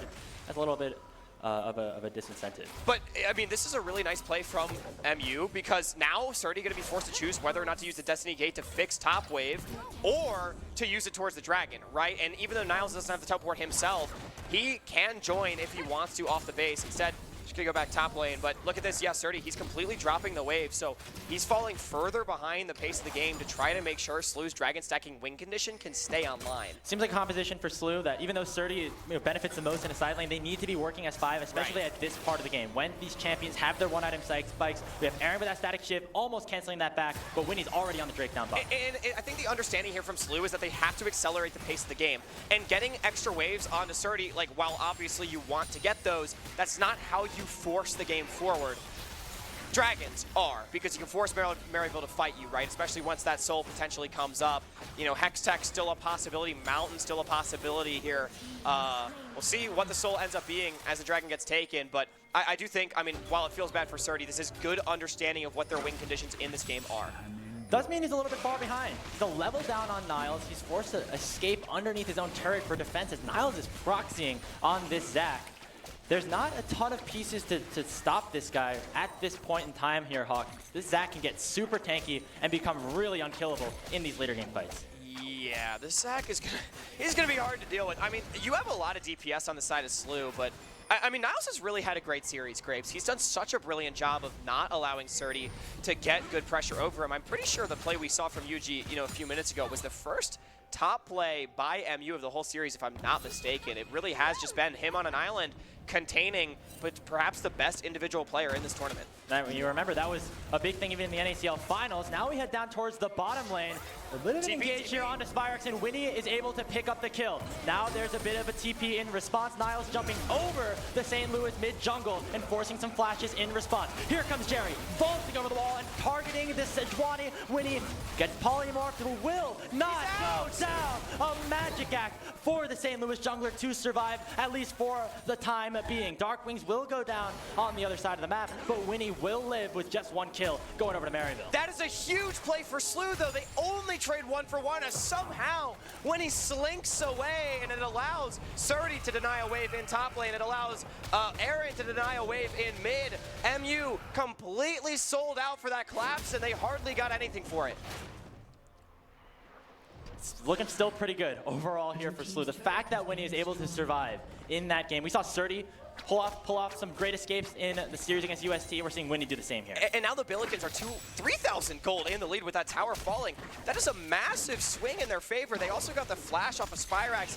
Even though Dark Wings and Winnie end up losing theirs, again, you're so okay with how that sequence went. Flashless Talia does give you a target moving forward with the Dragon in 3 minutes. Still a while though, and so it will allow for everybody to kind of reset, get to that next item spike. We're approaching another one here for Aaron, that rapid fire cannon, going to be able to provide a little bit of extra range, a little bit of extra burst, and we're really looking specifically on the other side. Spyrax has not completed his first item yet. Yeah, it's been a rough game for Spyrax. Honestly, he's been pretty quiet so far in this series. You know, he did his job on the Tristana last game, but wasn't anything impressive. I think Dark Wings got the better Aaron now in mid. Once again, power of that Lucian Nami. Yeah. You just pop VR, you force the enemy, whoever's the enemy, in the mid lane back, and just gain control of that lane. Right. Response to be the top lane turret on the other side, but now Jerry's in a ton of trouble with St. Louis pushing. They want to dive. They want to dive. Here comes the Destiny. We're looking for the teleport. Not going to find it just yet. The wave gets thinned out. There comes the shockwave, and Jerry with a nice flash to prevent that from taking him down, but it will be the mid lane tower. But it's still so good from SLU being able to pick up that tower. And people oftentimes have a misconception. The Lucian Nami is an early game duo. But it's all about the mid game, and this is why. How do you play the game if you're Scary Jerry and the rest of MU when Aaron is just completely chunking you out of the mid lane whenever he wants? It's so difficult, and you have to find a solution for it. Maryville yet to really do so, and it does mean that SLU continue to extend their lead. Second item now for Aaron. They're going to redeploy with this dragon spawning in a minute 30. Not necessarily one that Maryville has to fight for, but maybe they want to, and if they do, it's going to be a little bit tough because of the item spikes that SLU do have right now. First redeploy coming out from them as well. It is Maryville with the push for the time being, but not really any way into the jungle. Again, Aaron just posturing up on the wave, daring Jerry to walk up towards him. And of course, Jerry, no fool, not going to take that one. It's going to be a lot of red wards getting dropped. I honestly wonder if there's an argument right now for MU. Drop Soul Point, you know, try to fight for Soul. It is a Cloud Soul. I think Cloud Soul is really freaking strong, but it still is not, you know, Hexsec or anything like that. And I just feel like your item spikes right now are Eclipse Lee Sin, it's Sunfire, Zac, which are both pretty good, but then you have yet to be completed Seraphs on Spyrax and only a static Shiv on your Zeri. They're just so weak. They do have the Herald, though, that allows them to get mid-prio, at least for the time being. Still 40 seconds out until that dragon spawns, so it allows for SLU to take Shelly down, and we'll be able to reset that mid lane wave before they have to fight for that objective. And Maryville does give them control over the area. There are a couple of red wards still in the river and also by the Raptors that gives SLU some information, but they are grouping up. This is how you play the Lucian, right? The way to prevent him from dashing forward is with numbers. Cannot face tank into the whole team, right? Otherwise you're going to go down. But SLU pushing both sides. They should be able to collapse towards this. Maryville just want to set up a trap, understanding that going to the objective likely a death sentence. You see Surdy getting bot lane prio as well. He has not the ultimate, but a great flank angle into the enemy team. They find Scary Jerry with the Glacial Prison that forces his cleanse away. Culling doing a lot of damage. Zyko forced to pop the Wild Growth on himself. That is a ton of HP, and that is all that St. Louis needs to pick up Soul Point. That was a really nice pinch from SLU. I mean, just textbook right there, finding the Glacial Prison, finding the chunk, and again, it's not about kills. You can fight for kills, but you can also fight for spaces. SLU take control of the area. It's Maryville, no way in, no way to stop Soul Point from going down. I'm just so happy, Hawk. We have such a close series right now. This is a great series, This is awesome. I mean, Maryville historically have just done so good into St. Louis. Even going back to a couple of months ago, I mean, we keep talking about it, but they really have dominated the Billikens throughout their history, and we're not seeing any of that history. It is all about right now. Crepes, let's not sugarcoat it. We were having conversations about this Maryville team potentially being the most dominant CLOL team ever. Yuji and Spyrax? Are you kidding me? These players, Niles, he's been around for forever. Scary Jerry and Zyko, like, this team is insane. They came in second place in the NACL. I mean, that is a monumental achievement for this squad. And SLU was a team that really looked like they weren't living up to their potential for a while. I know Cubby on the studio talked about, you know, how they didn't really get to practice until basically the round of 32. And it didn't all come together immediately, but this team has really rallied, and they are showing us the best League of Legends that we have seen from this squad ever. A little scary there in the top side of the map. Darkwings had the pop the ult and the flash to escape from Spyrex, who came in with that Weaver's Wall. But that's not going to matter too much, as there's really nothing that St. Louis need to fight for. They can continue to just shove waves out, make sure that Maryville are always on the back foot, and get their item spikes for that next dragon, which will be the sole point for them. And I think, interestingly, we've actually seen this throughout the series, but once again, SLU with their lead, not really prioritizing controlling the top side of the map in the Baron area, right?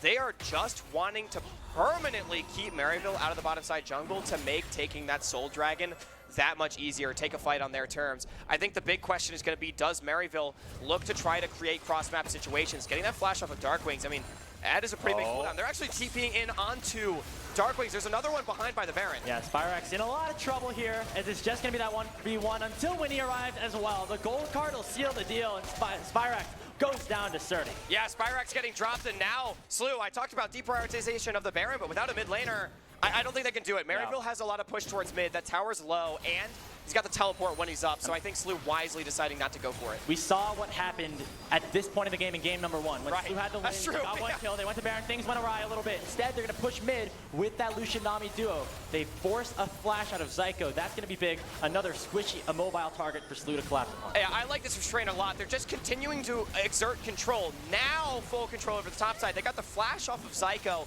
and Maryville not really going to feel safe walking in anywhere at this point. Winnie, once the Glacial Prison comes back up, he can pick pretty much any target. I mean, even Niles would probably get burned down by this 2.5 item Lucian.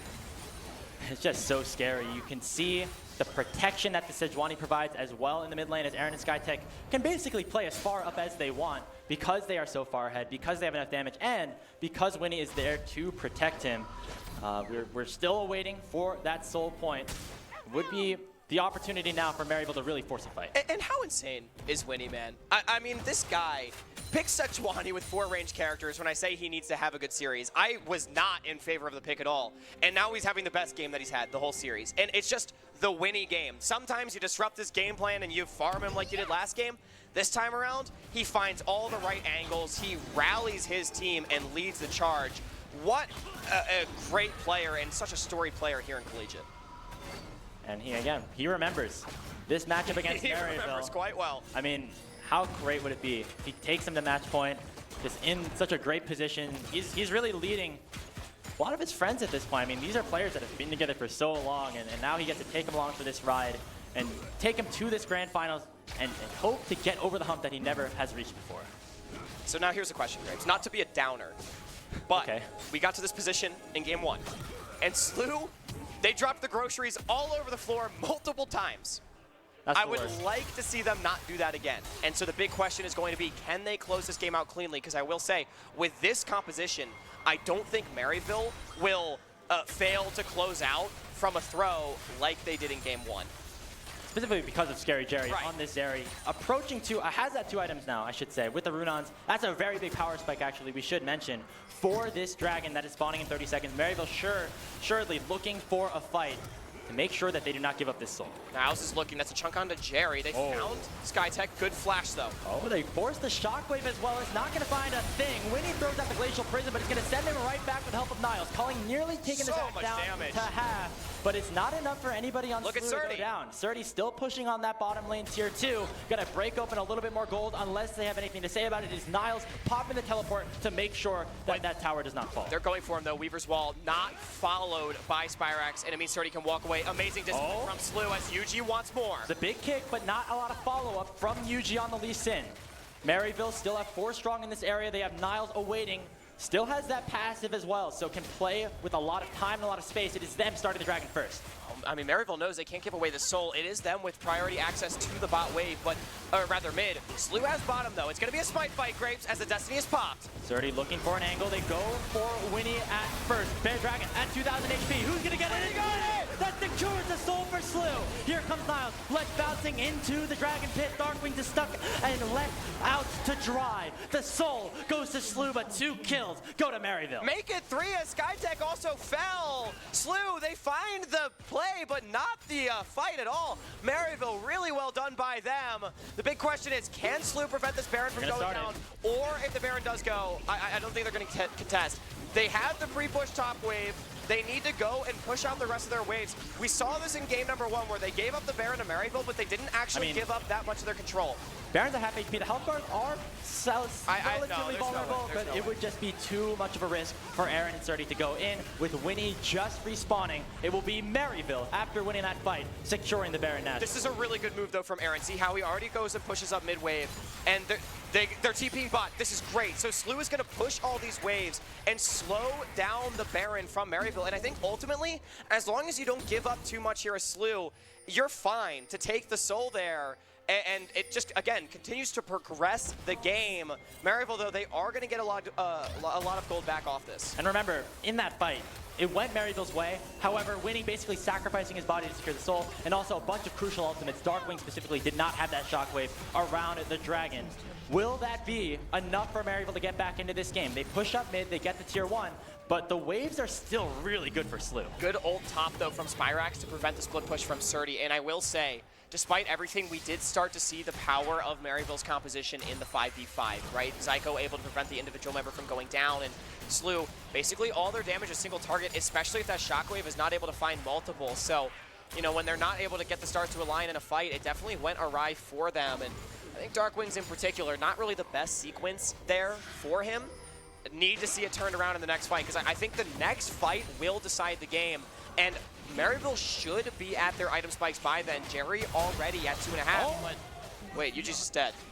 A little too far forward. I mean, I don't know how that happened, but that should not have happened for Yuji. That's a big mistake, overextending when your team has Baron. The wave was not even in a good spot. He was just greeting for those Raptors. Yeah, a huge mistake from Yuji. We've seen a couple of those this series, Graves, and now SLU, they're going to be able to take back control, and I think that's going to be it for Maryville's Baron. That's pretty good if you're SLU. That's very good. I mean, there was a situation where Maryville really could have taken over this game, but St. Louis, they still have the soul, they still have that 3,000 gold lead, and as the Baron buffs start to expire, it ends up being a win. Soul for Baron, and you don't get much off of that Baron. Now Surdy pushing it in top. Niles maybe wanting to disrupt things. Maryville is here to defend, but I think SLU doing a really good job. We didn't see this as much in game number 1, but we're seeing it a lot here in game 3, playing on 3 waves, forcing Maryville to respond in multiple places. We are starting to hit that break point, specifically down in the bottom lane, though. As Scary Jerry approaches his Infinity Edge, that's the 3rd item on his side. Aaron and SkyTech, they've been able to dominate on this Lucian Nami pick all game long, but we're starting to get to the point where Jerry and Zyko will start to scale, and they will start to really, really pack a punch. And we do need to start having the conversation about the 30-minute Elder Dragon, Graves, because it's coming in 2.5 minutes. I don't think SLU's going to win the game in that time. And when we take stock, like you just said, Scary Jerry's probably going to be up 3 items. Spyrax might get there in time. SLU's already there. So their spike has basically come, and they're not likely to find a big-time fight window. So I like what they're doing, just trying to take control of the jungle and force Maryville into a mistake. Jerry popped the ulti, looking for an aggressive play onto the 2v2 of SLU, but did not find the proc, which means that he is ulti-less for the next couple of seconds. A big chunk on his Zyko. That forces the wild growth out of the Lulu, and that allows for St. Louis, with the Baron buff expired, to push mid. Yeah, they're just going to keep pushing, and Maryville forced to respond. Niles is pushing bot, but he's got a TP. Oh, they're dashing forward on a Scary Jerry. Force the flash away. Here comes the Weaver 12 on the other side. Spyrax not finding the seismic shove, and so it will be St. Louis retreating back towards the top. There's a big shockwave. It finds 2, and Yuji will fall. Maryville go down, and they lose objectives to SLU as well. And Maryville's critically only dropping 1, though, but a really nice move from SLU. I think Maryville was trying to bait them into that mid dive, but SLU just understood how strong they were. Maryville's spike hadn't come yet. They get punished for the play. Critically, though, both AD carries losing flash while they're at it. So that's pretty important, I think, Hawk, for that Elder Dragon. Very important. It's really starting to feel like that's going to be the determining factor in this game. We'll see. You see Jerry waiting at base right now. I imagine he's waiting for that IE spike. There it is. Infinity Edge here for the Maryville AD carry. He's dominated a lot of the NACL. He's been really dominant in CLOL. This is his time to really shine and turn this game back towards MU. I'm so curious. Look at the mid lane items right now. I want to know, can we get gold actually? How close Spyrax and Darkwings are to their 3rd items? Okay, Darkwings is not there. Neither of them are going to get there. So Both of them likely to be 2.5 items for this big fight. Also, both of them still level 15. Specifically on the Orianna, if you can hit 16 as Dark Wings, that is so huge on this Ori. Oh man, I'm really curious if he's gonna get there. This wave could be enough. I mean, I feel like you would be rotating if you weren't super close, but it looks like he's not going to hit that spike. 30 seconds until that Elder. Darkwings does have teleport, so he could stay for another one, but instead, looks like he's going to join the team and make sure they have pressure mid.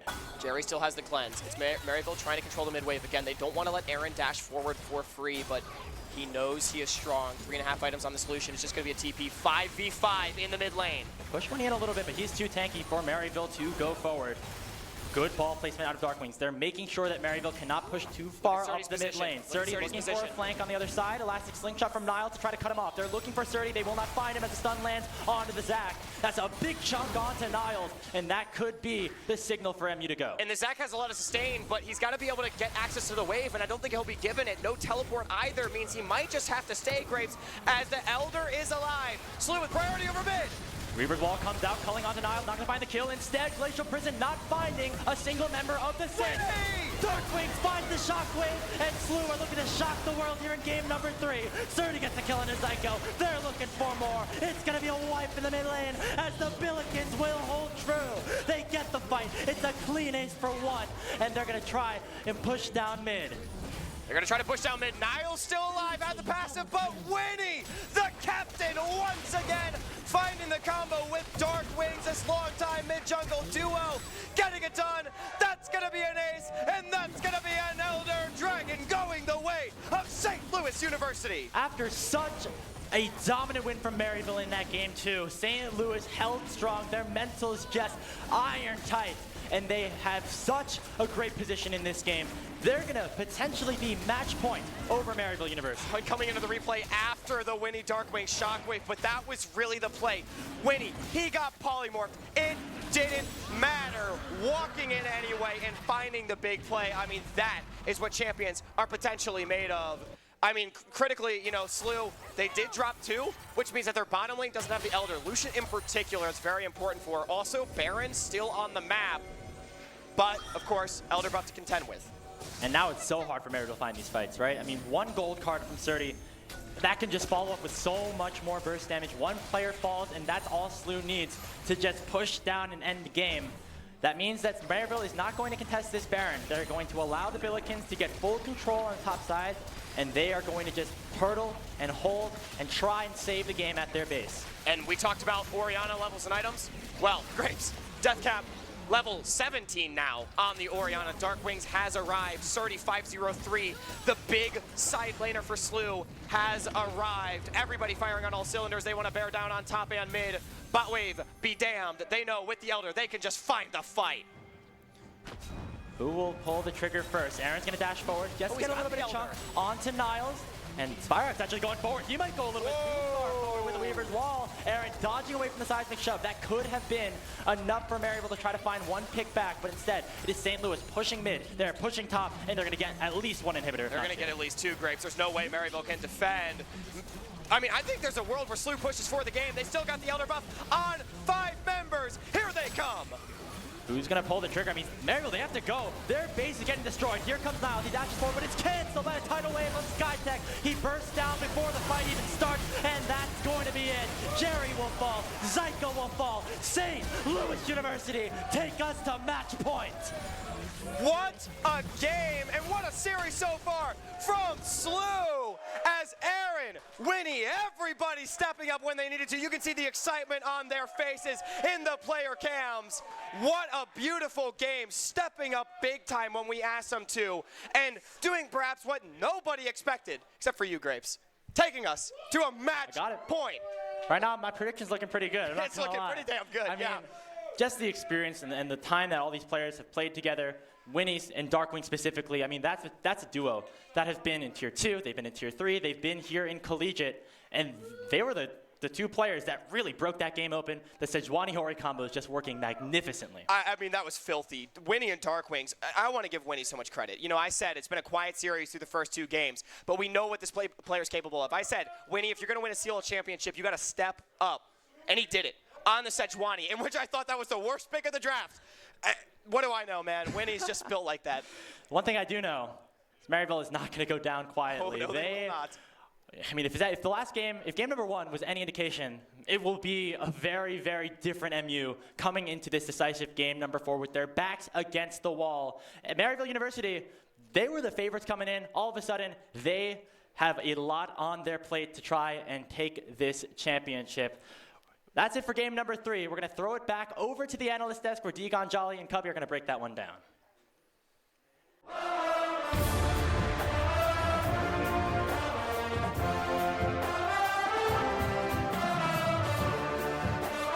The Billikens of St. Louis University, 1 win away from their first ever championship, doing it against their, I guess, very successful neighbors in Maryville, and doing it so uniquely. You could see how excited they were, hugging each other. I think it was Dark Wings and Aaron hugging, saying, 1 more win. Deegan here with Cubby and Jolly. Y'all, game 3, that was, again, SLU taking the lead, kind of leading the way. Maryville finding their way back, stealing the Elder Dragon. It wasn't easy, but they're now just 1 off the championship here, Cubby. I mean, this is not what I was expecting coming into the day. I was expecting what we saw in game 2 with MU being dominant, but SLU, man, they've really showed up the fight, and I think that what SLU really figured out throughout this tournament was if we're able to make plays as 4 and leave Surdy to his own devices, he can really open up maps for us because he's playing these side laners. And we saw MU take the approach where, hey, we're going to lane swap on Surdy. He's going to get no farm for the first 3-4 minutes of the game. Yep. And we're going to set him behind. That's exactly what happened. Hawk called it out that Zach had an XP top lane. Did not matter. Surdy ended up finding his way back into the game. And the rest of the map was SLU favored. Then Surdy's able to open things up, and SLU just really ran with that one. It was spectacular. Right out the gates, again, this is where MU's hit their stride. You can't stop them.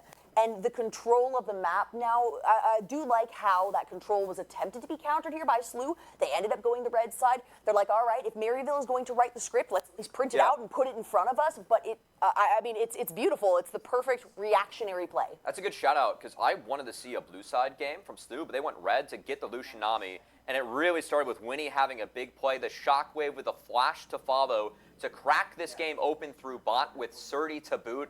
This really got SLU off to the right path because Aaron, who has been fantastic in his 2 games now on the Lucianami pairing being 3-0 in this series, that got them the start they needed.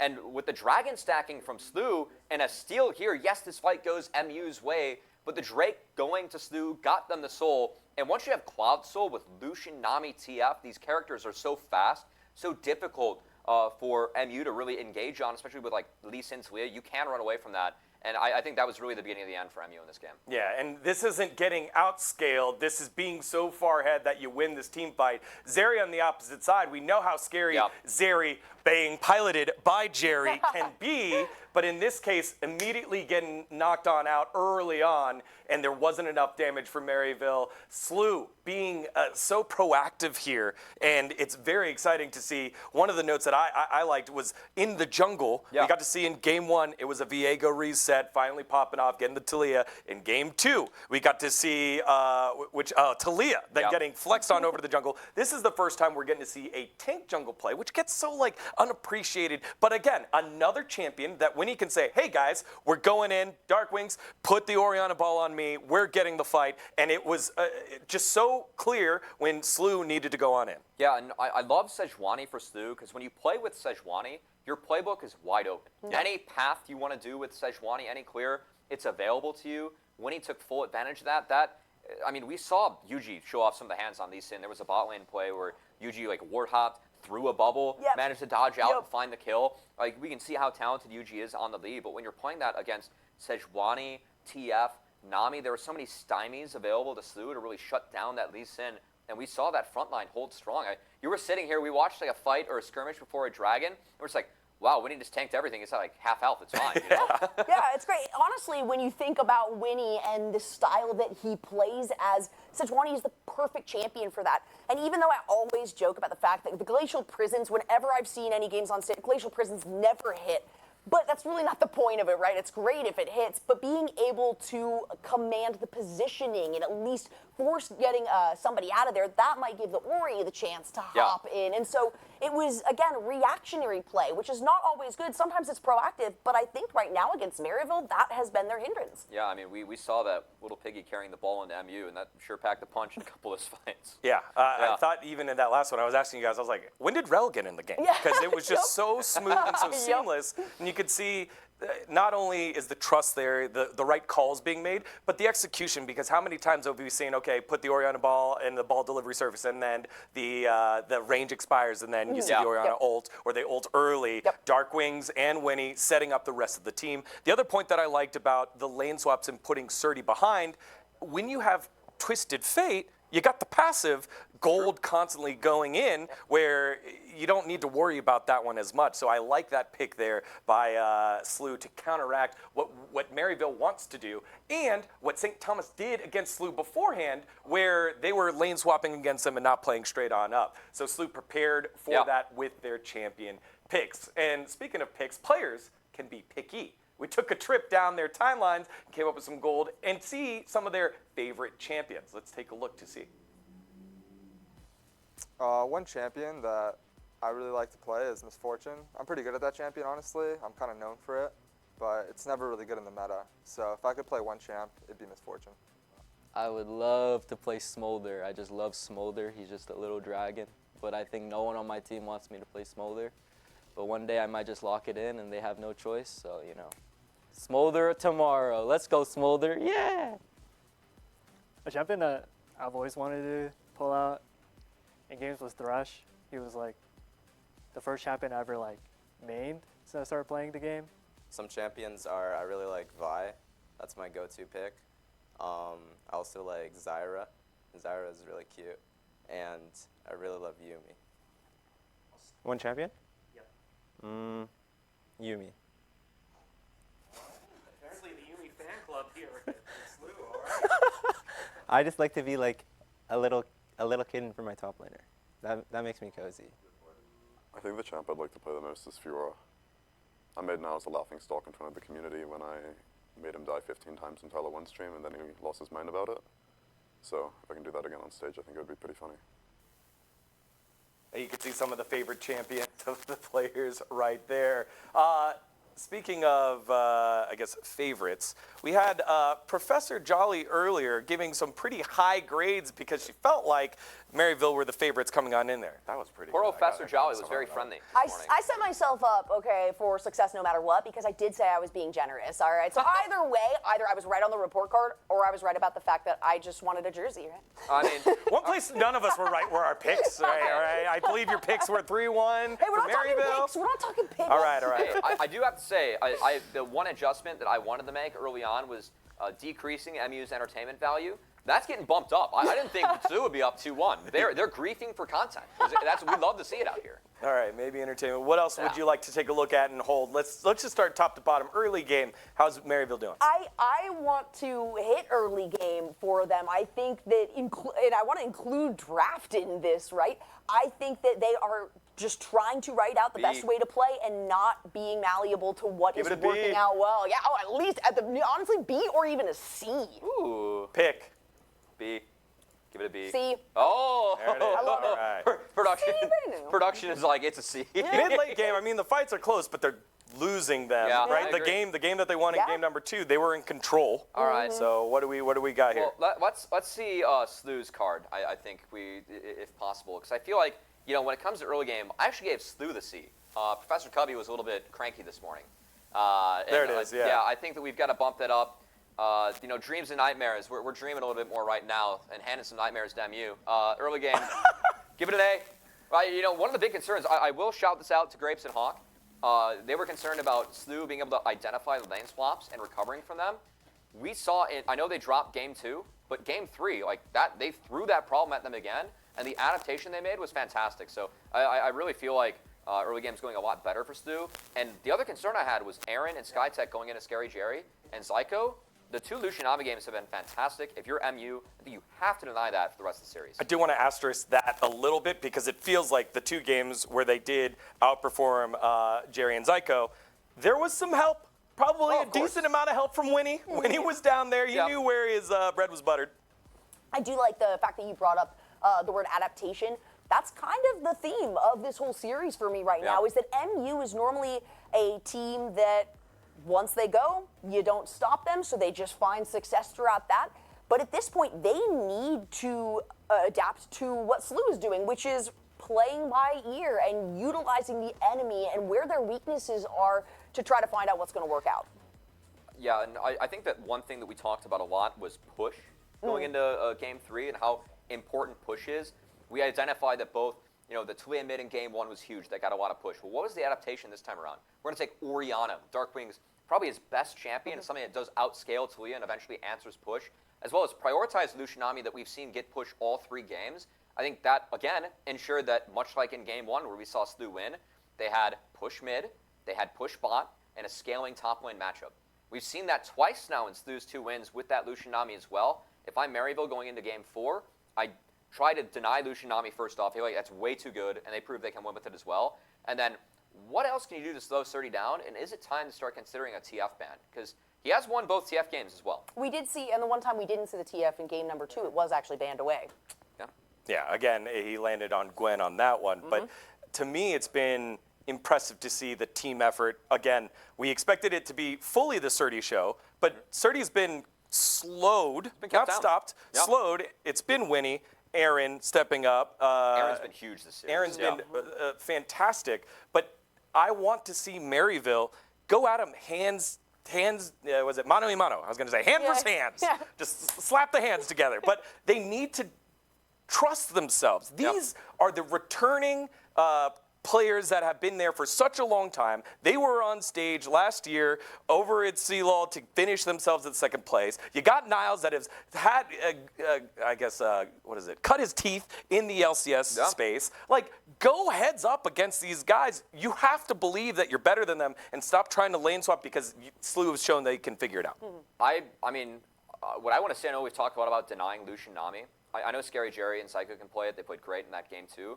But what if we drop some of the marksman bans we've been having and get into a Jinx Varus situation? Because for me, I favor Scary Jerry in that situation. This guy was the most improved player we had in Challengers League. I think he's been fantastic this split. Yes, I know he can play Zeri. We've seen him play the Lucian, but if we get in those marksman matchups where you can't really move up and dash forward, I feel like that favors Jerry a lot more than Aaron. We've seen Aaron performing in this series. So I think that's one consideration that I'd really make as MU. And I'm really curious if they end up swapping sides because, you talk about keeping Surdy down. If you're going to put more focus into other parts of the draft and you go red side, at least you can get counter pick for Niles against Surdy. You could see the St. Louis players right there. It was cool. They were kind of swaying back and forth in time. Not exactly sure if they knew that, but that's how in sync they are. Whereas Maryville guys, they've been here before. They've been down before. They can find their way back. It does seem a little more... What is the adjective that you would describe this room right now? They're in an unexpected scenario. I really feel like MU expected to win. I mean, I had them 3-0. Most of us here had them 3-1, giving SLU a game. And so, MU, all the pressure is on them, as usual, as they have the targets on, them for Collegiate. Everyone wants to take down MU. And, yeah, I mean, they're feeling it today. Perilous is the word that I would use. I would say right now they weren't expecting anything like this. Now they're realizing, okay, what has worked really well in the past, completely focusing on just stopping Surdy, kind of letting bottom lane do its own thing. Now it is incredibly clear that's not working. It is time to change up the game. So I think they feel like they're in danger and they weren't expecting it. I think Crit Marksman would be a good adaptation. I also just find it wild we're in this scenario because we pitched earlier on how SLU and Chu modeled his program after Maryville, and his goal was always to try and get another championship in St. Louis, just in their hands and not in Maryville's. Now, the fact they're one game away from that, taking a championship away from, really the program that they tried to emulate, took a lot of advice from, and props to MU have provided a lot of mentorship towards getting SLU started as well, and they've proven that they can go toe-to-toe with them. Now, can they prove they can take a championship from them? We've shouted out Surdy. We've shouted out Aaron for the side of SLU. You've got no more losses to give if you're Maryville. Who's one player that needs to step up? Oh, that's tough. That hasn't been here yet, or that hasn't shown up yet. That's tough. Do you have one off the top of your head? Niles. I know there's a lot of mutual respect between those guys. They've kept Surdy down, but Surdy's gotten back into the game. I think if Niles is able to step up, he's the one that has to take down the best player of SLU, or at least go even. And yeah, he's our captain. He's player coach, you know? Yeah, time to push back a little bit. Niles got the solo kill, man. Well, not only that, but also the pressure, the ability to run that Zach up. Spyrex would be mine, right? Because I'm still seeing so much danger out of Dark Wings. I think there needs to be a little bit more priority on that. We've recognized bottom lane and mid lane are feeding into each other really well. Yep. And that's how they've been able to push to late game early. I love that because mine would be Yuji. Because you put him on the Lee Sin, you want him to play make, and he got stifled. It's only, you have only one more loss to give. You got to start rifling off the wins. And we're going to see right now with game number 4, Grapes and Hawk on the call. This could be it. We'll find out right now.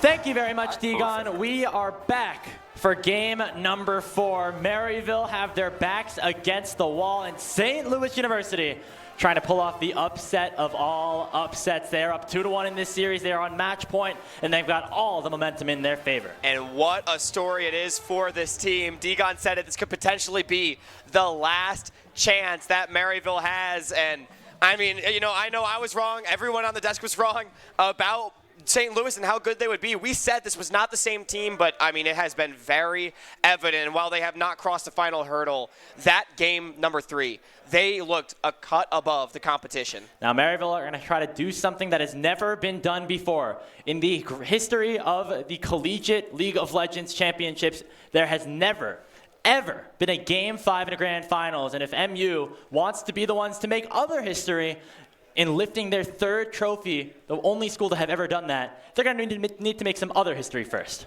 It would be a story. We've already had perhaps the best bracket in collegiate history with the double elimination, with the reverse sweeps. I mean, let's remember, St. Louis was 1 game away from going 0-6 in one weekend out of this tournament. And now they are 1 game away from lifting the trophy at the end of the road. That is an unbelievable turnaround for their season. And I think Degon said it best. When you're up against a team like Maryville, you have to believe that you can be better than them. And SLU has believed it, and they have lived it. I mean, coming into the season, SLU and Maryville, they were at the top of the table in terms of our expectations coming in. Maryville had exceeded anything that we had ever imagined with their performance in the NACL and their dominant run in collegiate so far. But St. Louis, they faltered a little bit. You know, they did not look super strong against Maryville in the North Conference Finals. They went down to the lower bracket. And as we head into the draft for game number 4, they have the opportunity to pull off the unthinkable and add the final cherry on top of this beautiful cake. Same sides. Oh, I love this. Okay, Jinx got left up by MU. So St. Louis bans their own TF to leave both the Jinx and the Varus up. I do think Varus is the better side of the coin, but Jinx has historically been Aaron's best champion in his entire career, Grapes. Even back, I think, to the GVU days, back in MEC when you were covering him in 2022, when, I mean, to be honest, Aaron seeing a CLOL trophy might have been a pipe dream, and Cubby talked a lot about it in the studio. He has been monstrous in this series, particularly on the Lucian, and now on his signature champion, Dark Wings on his St. Louis. It's all comfort in Game 4. That's the power of shifting some of your priorities in the ban phase. You change up the nature of how these drafts end up working. Now, Maryville, they have a very clear identity as this 2-3 comes through. Heavy pressure, heavy poke in that bottom lane. I imagine Scary Jerry opting towards that lethality build. With Zyko on the Ashe, they're going to want to make sure that Aaron never has a chance to scale into this game. Maryville looking to outrange and outpressure. So far, it has been early game that has decided this series. And I think St. Louis, you can't outrange this, right? So you've got to pick champions that can hard engage. Nautilus, a great one.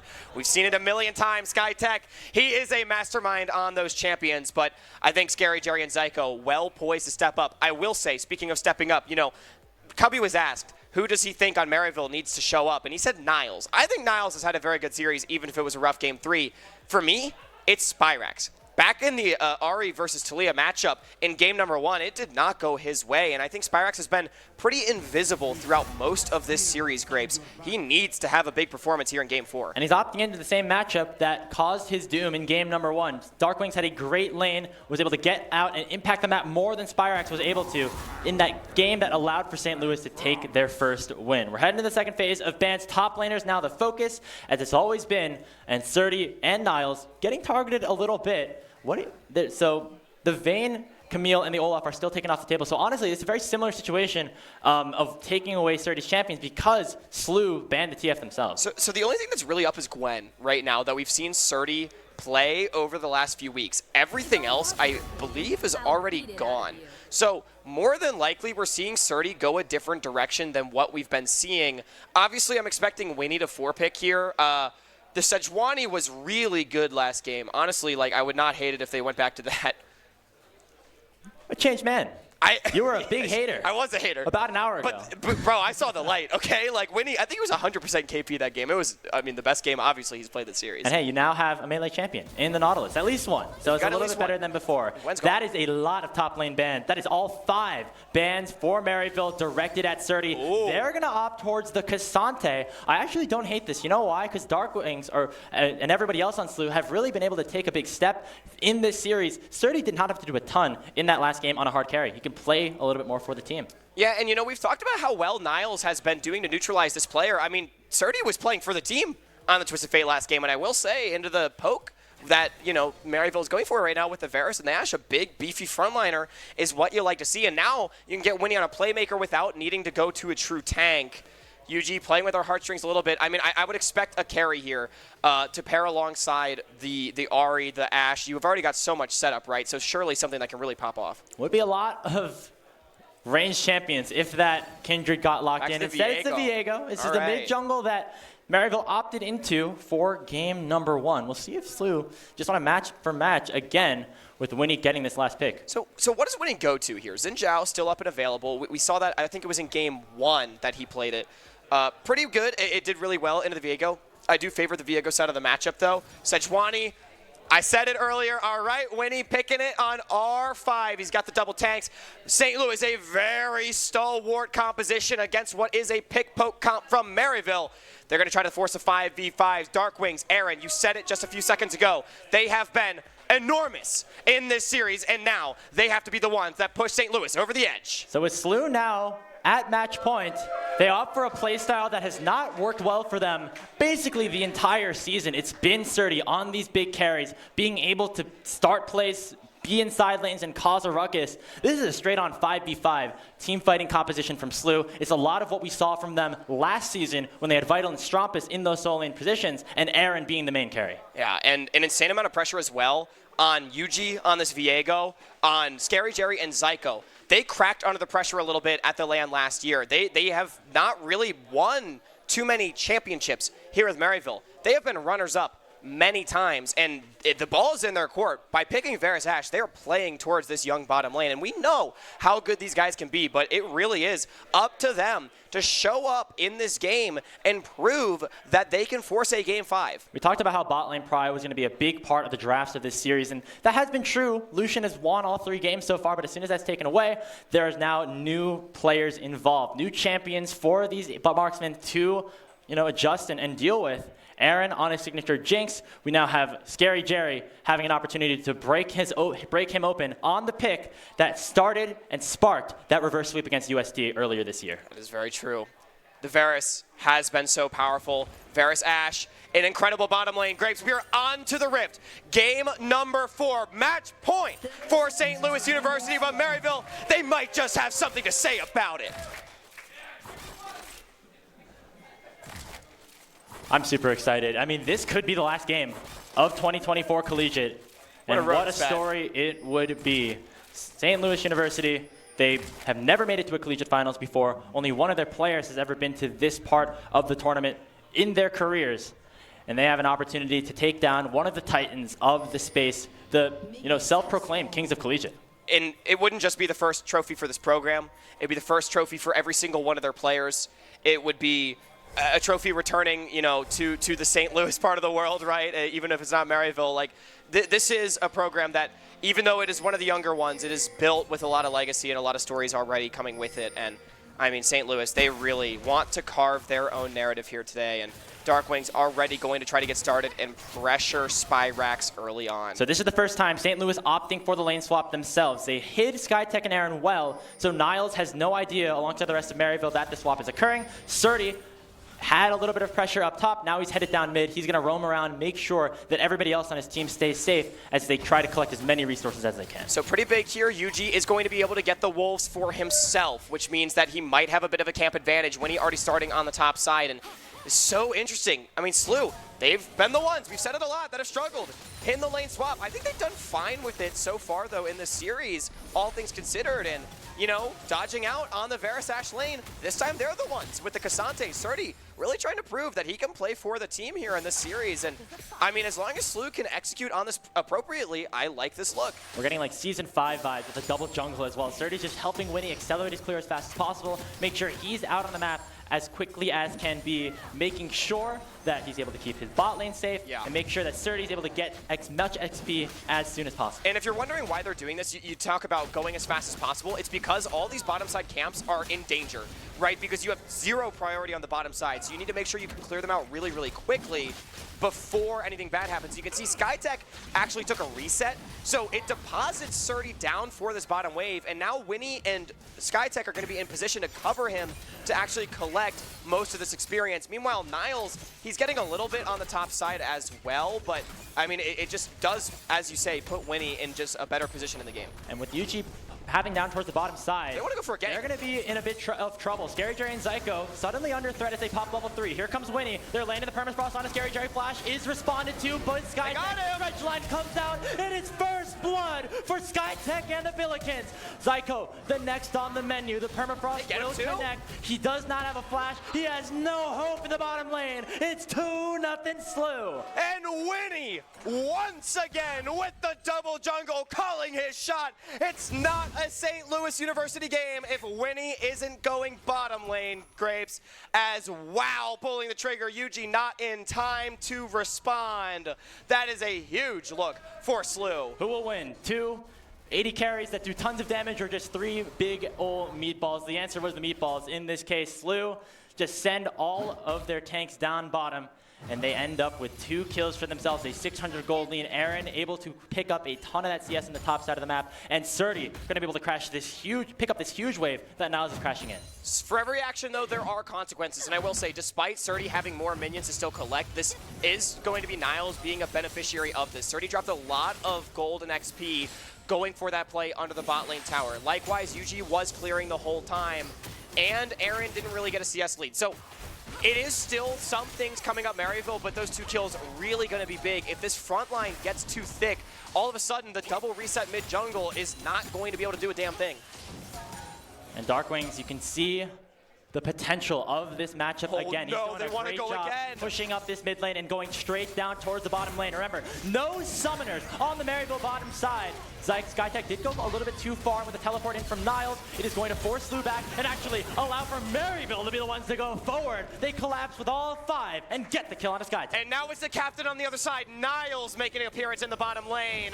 Great teleport and flash commit, not wanting to let any move from SLU go unpunished, getting Maryville back into the game. That's a big kill. It goes towards Scary Jerry as well. You see, actually, he has a lethal tempo build, which means that he'll be going more on hit. He'll be able to melt the front line a little bit better than if he was going for the pure lane lethality iteration of the champion. Whoa. And now Surdy looking to try to soak up some more XP. They're fighting for this dragon. Skytech landing the dredge line onto Zyko, and he's just dead once again. Aaron getting in onto the action, and SLU now control the bottom side. And that might be the most important kill of the game so far, with Aaron picking up Winnie. That's actually really big. Winnie goes down huge. to Scary Jerry's piercing arrow, and that means that the Billikens cannot go for the dragon. Okay, yeah, Jerry really picking one up. Massive plays from him.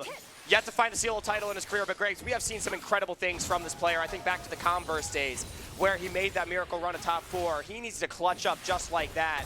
And we can get another look at the play. Surdy teleporting bottom. It's SLU wanting to continue to accelerate the pace of the game and get gold onto Aaron. And also, again, progressing the state by taking dragons. The teleport theoretically guarantees it, but Scary Jerry had other plans. And this is the risk of picking that Varus Ashe bottom lane. Zyko loves to play these engaged champions, right? He loves going in. He loves being an aggressive. After you fall behind a little bit, you're without flash in this 2v2. It just becomes so hard to do anything, and St. Louis have taken full advantage of that. And look at what Surdy and Winnie gave up to make that play happen. Yuji's got almost double the camps of Winnie, and Surdy dropped a lot of top waves. Niles was able to hold a really hard freeze.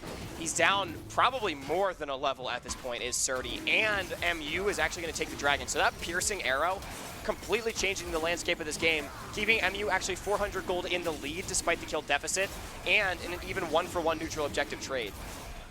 Maryville do get the Dragon, as you said. And hey, look at the top side at CS as well. Hey, Cubby, this is enough for you? Niles up 25 CS right now over man, 30. call him out. Taking a big step, I would say. Yeah, I mean, call him out, but yeah, Niles is having a great game. Again, 2 levels up, so more than one. Surdy finally hitting level 5. Zyko and Jerry also zoning Aaron and Skytech off the wave. That is the power of the Ash Varus. And SLU, they got fancy in this early game, but I almost wonder, Grapes, maybe a little too hyphy as Maryville, ever calm, actually able to weather the storm. They actually have the gold lead at this point, so despite the early aggression from St. Louis paying tons of dividends, Maryville very much still in this game. The CS in the jungle still going towards Yuji as Winnie needs to continue to make plays in order to keep this game even.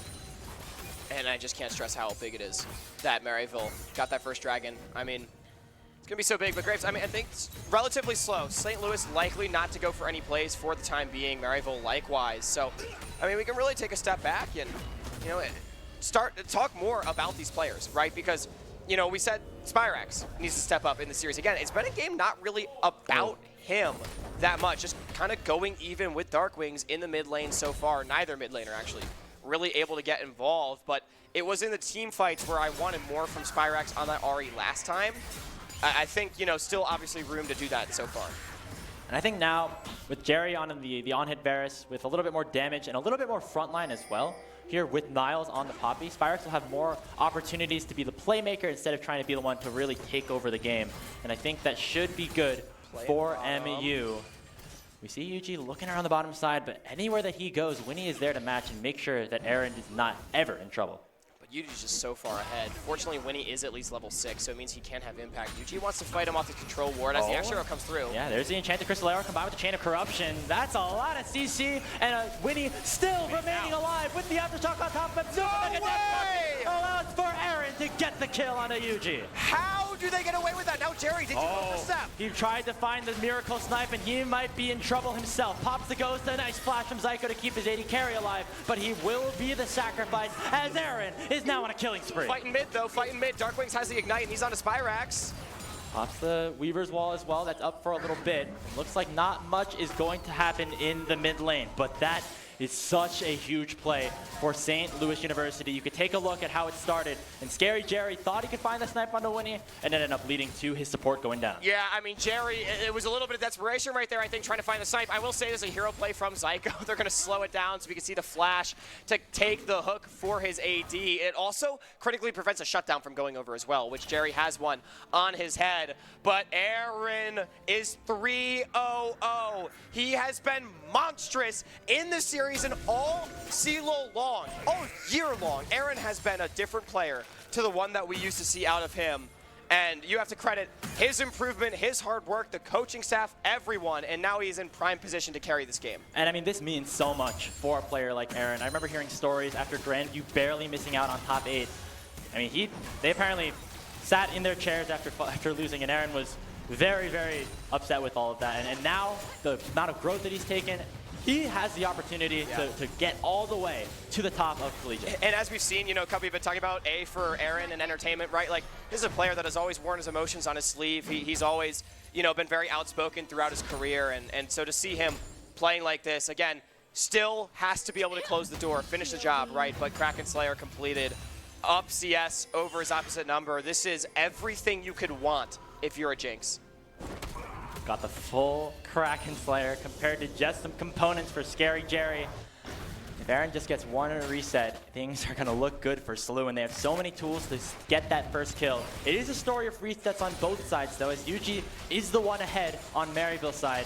And so it's kind of a question of whoever gets that first kill, that is really going to decide some of these mid-game team fights. This is good stuff, though, from SLU. They know that Jerry is the strong one, and if they can continue to deny him, the DPS from Maryville really just suffers, and there's not really any sort of counterpunch. I mean, Yuji was on reset, now forced to cover late. They want to go for the play. Yeah, they're going to try to force this. They land the Chain of Corruption onto Aaron as well as SkyTech. Here comes Yuji as well with the hollowed miss. Going to flash forward, not find the stun, but Scary Jerry with the empowered piercing arrow will get the kill onto SkyTech. Aaron forced the flash away as well. A great play from Maryville. They respond well down bot. Really big play. Yuji had to find that kill, missing the stun, but Jerry does not miss with his arrow, getting a third kill now for himself. Battle of the AD carries continuing. Aaron losing Flash, I think, might even be the bigger story. Keeps the gold close, and it keeps the next fight challenging for SLU. When he's still in the area, as the Dragon has spawned, remember, Maryville got the first one, and that allows for them to be in a great position if they're able to take this one down as well. Without Aaron's flash, with SkyTech going down, they're actually going to look for the fight, and Aaron finds the kill with the Super Mega Death Rocket. Here comes Niles. He teleported in, he dashes forward, finds first on it too. SkyTech will fall. Winning on the backside. Aaron's got the reset, and St. Louis are sending Maryville straight into their own base. Aaron's a double kill for Yuji, but it's a triple kill for Aaron. Can he find any more? Spyrex the next target. He's stuck between a rock and a hard place, and he will find the hard place himself under the tower. That is the fourth kill of this fight for St. Louis, and they're looking for Niles as well. Here comes Surdy. All out already popped. Niles in a lot of trouble. Enchanted Crystal Arrow buying some time. It will mean the Poppy lives, but SLU will even up our Dragon count at 1. And 6-0-1. Aaron finding 3 more kills in that fight as a Winnie as well. He's got nearly 100% kill participation on the Sejuani. Maryville, their championship hopes and aspirations perhaps dwindling as they find themselves in a 1,500 gold deficit 13 minutes into the game. And it really felt like this was Maryville's year. We could take a look at this fight as well. They just overcommitted a little bit, and Scary Jerry being the first to fall was just the dagger into the heart of Maryville. And watching a fight like this again, it's getting to the point where if you're Maryville and you cannot find Aaron, the fight is lost. Surdy's teleport positioning was brilliant. It completely removed the escape path from MU, and all Aaron had to do was right-click to win the fight. Grubs will be picked up here by MU. That evens the count up at 3. Still a close game. Less than 2,000 gold separates our two teams. However, all the gold's in the right place for SLU. I mean, if Aaron just continues to play the way that he does, it's going to be really hard. And it's so difficult for MU too because their gold is also on their ADC, but SLU's front line is way stronger than Maryville's. So you don't really have a good target to go for as MU, and it just leaves you a little bit out of options. MU going to be forced to rely on their macro, overloading towards certain sides. For example, top lane to take down a Rift Herald. They should get the tier 1 as well. Surdy only going to be able to trade back a tier 1 of his own. Relatively even, but Maryville finding angles and finding spots of space where they can. They get the Rift Herald, mid lane, probably where they're going to place that without a turret in the top side of the map. And there's not a ton to fight over at this point. And so for both of these teams, it's about resetting, making sure all your summoners are up, because that next dragon fight could be a very, very decisive one. Definitely could be. All the summoners, except for Darkwing's Flash, I believe, going to be up for that one. For SLU, everything else for Maryville should be there, so it will be a tense fight. But as you say, we've got a long way to go until then, Grapes. Oh, it's nice to have some quiet in here now, isn't it? We calm before the storm, yeah. You know? We talked about this in Game 1 as well. We get to take a deep breath before the plunge. When will that plunge be? We're expecting it at least around that Drake. However, we see Yuji making an aggressive posturing towards the bottom side. That's another tower that could be taken down with the help of Spyrax. Rift Herald in his hand. They're going to place it down here. And Surdy's going to have to be very careful or else he'll be in trouble as well. And Maryville's doing the right thing because SLU's game plan from this point, right, is just wherever Aaron is, it's winning. And wherever Aaron's not, it's less winning, right? And so Maryville knows this. As long as they can just continue to spread the map, Aaron can only be at one place at any given time, and it's probably mid. So if you're able to play on sides, it at least forces SLU to spread out and doesn't allow them to deathball over you. Oh, that dredge line nearly connected as well. Zyko could have died yet again. Finally has both of his summoner spells up, and he's still just under such a consistent threat from everybody on SLU. You're going to feel for Zyko this game. 0-4-4, but I'm going to be honest, I think he's had a fine game on this Ashe. He's just been getting picked on so much, and I think forced to pay the price for some of his team's mistakes. No flash on Darkwings here, though. Just misses him as Niles going to go forward. Yuji finding the engage as well. Darkwings will go down. They're going to give the kill to the NACL MVP. Yuji getting some gold. Just a little overextended there for Darkwings. No flash. Actually, maybe had it at the very end. Either way, Yuji expending his. I think ultimately it's fine. It's a kill. It's not a shutdown. It doesn't really disrupt your control over the game that much. In fact, SLU clearly is still feeling confident enough to flex their muscles. You know, unlike some of the other games and compositions that we've seen, even though Maryville have a ton of hard crowd control, right? It's all skill shots. You have the Chain of Corruption, you have the Enchanted Crystal Arrow, and you have the Charm coming out from Spyrax. If they don't find like a flank onto Aaron, even though they have tools to finally potentially get a first reset for Yuji, it's going to be so hard for Maryville to get into a team fight that they like. And again, I'm looking towards this mid-jungle. I want to cast our minds way back to before Aaron was popping off on Lucians, and same with Scary Jerry and Zyko, and all the way to the beginning when we said this series would be about mid-jungle. And Yuji, he's got the gold right now, and Spyrax, he has the backline access. They have got to find the play onto Aaron that MU needs, because we said it earlier, if you can't get this Jinx or at least force him to stop hitting, it is completely cooked for your squad, and I do think it comes down to these two guys to try to find him. It's going to be a tough task. I mean, despite all the synergy that those two players have had together, there's not just a lot of tools in their arsenal right now to go for a player like Aaron, especially with that cleanse and his flash both up. And no flash for Yuji. And I will say, you know, these are storied players, some of the best that we have in North America. I mean, Yuji and Spyrax are considered two of the best players that we have outside of the LCS in this region. But I will say, Grapes, they've not really won any championships together. They have come very, very close.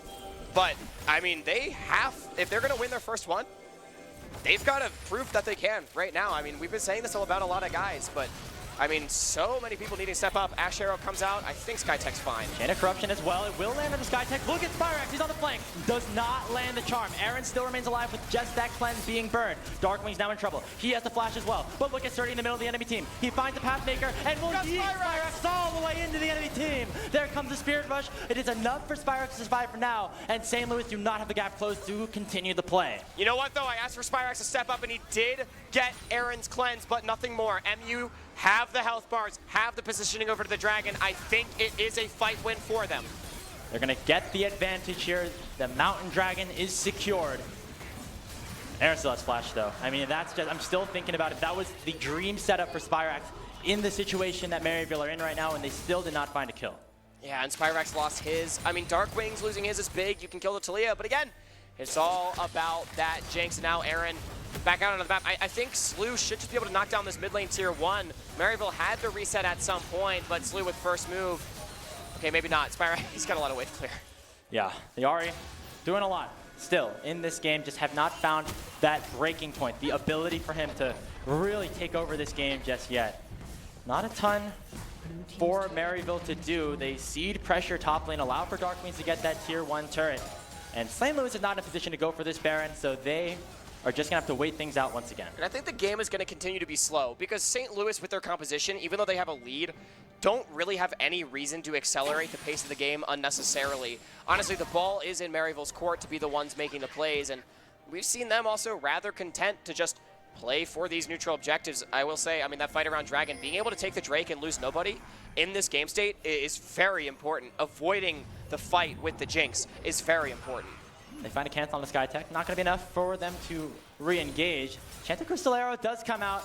I like that Maryville are still looking for these plays, and as you said, Hawk, it's finding picks with the tools that they do have available. Niles on the aggression as Maryville are pushing up onto the mid lane tier 1. Skytech goes in with that depth charge, and Niles is left out to dry. He's blocked away by the Weaver's wall, and Sturdy, Darkwings, the one to finish it off. And we've actually seen this from Maryville multiple times. One of the weaknesses that this team has is they just, when it feels like they don't know what to do, they group up on a mid-wave and try to hit the tower. And part 1 of that is okay. Force SLU to respond to you, but part 2 is not. You just cannot walk up to the tower in that situation.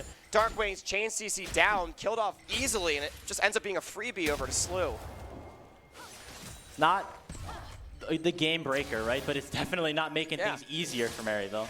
And it just, again, it just feels like Maryville a bit at a loss as to how they need to progress this game. We literally saw this against FlyQuest Challengers in their NACL finals defeat as well. Among other times, this has been something that's team, you know, hey guys, let's just group up on a mid-wave. It doesn't always work, right? And I mean, credit to SLU for how they were able to punish that. Ultimately, though, it is just a kill. As you say, it's not game-breaking. 2,000 gold is the lead. But SLU's in a good position, right? And what it would mean for not just the players on this stage, but the program as a whole.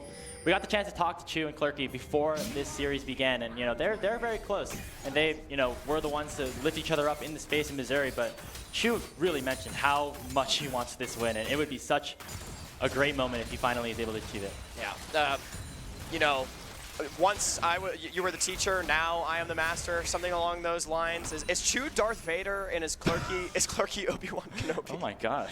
If you strike me down, I shall become more powerful. Well, Maryville, they don't have the high ground right now, I will say. They do not have the high ground, yeah. That's problematic. And the underdog still ended up winning after that. Arrow comes out again. Nice block by Winnie to make sure that Heron is not in any trouble. Once again, he has both of his summoners up. Maryville forced the cleanse out earlier, and they were not able to do anything about this Jinx. Yeah, I mean, everything's back up. Spyrax's the only one really without flash, and Niles, actually. And again, it's a slow game. Graves, I have a feeling we're going to fight for this dragon in 1 minute and 20 seconds. Like gentlemen, lined up as 5, ready for a team fight. Looking at the item spikes, Jerry has 2, and so does Yuji. That is big. Unfortunately, Aaron is well on his way to 3. Darkwing's also having 2, meaning that there's not really an advantage to be found anywhere here for Maryville. I do think Scary Jerry is in a really good position right now, though. He has 2 items. He has both of his summoner spells. The Ghost in these fights to allow him to maneuver around enemy champions a little bit easier is going to do a ton, especially at this power. And I believe this is pre-nerf Ghost as well. I think it was also 13-10 where it got sent down to 10 seconds. I want to say it's still 15 on this patch. Honestly, I would need to be fact-check on that. But yeah, I mean, it really does give so much maneuverability, especially when most of the lockdown for SLU is skill shot based, except for really the depth charge. It's going to be tough to find that engage for both teams, really. I mean, so far, SLU have been the one to pull the trigger a little bit easier because they have Winnie and Skytech and they are in the gold lead. But as this dragon spawns, it is St. Louis gathering control around the pit. Yeah, and so St. Louis, they're playing second hit on mid, but they're controlling the river for it. MU forced to overcommit onto the mid wave. They're going to be the ones walking into SLU as a result, but with the priority on the wave, it does mean SLU will be a little bit slower on the collapse. MU understanding that they don't want to walk face first into this Cassante. A nice charm, but Surdy's tanky. He will be able to escape with still about 75% of his HP bar as the dragon spawns. Maryville looking to find maybe a flank of some kind. They see Spyrax on that vision, and now Niles is the target. No flash. Only on the Surdy, and here comes the engage. No flash. Still untouched. There's the Glacial Prison locking down the back line of Maryville, and they will go down. Aaron picks up yet another shutdown, and St. Louis have the numbers advantage. Spyrax continuing to try and rain in as much damage as he can, but it is not enough to stop the might of the Billikens. Yuji dies, but Maryville still strong enough to prevent a Baron from going down, but this is going to be another Mountain Dragon. It's not even close to any sort of soul, but it stopped Maryville in their tracks, and it's even more control going the way of the Billikens. They continue to find these marginal leads here and there. Zyko running around just to make sure that there's enough vision on the Baron, looking for him. so they cannot take it. Surdy now is on a mission of his own. Can he lock down the Ashe? It looks like he will not after burning that TP. Yeah, Surdy TP'd. I think he was looking for Zyko, but obviously not able to find him. Big that Zyko's able to escape. SLU, though, going to control the Baron area. I don't think they want to start this again. I mean, that's the one way you throw this game, is get Aaron caught in a bad position like the Baron pit with no way out. That could be the way that Yuji and Spyrax find him. I think the critical thing for Maryville is they didn't lose any major summoners except for Zyko's flash. But honestly, that one probably doesn't matter. If he gets CC'd, he's dead anyway, right? So the bigger ones, though, Skytech's flash, not available for the engages. No Ghost for Surdy. St. Louis, though, they're still in such a good position. Aaron's still at both of his summoners. Darkwing has his flash as well. The amount of space that SLU has been able to build with this alternate team composition. Remember, this is not something that they are, super familiar with, at least in the games that we have seen them play on stage. And they're executing brilliantly right now, making sure their backline carries are just able to take over this one. Aaron has 3 items on this Jinx. I mean, usually this is the item spike that you talk about for this character. And he's turbo-fed even before getting there. 7, 0, 2, and yet again, we've kept saying it, the game going to slow down. We have another deep breath They are really just not wanting to make the big mistake that potentially costs the entire series. It is so tense right now. You can feel it in the faces of the players that are on that stage right now. Their entire season, their entire careers even for some of these players, leading up to this decisive moment. Spyrax going to go aggressive onto Dark Wings. They have a little bit of reinforcements arriving, but it's just going to be that 1-for-1 for now. Nice charm lands, but it will not be enough to finish the job.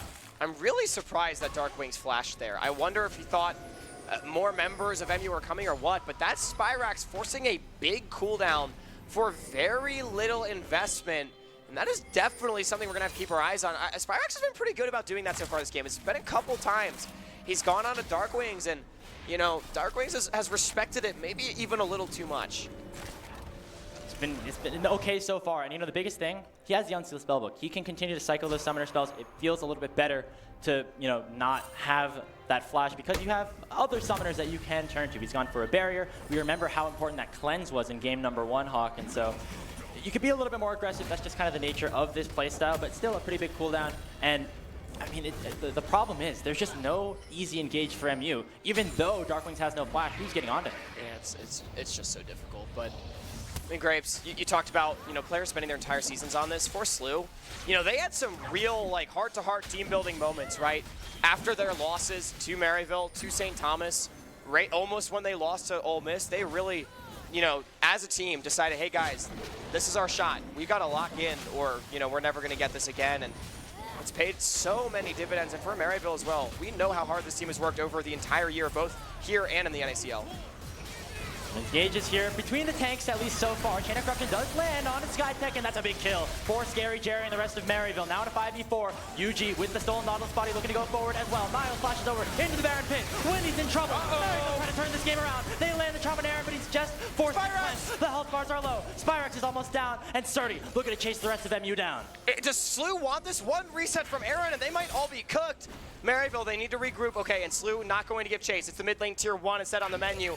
And unbelievable, Maryville finds 2 picks, and instead they're the ones losing out on the play. Force the TP back in, and force onto the Baron. Oh, this is desperate right now for the Saints. They're on to the Baron Nashor. They have the numbers advantage with Winnie down for 10 seconds. SkyTech is alive, but it's going to take a while for him to get back here. Burning down. Baron is so strong. We've seen Jinxes and Baron pits before. Will we see the same thing again? There's 30. Buying space the Pathmaker. Will the Baron go down? It's secured by UG and Maryville. But look at the health bars. They are so low, but 30 does not take one down before falling. Maryville get a huge play, and they secure the Baron Nashor. Maryville potentially saving their season by securing that Baron and not giving Aaron a reset, a game of inches. But they played the line beautifully, and Aaron denied Maryville in control. And we're right back into a close game. Look at the gold right now. Less than 1,000 separate these two teams, and now it is Maryville University holding that Baron buff, and they have a ton of outer structures to take down to add to their gold lead. Yeah, it's going to feel so good for this team. Again, Grapes, potentially the first ever grand final best of 5 game on the line here. If Maryville is able to close this one out, they need to use this Baron to get the gold back, because I will say I favor the scaling on the side of SLU. They still have this Jinx threat. I think the Mountain Soul might be where this is decided. Maryville, I mean, if you can get like a 4,000 gold Baron power play off of this, be up by about that much, maybe that puts you in a winning position around that Soul fight if you can secure it. Might circumvent the scaling that SLU has. I do think St. Louis overall throughout the series have done such a good job at preventing Maryville's Barons from really impacting them to a certain degree. However, a large part of that was Surdy side laning and the ability for them to clear waves out in multiple areas at the same time. Now with this 5-man composition, Maryville have the opportunity to split things up, sync up these waves, and make sure at least a couple of these objectives fall. Yeah. I mean, we said that Surdy needs to be a problem in these games, and he's been fine on the Cassante, you know, but he is not this ever-present problem that Maryville has had to deal with, and I do think we're seeing some of that. I mean, again, all of SLU's wins have come from that big side lane threat. Whether or not Surdy's having a good game, it's just the existence of him. Even when he got shut down in Game 1 against UST, he still became big on that Camille. Even when he got shut down in Game 2, look at top on lane. the Vayne, right? It just always happens. Surdy's not doing the same thing today. It thought it was a kill onto Surdy, but instead he pulls out the Grand Ol Uno reverse card and makes sure Niles will go down. The whole squad's up there to make sure Maryville's captain falls as St. Louis find another kill. Maryville is pushing in bot and mid though, and I think they took both the tier 2s off the play. So ultimately, Maryville is going to be fine with the play, but Niles, we've seen it a couple of times this game, caught too far forward with no one to help him. I think critically though, UG is level 16. Graves, he is 3 levels up on Winnie. I mean, this Viego is so strong. Has an anathemas, probably just for the Jinx, so we can try to take him down. I mean, like, Viego is such a strong champion. We've seen UG be so good on it, specifically in that Game 1. He was a big reason why Maryville started to turn that first game around before SLU ended up taking control again. You just need that reset, though. And it's so hard in this full front-to-back to find it, because if you're not going on to Aaron, UG. I mean, the rest of the tanks are just going to be able to hold the line just incredibly well. That was a touch-and-go moment right there. UG not burning anything to be able to walk away from SkyTech's hook right there. Spyrax pushing in top lane. 2.5 minutes from this Dragon. About the same. Actually, the Baron and the Dragon are 1 second desynced on the spawn. We'll have to see what the priority is, because I think, contrary to some of the games we've seen earlier in the season, Grapes, both these teams have immense Baron threat. We already saw how quickly Maryville was able to burn it down, and it's a similar story for SLU. I mean, Talia and Jinx, if they're both hitting that Baron, it will get roasted. I mean, Maryville, they were able to fight back a little bit around that Baron pit in the past. Just not against the 7-0 Jinx with a 1,000 gold shutdown, 4 completed items. I mean, you can name off how powerful Aaron is in so many different ways, and it's just still yet like not enough to describe the amount of impact that a player like this has had. And it just suits us so well that the rest of the desk, studio, they built up Aaron and his performance so far in this series, because he is looking like that crown jewel here in this game 4. I think an underrated part of that gold graph, though, that we just saw, I think Darkwings was the second richest person in the game. It was like him and Jerry. So Darkwing's actually quietly in a really good spot. He's about on par with that Varus. And same with Spyrax. They're actually all in that area. It's just Aaron being 2,000 gold ahead of them. So that is crazy. I mean, it means that a lot of players are really strong. Just one is maybe a little bit stronger at this point. This is one of the closest games that we have had, and it comes at such a decisive point. It is still less than 1,000 gold lead, and things are going to break open a ton once these major objectives spawn. Grips, I feel like right now, we're like a dam, right? And there's water just mounting pressure behind us. I mean, I honestly, like, I don't even know what to talk about. We know how hard, how strong SLU is right now, right? It really just is Maryville dancing around the Jinx. SLU trying to find their fight. And suddenly, Scary Jerry's at 4 items as well. We talk about how rich these players are. The marksman battle will be close enough as long as that first reset doesn't happen. It is who sheds blood first that I think will decide if we're headed to Silver Scrapes or if it'll be the Billikens hoisting that trophy. Oh, that's a ghost pop from Surdy. He's in there. Big engage actually as well. Surdy gonna get one shot almost immediately, but he pops the all out, escapes, and will survive. Oh, the Critic knocks away 2. Here comes Spyrax and Maryville have a numbers advantage. They go towards SkyTech. They find the first reset, and Scary Jerry picks up the gold. And it was said, Niles needs to step up. How about that keeper's verdict? Most certainly saving the fight and allowing Maryville to burn down the Nautilus. And now SLU in the 4v5, they're in danger of losing a Mountain Soul. It's going to be one or the other, assuredly, as there is still less 25 seconds on SkyTech's death timer. Could be both, potentially. You see SLU posturing around the top side of the map. They want to make sure that that Baron does not go down. Instead, we see another skirmish as Darkwings goes forward. He lands a shot onto Zyko, and they get the kill. And now, Aaron looking to go forward. He's excited on the Jinx, but he's a little bit too far away. Now it's a 4v4 with SkyTech about to respawn. Pulling the Dragon. Zyko dead for so much longer, though. If they can just buy time for SkyTech to come back up. Now, I will say, Aaron, no cleanse. He's about half HP, trying to lifesteal off that Dragon, but look at Spyrax's position. He wants to find the Jinx. There is no cleanse on Aaron right now. He can be vulnerable. They go take a big chunk onto Darkwings, but Spyrax is now very, very low. St. Louis now stacked up as 5 as SkyTech rejoins the fight. Here comes Winnie. Here they come. Forward onto UG. Level 17, but is he strong enough? There's the Glacial Prison, and UG will go down. St. Louis stop the soul, and they will get the Mountain Drake. Graves, I think that's going to be the Baron in. SLU moving towards it. They can push out this mid-wave. Niles running bottom. There's no teleports on the side of Maryville. UG dead for 40 seconds. St. Louis University potentially with a chance to close out the series. There is no chance for Maryville to contest this objective. Scary Jerry still very far away from the Baron pit. And with this double marksman, or with Aaron, I should say, alongside Darkwings, it will be the Baron power play going the way of the St. Louis University Billiken. Completely equalized. Oh, wait a minute. Okay. They got Aaron. Can Spyrex get him? He has Flash still. Skytech actually staying around to make sure he can keep his ADC alive. Spyrex using the Spirit Rush. He knows that this could be the play. Aaron gets hit by the charm, and he's going to get one shot. 1,000 gold into the back pocket of Spyrex, and they're looking for more. Dashing forward still with another proc of that Spirit Rush. The rest of SLU will make sure that he does not find another. But that is huge, Grapes. It not only delays the Baron power play by 50 plus seconds, that's 2 waves, but Spyrex 1,000 gold back into his pocket, putting Maryville on top with the gold advantage, completely denying the advantage that SLU had just built. What is it with these game fours, man? This entire tournament long, whether it was Winthrop St. Clair, Northwood Fisher, and now here in the grand final, St. Louis versus MU. You said that Maryville would not go quietly into that good night. We thought once Aaron got 6 kills in the early game that it might just be a wrap. But here we are in game 4, 37 minutes into the game with no winner in sight. Again, the first ever Grand Finals Game 5, potentially on the line, but St. Louis maybe with one of the biggest upsets we've ever seen on the cards as well. And now we wait. Look at those timers again. It's just time to sit back, and this is, again, another such a crucial breaking point. Both sides have 3 dragons. The next Drake to fall will be that Mountain Soul for one team or the other, but again, gonna spawn at a very similar time to when that Baron does come up. And Spyrex has bought a Medjai's. 8 stacks only on it, but he's gonna try to stack up that AP. He's 4 items with that Medjai's if you count it. Scary Jerry on his way to full build.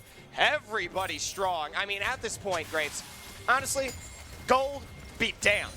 Everything else out the window. It only comes down to execution and looking at what's available. They want to Niles might have been caught out. The Glacier Prison and the Depth Charge comes out, and Darkness is a beautiful Weaver's Wall to prevent the rest of the team from following up. The seismic shove comes through, and Aaron gets the kill onto the Maryville captain. And with the Jinx resets as well as the Baron still at hand, SLU, they have potential to barrel down the mid lane. Maryville, they have to defend in a 4v5 to save their season. The middle lane inhibitor will surely fall. Spyrex looking for a miracle flank with Surdy still pushing along the bottom lane. He's it will not spotted, lead they to the know. middle inhibitor as Spyrex will now be careful with Aaron unlocked with that excited reset. They're still looking potentially. Can Spyrex potentially go down?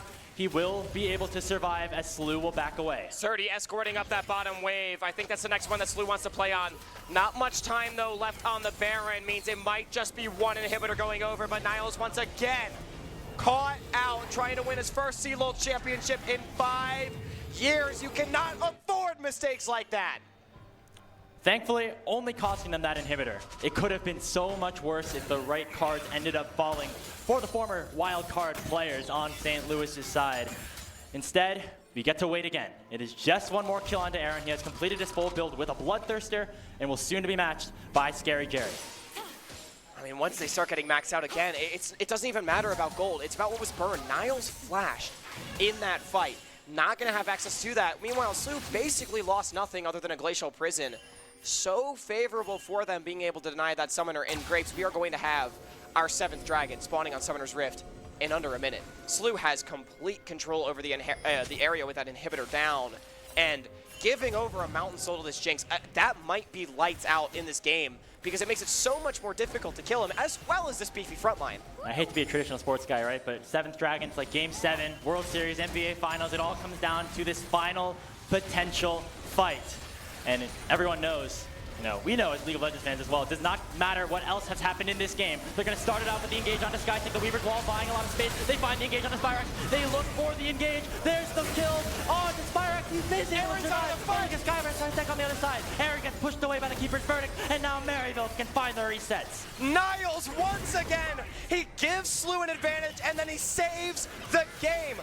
taunting Aaron out of the fight, not allowing the reset, and somehow Spyrax survives by the skin of his teeth. And now, SLU once again. Oh, they got Jerry! Dark Wings with the seismic shot proc to GA. SLU will collapse on top of him, but the flash away is going to just buy mere seconds. Scary Jerry goes down, and Aaron is excited pushing down mid. Jerry got caught. Oh, another one! Dark Wings! With a Talia pick. We talked about it at the start, and we're going to talk about it at the end. Finding the kill on Denial. There's Spyrax, and there's the game. The Saints come marching into Boise, but it's the Billikens that come marching out with their heads held high. Little brothers no more. They pull off the upset of all upsets, the lower bracket run of all lower bracket runs, and St. Louis University are your 2024 College League of Legends champions. And the celebration on stage, the players jumping up and down, elation, tears of happiness, commiserations to Maryville, but St. Louis University, no one expected it, but they came in and did the impossible anyway. What a show. And look at the rest of SLU. They're surrounding their captain, their leader, Winnie, and what it means for a player like that. 5 years ago, he lost to Maryville in the grand finals, and this year he ends up on top. I mean, he called his shot. He called his shot after winning lower bracket finals, said, I lost to Maryville once, I'm not going to lose to them again. And Winnie, I mean, I asked for him to step up in that game 3. And he played out of his mind in both game 3 and 4, leading his team to victory. Dark Wings, he was given a job that was contain Spyrax. I think he was the better mid laner in this series. And it came down to that last fight as well, right? We talked about his job, according to Deus, win the mid lane, and Dark Wings did more than just that. He won the deciding team fight to give St. Louis University their first ever collegiate championship. I mean, what a moment. You can see right there as well the bond between Clerky and Chu. These are guys that started these programs from the ground up. Chu got help from Clerky, and now here he is at the top of the hill. I mean, only 5 other programs have ever won CLOL championships. Winthrop, UCI, UBC, St. Thomas, and of course, Maryville. St. Louis joining an incredibly elite group, winning their first one. They have well and truly joined the ranks of the elite here in CLOL. Chu said that he wanted to build something that was lasting, that changed, students' lives, that gave them memories, and they've done it. They have won a championship. And I know for Maryville it's going to hurt, but they again will be back.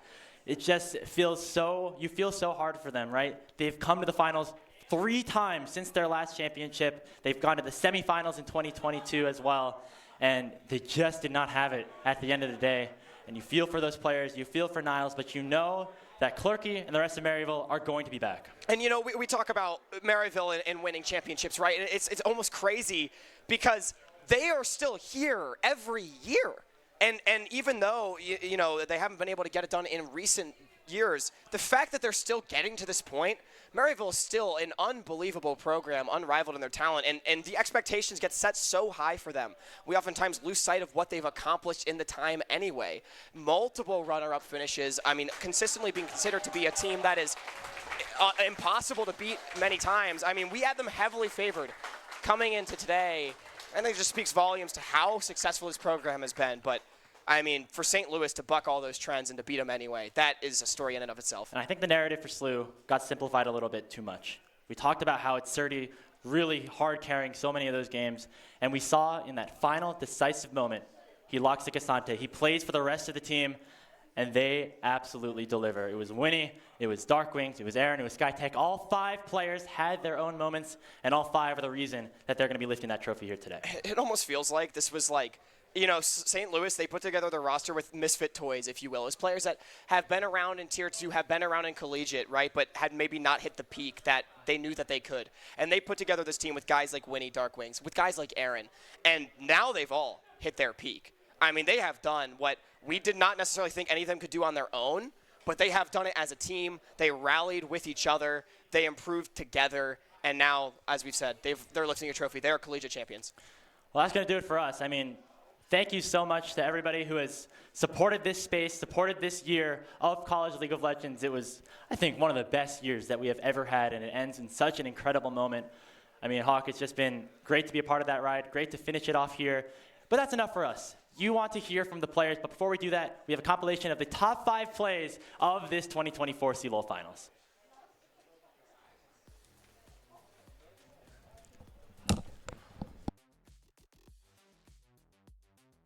Maryville wanted, but they might have to pay for it with their lives. In comes winning, a 2-man scramble smash, but UG on the other side looks for one, 530, but will go down just in response. Aaron, very low. Here comes Niles. Maryville coming back into this game. It is an ace. Behind, here they go. Here comes the flank. Who will the target be? Can they lock somebody down? Gold card on the Spire. So we find the kill. Aaron with the double kill as they shut UG down. Now it's Niles and Spire to solve it for the Saints to try to save the game. It is another one. It is 4. And without that ultimate, it'll be MU pushing down mid. Big SLU though, they know that this game is lost if they can't against Dragon. Oh, Darkwing's in trouble. There comes the all-out of ball. Spyrex picks up the kill, and now he can go ballistic with these resets. The rocket jumps back. Sturdy still level 12, trying to dash in onto Niles, but it's just not enough. It's a double kill for Spyrex. He's jumping forward. Aaron the last to fall. And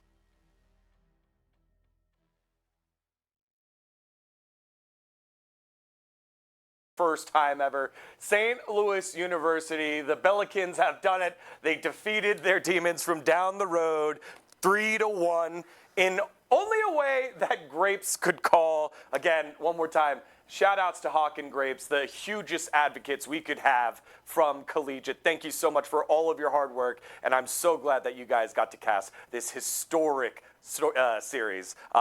Cubby here along with Jolly and myself, Degon.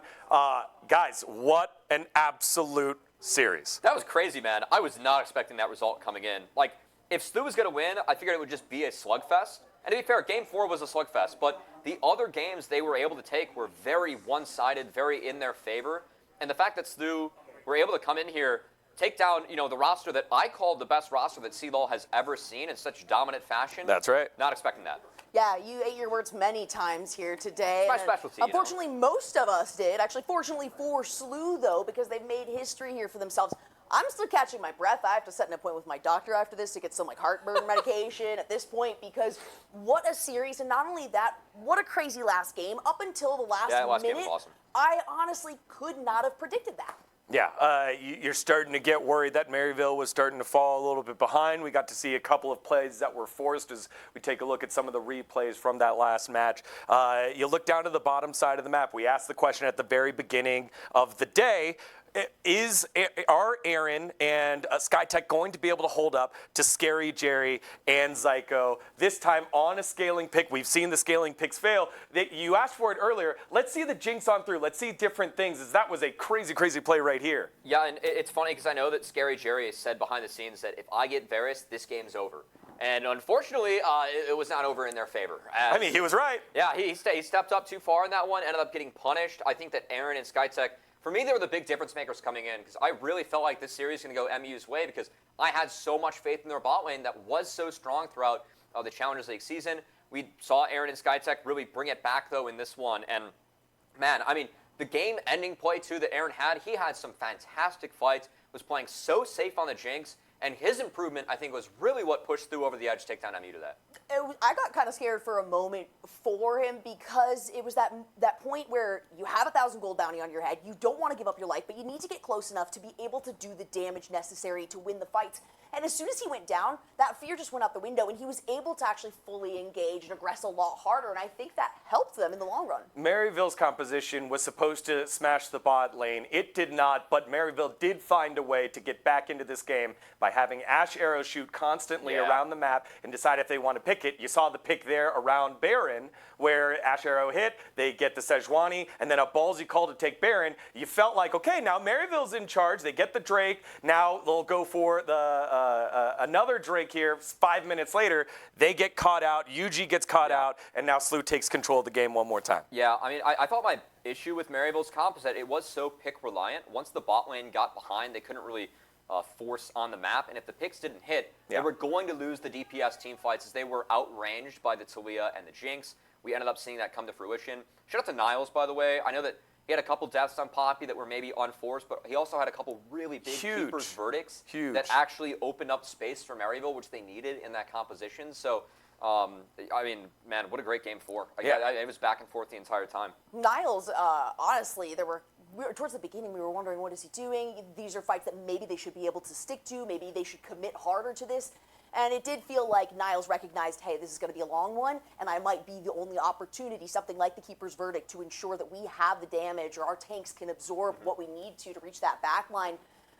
But the synergy was beautiful, and it almost felt like SLU used Maryville's own strategies against them. They started to plan things out, and they started to force the repositioning out of Maryville University. Yeah, I like credit to MU on that Baron, because that really got them back into the game, but we also saw that Dragon fight. I don't think they pulled the trigger to try and secure that Dragon fast enough and actually allowed for SLU to reset and get a 5v4 in a scenario where MU started that with a 5v4. Yeah.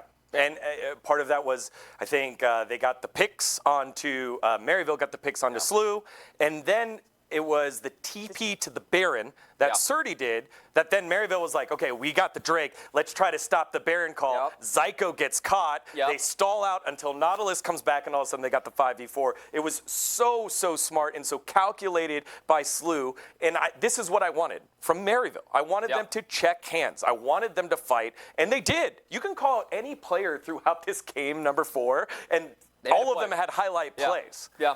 Spyrax with the Ari over the wall, guessing it from distance. That was amazing. Yeah. But at the end of the day, you got a Jinx on the opposite side, finally getting through the ban phase, and you got to see how it paid dividends here, Jolly. I like the Viego as well, and I had a lot of hopes the longer the game goes, right? You can start using their own strategies against them, and I already said before that I couldn't have predicted this one. I think everybody that was on stage was feeling the exact same way. You could feel the tension, and they're all the way on the other side of the building over there. But their celebration is chill. The expectation that they would come away with a W was not an impossibility for them, absolutely. Yeah, not to them. I mean, to most people that have been following along with Collegiate, this has been Maryville's journey from the top. As you said, lost how many matches throughout this CLOL tournament? It was 2 throughout the run. 2 throughout the run. Like, that's how dominant this Maryville team is. And just taking a second to just, I guess, give the flowers to this Maryville squad. Again, running it back with most of the players making the changes needed, falling short last year, just 1 game away. You know, I think about Zyko, right? They put out their hype video. They talked about the loss last year. They talked about being ready to win. And they put out a great performance, and they should be proud of everything that they accomplished. But they fall short to the magnificent, history-making St. Louis University Pelicans. It was awesome to watch and awesome to see. Yeah, I mean, again, I had MU being the favorites for today and for the series, but SLU came out much better on the day, and man, I mean, it was really surprising, like, just how much stronger I feel like their bot lane was compared to what I expected coming in. And just seeing everyone kind of step up, and man, seeing Winnie at the end too, like, that means everything. Like, this guy's been playing CLOL for 6 years, made top 8 5 times. He lost in the finals in 2019, 5 years ago. That's the closest he came to the championship. And to hoist it and see those emotions on stage, yeah, that's what this is all about. So before we bring on our champions, final thoughts here from both of you as you close out the 2024 collegiate season, Jolly. This has been so exciting. I'm so happy to be part of this. I haven't been as involved in collegiate as I would like to be, but this is exactly why. The inspiration that I get from watching these players grow throughout the years is incredible. I got to give Winnie a big old hug after that one because he so deserved to take the win.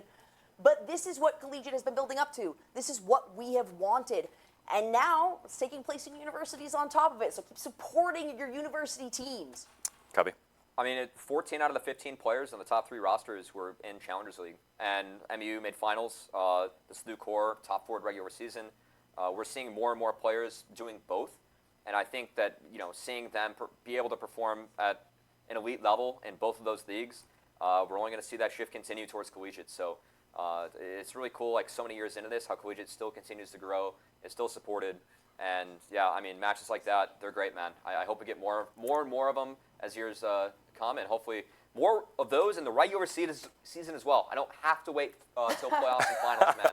I want more good games. All right, well, thank you both for sharing the desk with me today and breaking down all the action from today. Before we get our guys here on stage, we have our player of the series. Let's take a look.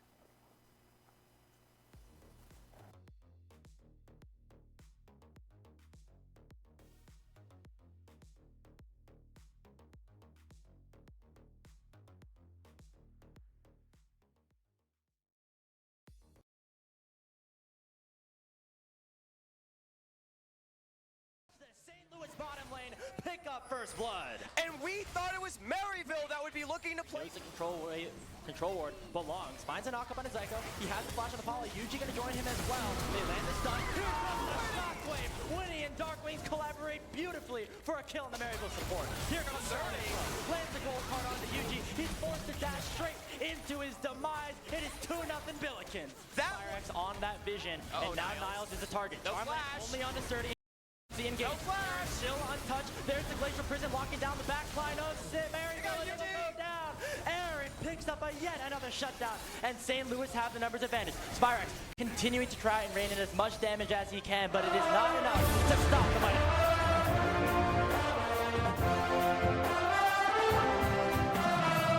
It's the 2024 Collegiate Champions.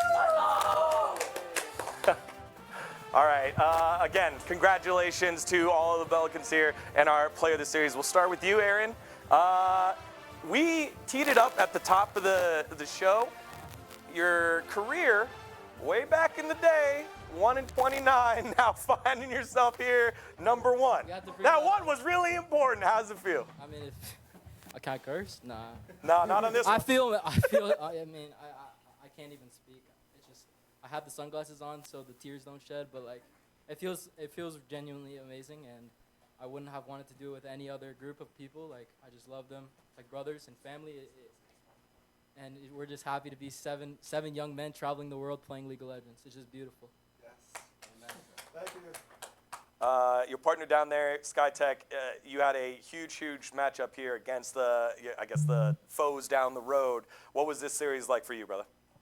It felt amazing because it felt like we were facing 5 really good friends. And I would just stare down the enemy bot lane in the eyes, and I know, like, damn, we like went out drinking, we like spent some time rock climbing, and now it's just 5 games on the Rift, or 4 games because we clutched up. Hey. So I just really admired the series. I had a lot of fun. Shout out to Doxa for letting me play. That guy's a goat. Yeah, shout out Doxa. And it was just a lot of fun. Let's move behind you to my buddy from the DMV. There he is, Darkwings. Your career has been kind of, in between LCS dreams, now over to Collegiate. What's it like finding a home and having a team that believes in you and uses your ability of a massive champion Ocean? It's funny because I think for this tournament, I didn't really play that many champions, but I think it's just been like a really fun ride with these guys. Like, I felt confident like every one of my teammates, and like it was just such a fun like series, and like just the whole month. Cool. Again, it was very fun for all of us to watch, especially that game number 4. I mean, this whole series is pretty great. Coach, how did you feel about your players performing on the day, especially given the fact that, you're chasing your first one ever, and it's been a long chase for all these players across multiple different teams. Yep. Sorry, like, what did you say? I'm just like. How do you feel? You gotta repeat. How do I feel? Yeah, let's just start with how you feel. I feel like ecstatic. It's like when we won, my heart was racing so much. I like got on stage. I just gave everyone like a huge squeeze. I love you, baby, type of shit. Oh, sorry, my bad. I saw Winston like shedding some tears. I just broke down too. Like my voice is cooked. Oh my god. Like we put in so much work into this. We're sleeping on couches. We're like, I'll just leave it there. Serdi, give us more money, SLU. Serdi, you've been on a meteoric rise, including your success over with FlyQuest Challengers. What's it like now winning both in the Tier 2 and collegiate space? It's pretty nice. I think what matters the most about this Tier 2 win is getting the win for all my teammates from Wildcard and who I spent so much time with on SLU. It meant so much to them, and they all went to me individually and like told me how much it meant to them, and that's the main way that I was able to motivate myself for this series specifically. Oh, this is the main way that I was able to motivate myself for this series specifically. I'm just really happy that I could see them all like cheer on stage at the end of the thing. It has been so satisfying, I'd say, to see a player carry such weight and responsibility on his teams and perform. It's something that we don't always get to see, so congratulations, Serdi, on all the success that you've had. Thank you very much. And now to a captain, to the guy that was here when I started my journey in collegiate. Winnie, we got to see the tears earlier. the artist formerly known as Winston. We got to see the tears on stage. We got to, I guess, just see this little peek into the whole journey that you've had. Can you try to put it into words what this journey has been like from all the success, but being so close and now finally reaching your ultimate goal? Yeah, I think for me, well, just the way that this kind of all ended, it was very poetic. Just being, you know, the whole story with me and Niles, how, you know, we first started, that was my first opportunity in the finals, and I wasn't prepared then. But although, like, it wasn't all these 5 years that accumulated to this, like, directly, there was, you know, just a lot of, like, growth, and this was the first time that I had the confidence in myself and my teammates that we could actually put up a very strong fight and actually win it all. And yeah, I mean, I just talked to, I think, also just, like, lessons for myself, just, like, outside of League as well, just knowing that I'm capable of so many things, and, you know, I can do a lot, you know, with my life and be successful in a lot of different areas, as I've now kind of beaten this hurdle, you know, beat those demons, and yeah, it just feels amazing to, you know, finally get it done, see the work that we all put in actually amount to something, and not stumble at the final hurdle, which I've done a lot throughout my career. So just getting that done, it really shows me that when you put your mind to something, just seeing the results, and I hope to carry that further. And yeah, I just really appreciated playing with these guys and getting the opportunity to play here and, you know, taking home this win. I'll pass it on over to Aaron because this man is never short of any words. Aaron, any final words for this squad before you guys lift the trophy? I mean, I just want to say, I mean, they all know already. I love them. We really do deserve this. A lot of people say they deserve things, but with the work that we put in this last month, like, honestly, I'm kind of a slacker, but this last month I put in so much work with these guys, and it just makes me so happy to see that if you put, like Winston said, like, you put the work in, you can do anything, honestly. So that's all I have to say, and shout out to my mom. All right. Again, with the shout-outs. Aaron and the rest of the squad, thank you very much for all your effort that you put out on stage, and now it's time. Time to head on over here. Group on over. Come on over here. Let me get out of your way. We'll move this bad boy here. All right. Group around, group around, group around. We'll do a group lift. All right. One more time. Please put your hands together for your 2024 Collegiate League of Legends champions, St. Louis University!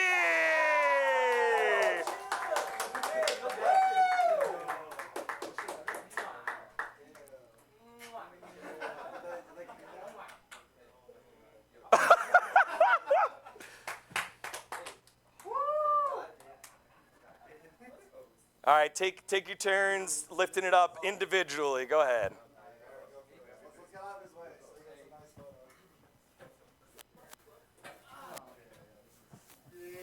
Yeah! No daption, no daption.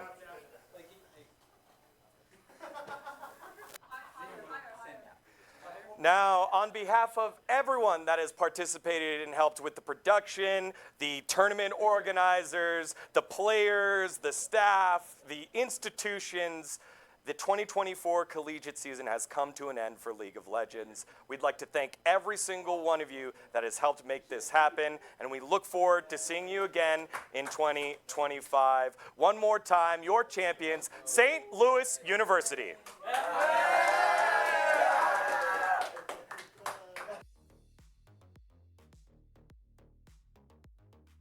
6 months of intense battles between more than 230 teams and thousands of players, it all comes down to this: an in-state rivalry between Maryville University and the lower bracket darlings searching for their first ever championship, St. Louis University. Here as well. Depth charge onto Aaron. He's a little bit far away from Maryville to re-engage. Big there's the flick out of Darkwing, and it's Aaron picking up the kill on the Yuji. Here's Darkwing's out. Darkwings will survive. Aaron looking to dash forward. Spyrex flashes away just in time. Nature's Grasp not going to find anybody except for Scary Jerry. He's all too far away. It finds Spyrex over the red buff pit, and St. Louis, but he flashed away and allowed Concerted to pick up the first kill of this fight. Now Zyko the target. The Baron has been reset, and that's all Maryville wanted, but they might have to pay for it with their lives. In comes Winnie, a two-man scramble snatch, but Yuji on the other side looks for one, finds Sturdy, but will go down just in response. Aaron very low. Here comes Niles. Maryville coming back into this game. It is an ace. Positioning. Here comes the flank. Who will the target be? Can they lock somebody down? Gold card on the Spyrex. The Sturdy flashes away. They got Jerry, and they find the kill. Aaron with the double kill as they shut UG down. Now it's Niles and Spyrex, the soul winners for the Saints, to try to save the game. It is another one. It is 4, and soon will be 5. So Skytech looking to try to make this a 2v2. However, it will be matched by another. Spyrex joining the fight. Sturdy still able to survive, but look at Scary Jerry on the other side. Buster shot out from Spyrex, sending him right into the claws of Scary Jerry in the Maryville bottom lane. Another bubble lands from Zyko, and MU go 2, looking for 3, all against. And without that ultimate, it'll be MU pushing down mid. Thanks, SLU, though. They know that this game is lost if they can't against Dragon. Oh, Darkwing's in. The all out as well. Spyrex picks up the kill, and now he can go ballistic with these resets. He rocket jumps back. Sturdy's still level 12, trying to dash in onto Niles, but it's just not enough. It's a double kill for Spyrex. He's jumping forward. Aaron the last to fall and out to dry a little bit. Sturdy getting caught up by the bubble, making sure that nobody can go down. Depth charge on a Scary Jerry. Will they find the damage? I don't think so, as Skytech will drop. MU still stand 5 strong. They force Sturdy to go golden. They're looking for Darkwings next, and it is all but over here in game number 2. Maryville! SLU has bottom, though. It's going to be a smite fight, Grapes, as the Destiny is popped. Sturdy looking for an angle. They go for Winnie at first. Bear Dragon at 2,000 HP. Who's going to get it? He got it! That secures the soul for SLU.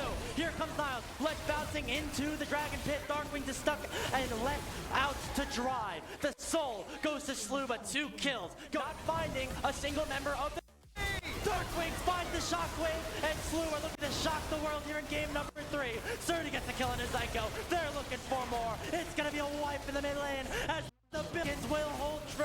They get the fight. It's a clean ace for 1, and they're going to try and push down mid. They're going to try to push down mid. Niles still alive at the passive. They're on to the Baron naturally. They have the numbers advantage with Winnie down for 10 seconds. Skytech is alive, but it's going to take a while for him to get back here. Burning down. Baron is so strong. We've seen Jinxes and Baron pits before. Will we see the same thing again? There's Sturdy. Binds phase the Pathmaker. Will the Baron go down? It's secured by UG and Maryville. But look at the health bars. They are so low, but Sturdy does not take one down. Aaron right now. He can be vulnerable. They go take a big chunk onto Darkwings, but Spyrex is now very, very low. St. Louis now stacked up as 5 as Skytech rejoins the fight. Here comes Winnie. Dash forward onto UG. Level 17, but is he strong enough? There's the Glacial Prison, and UG will go down. St. Louis stop the soul, and they will get the Mountain Drake. Grapes, I think that's going to be the... All right, one more time. Please put your hands together for your 2024 League of Legends champions, St. Louis City!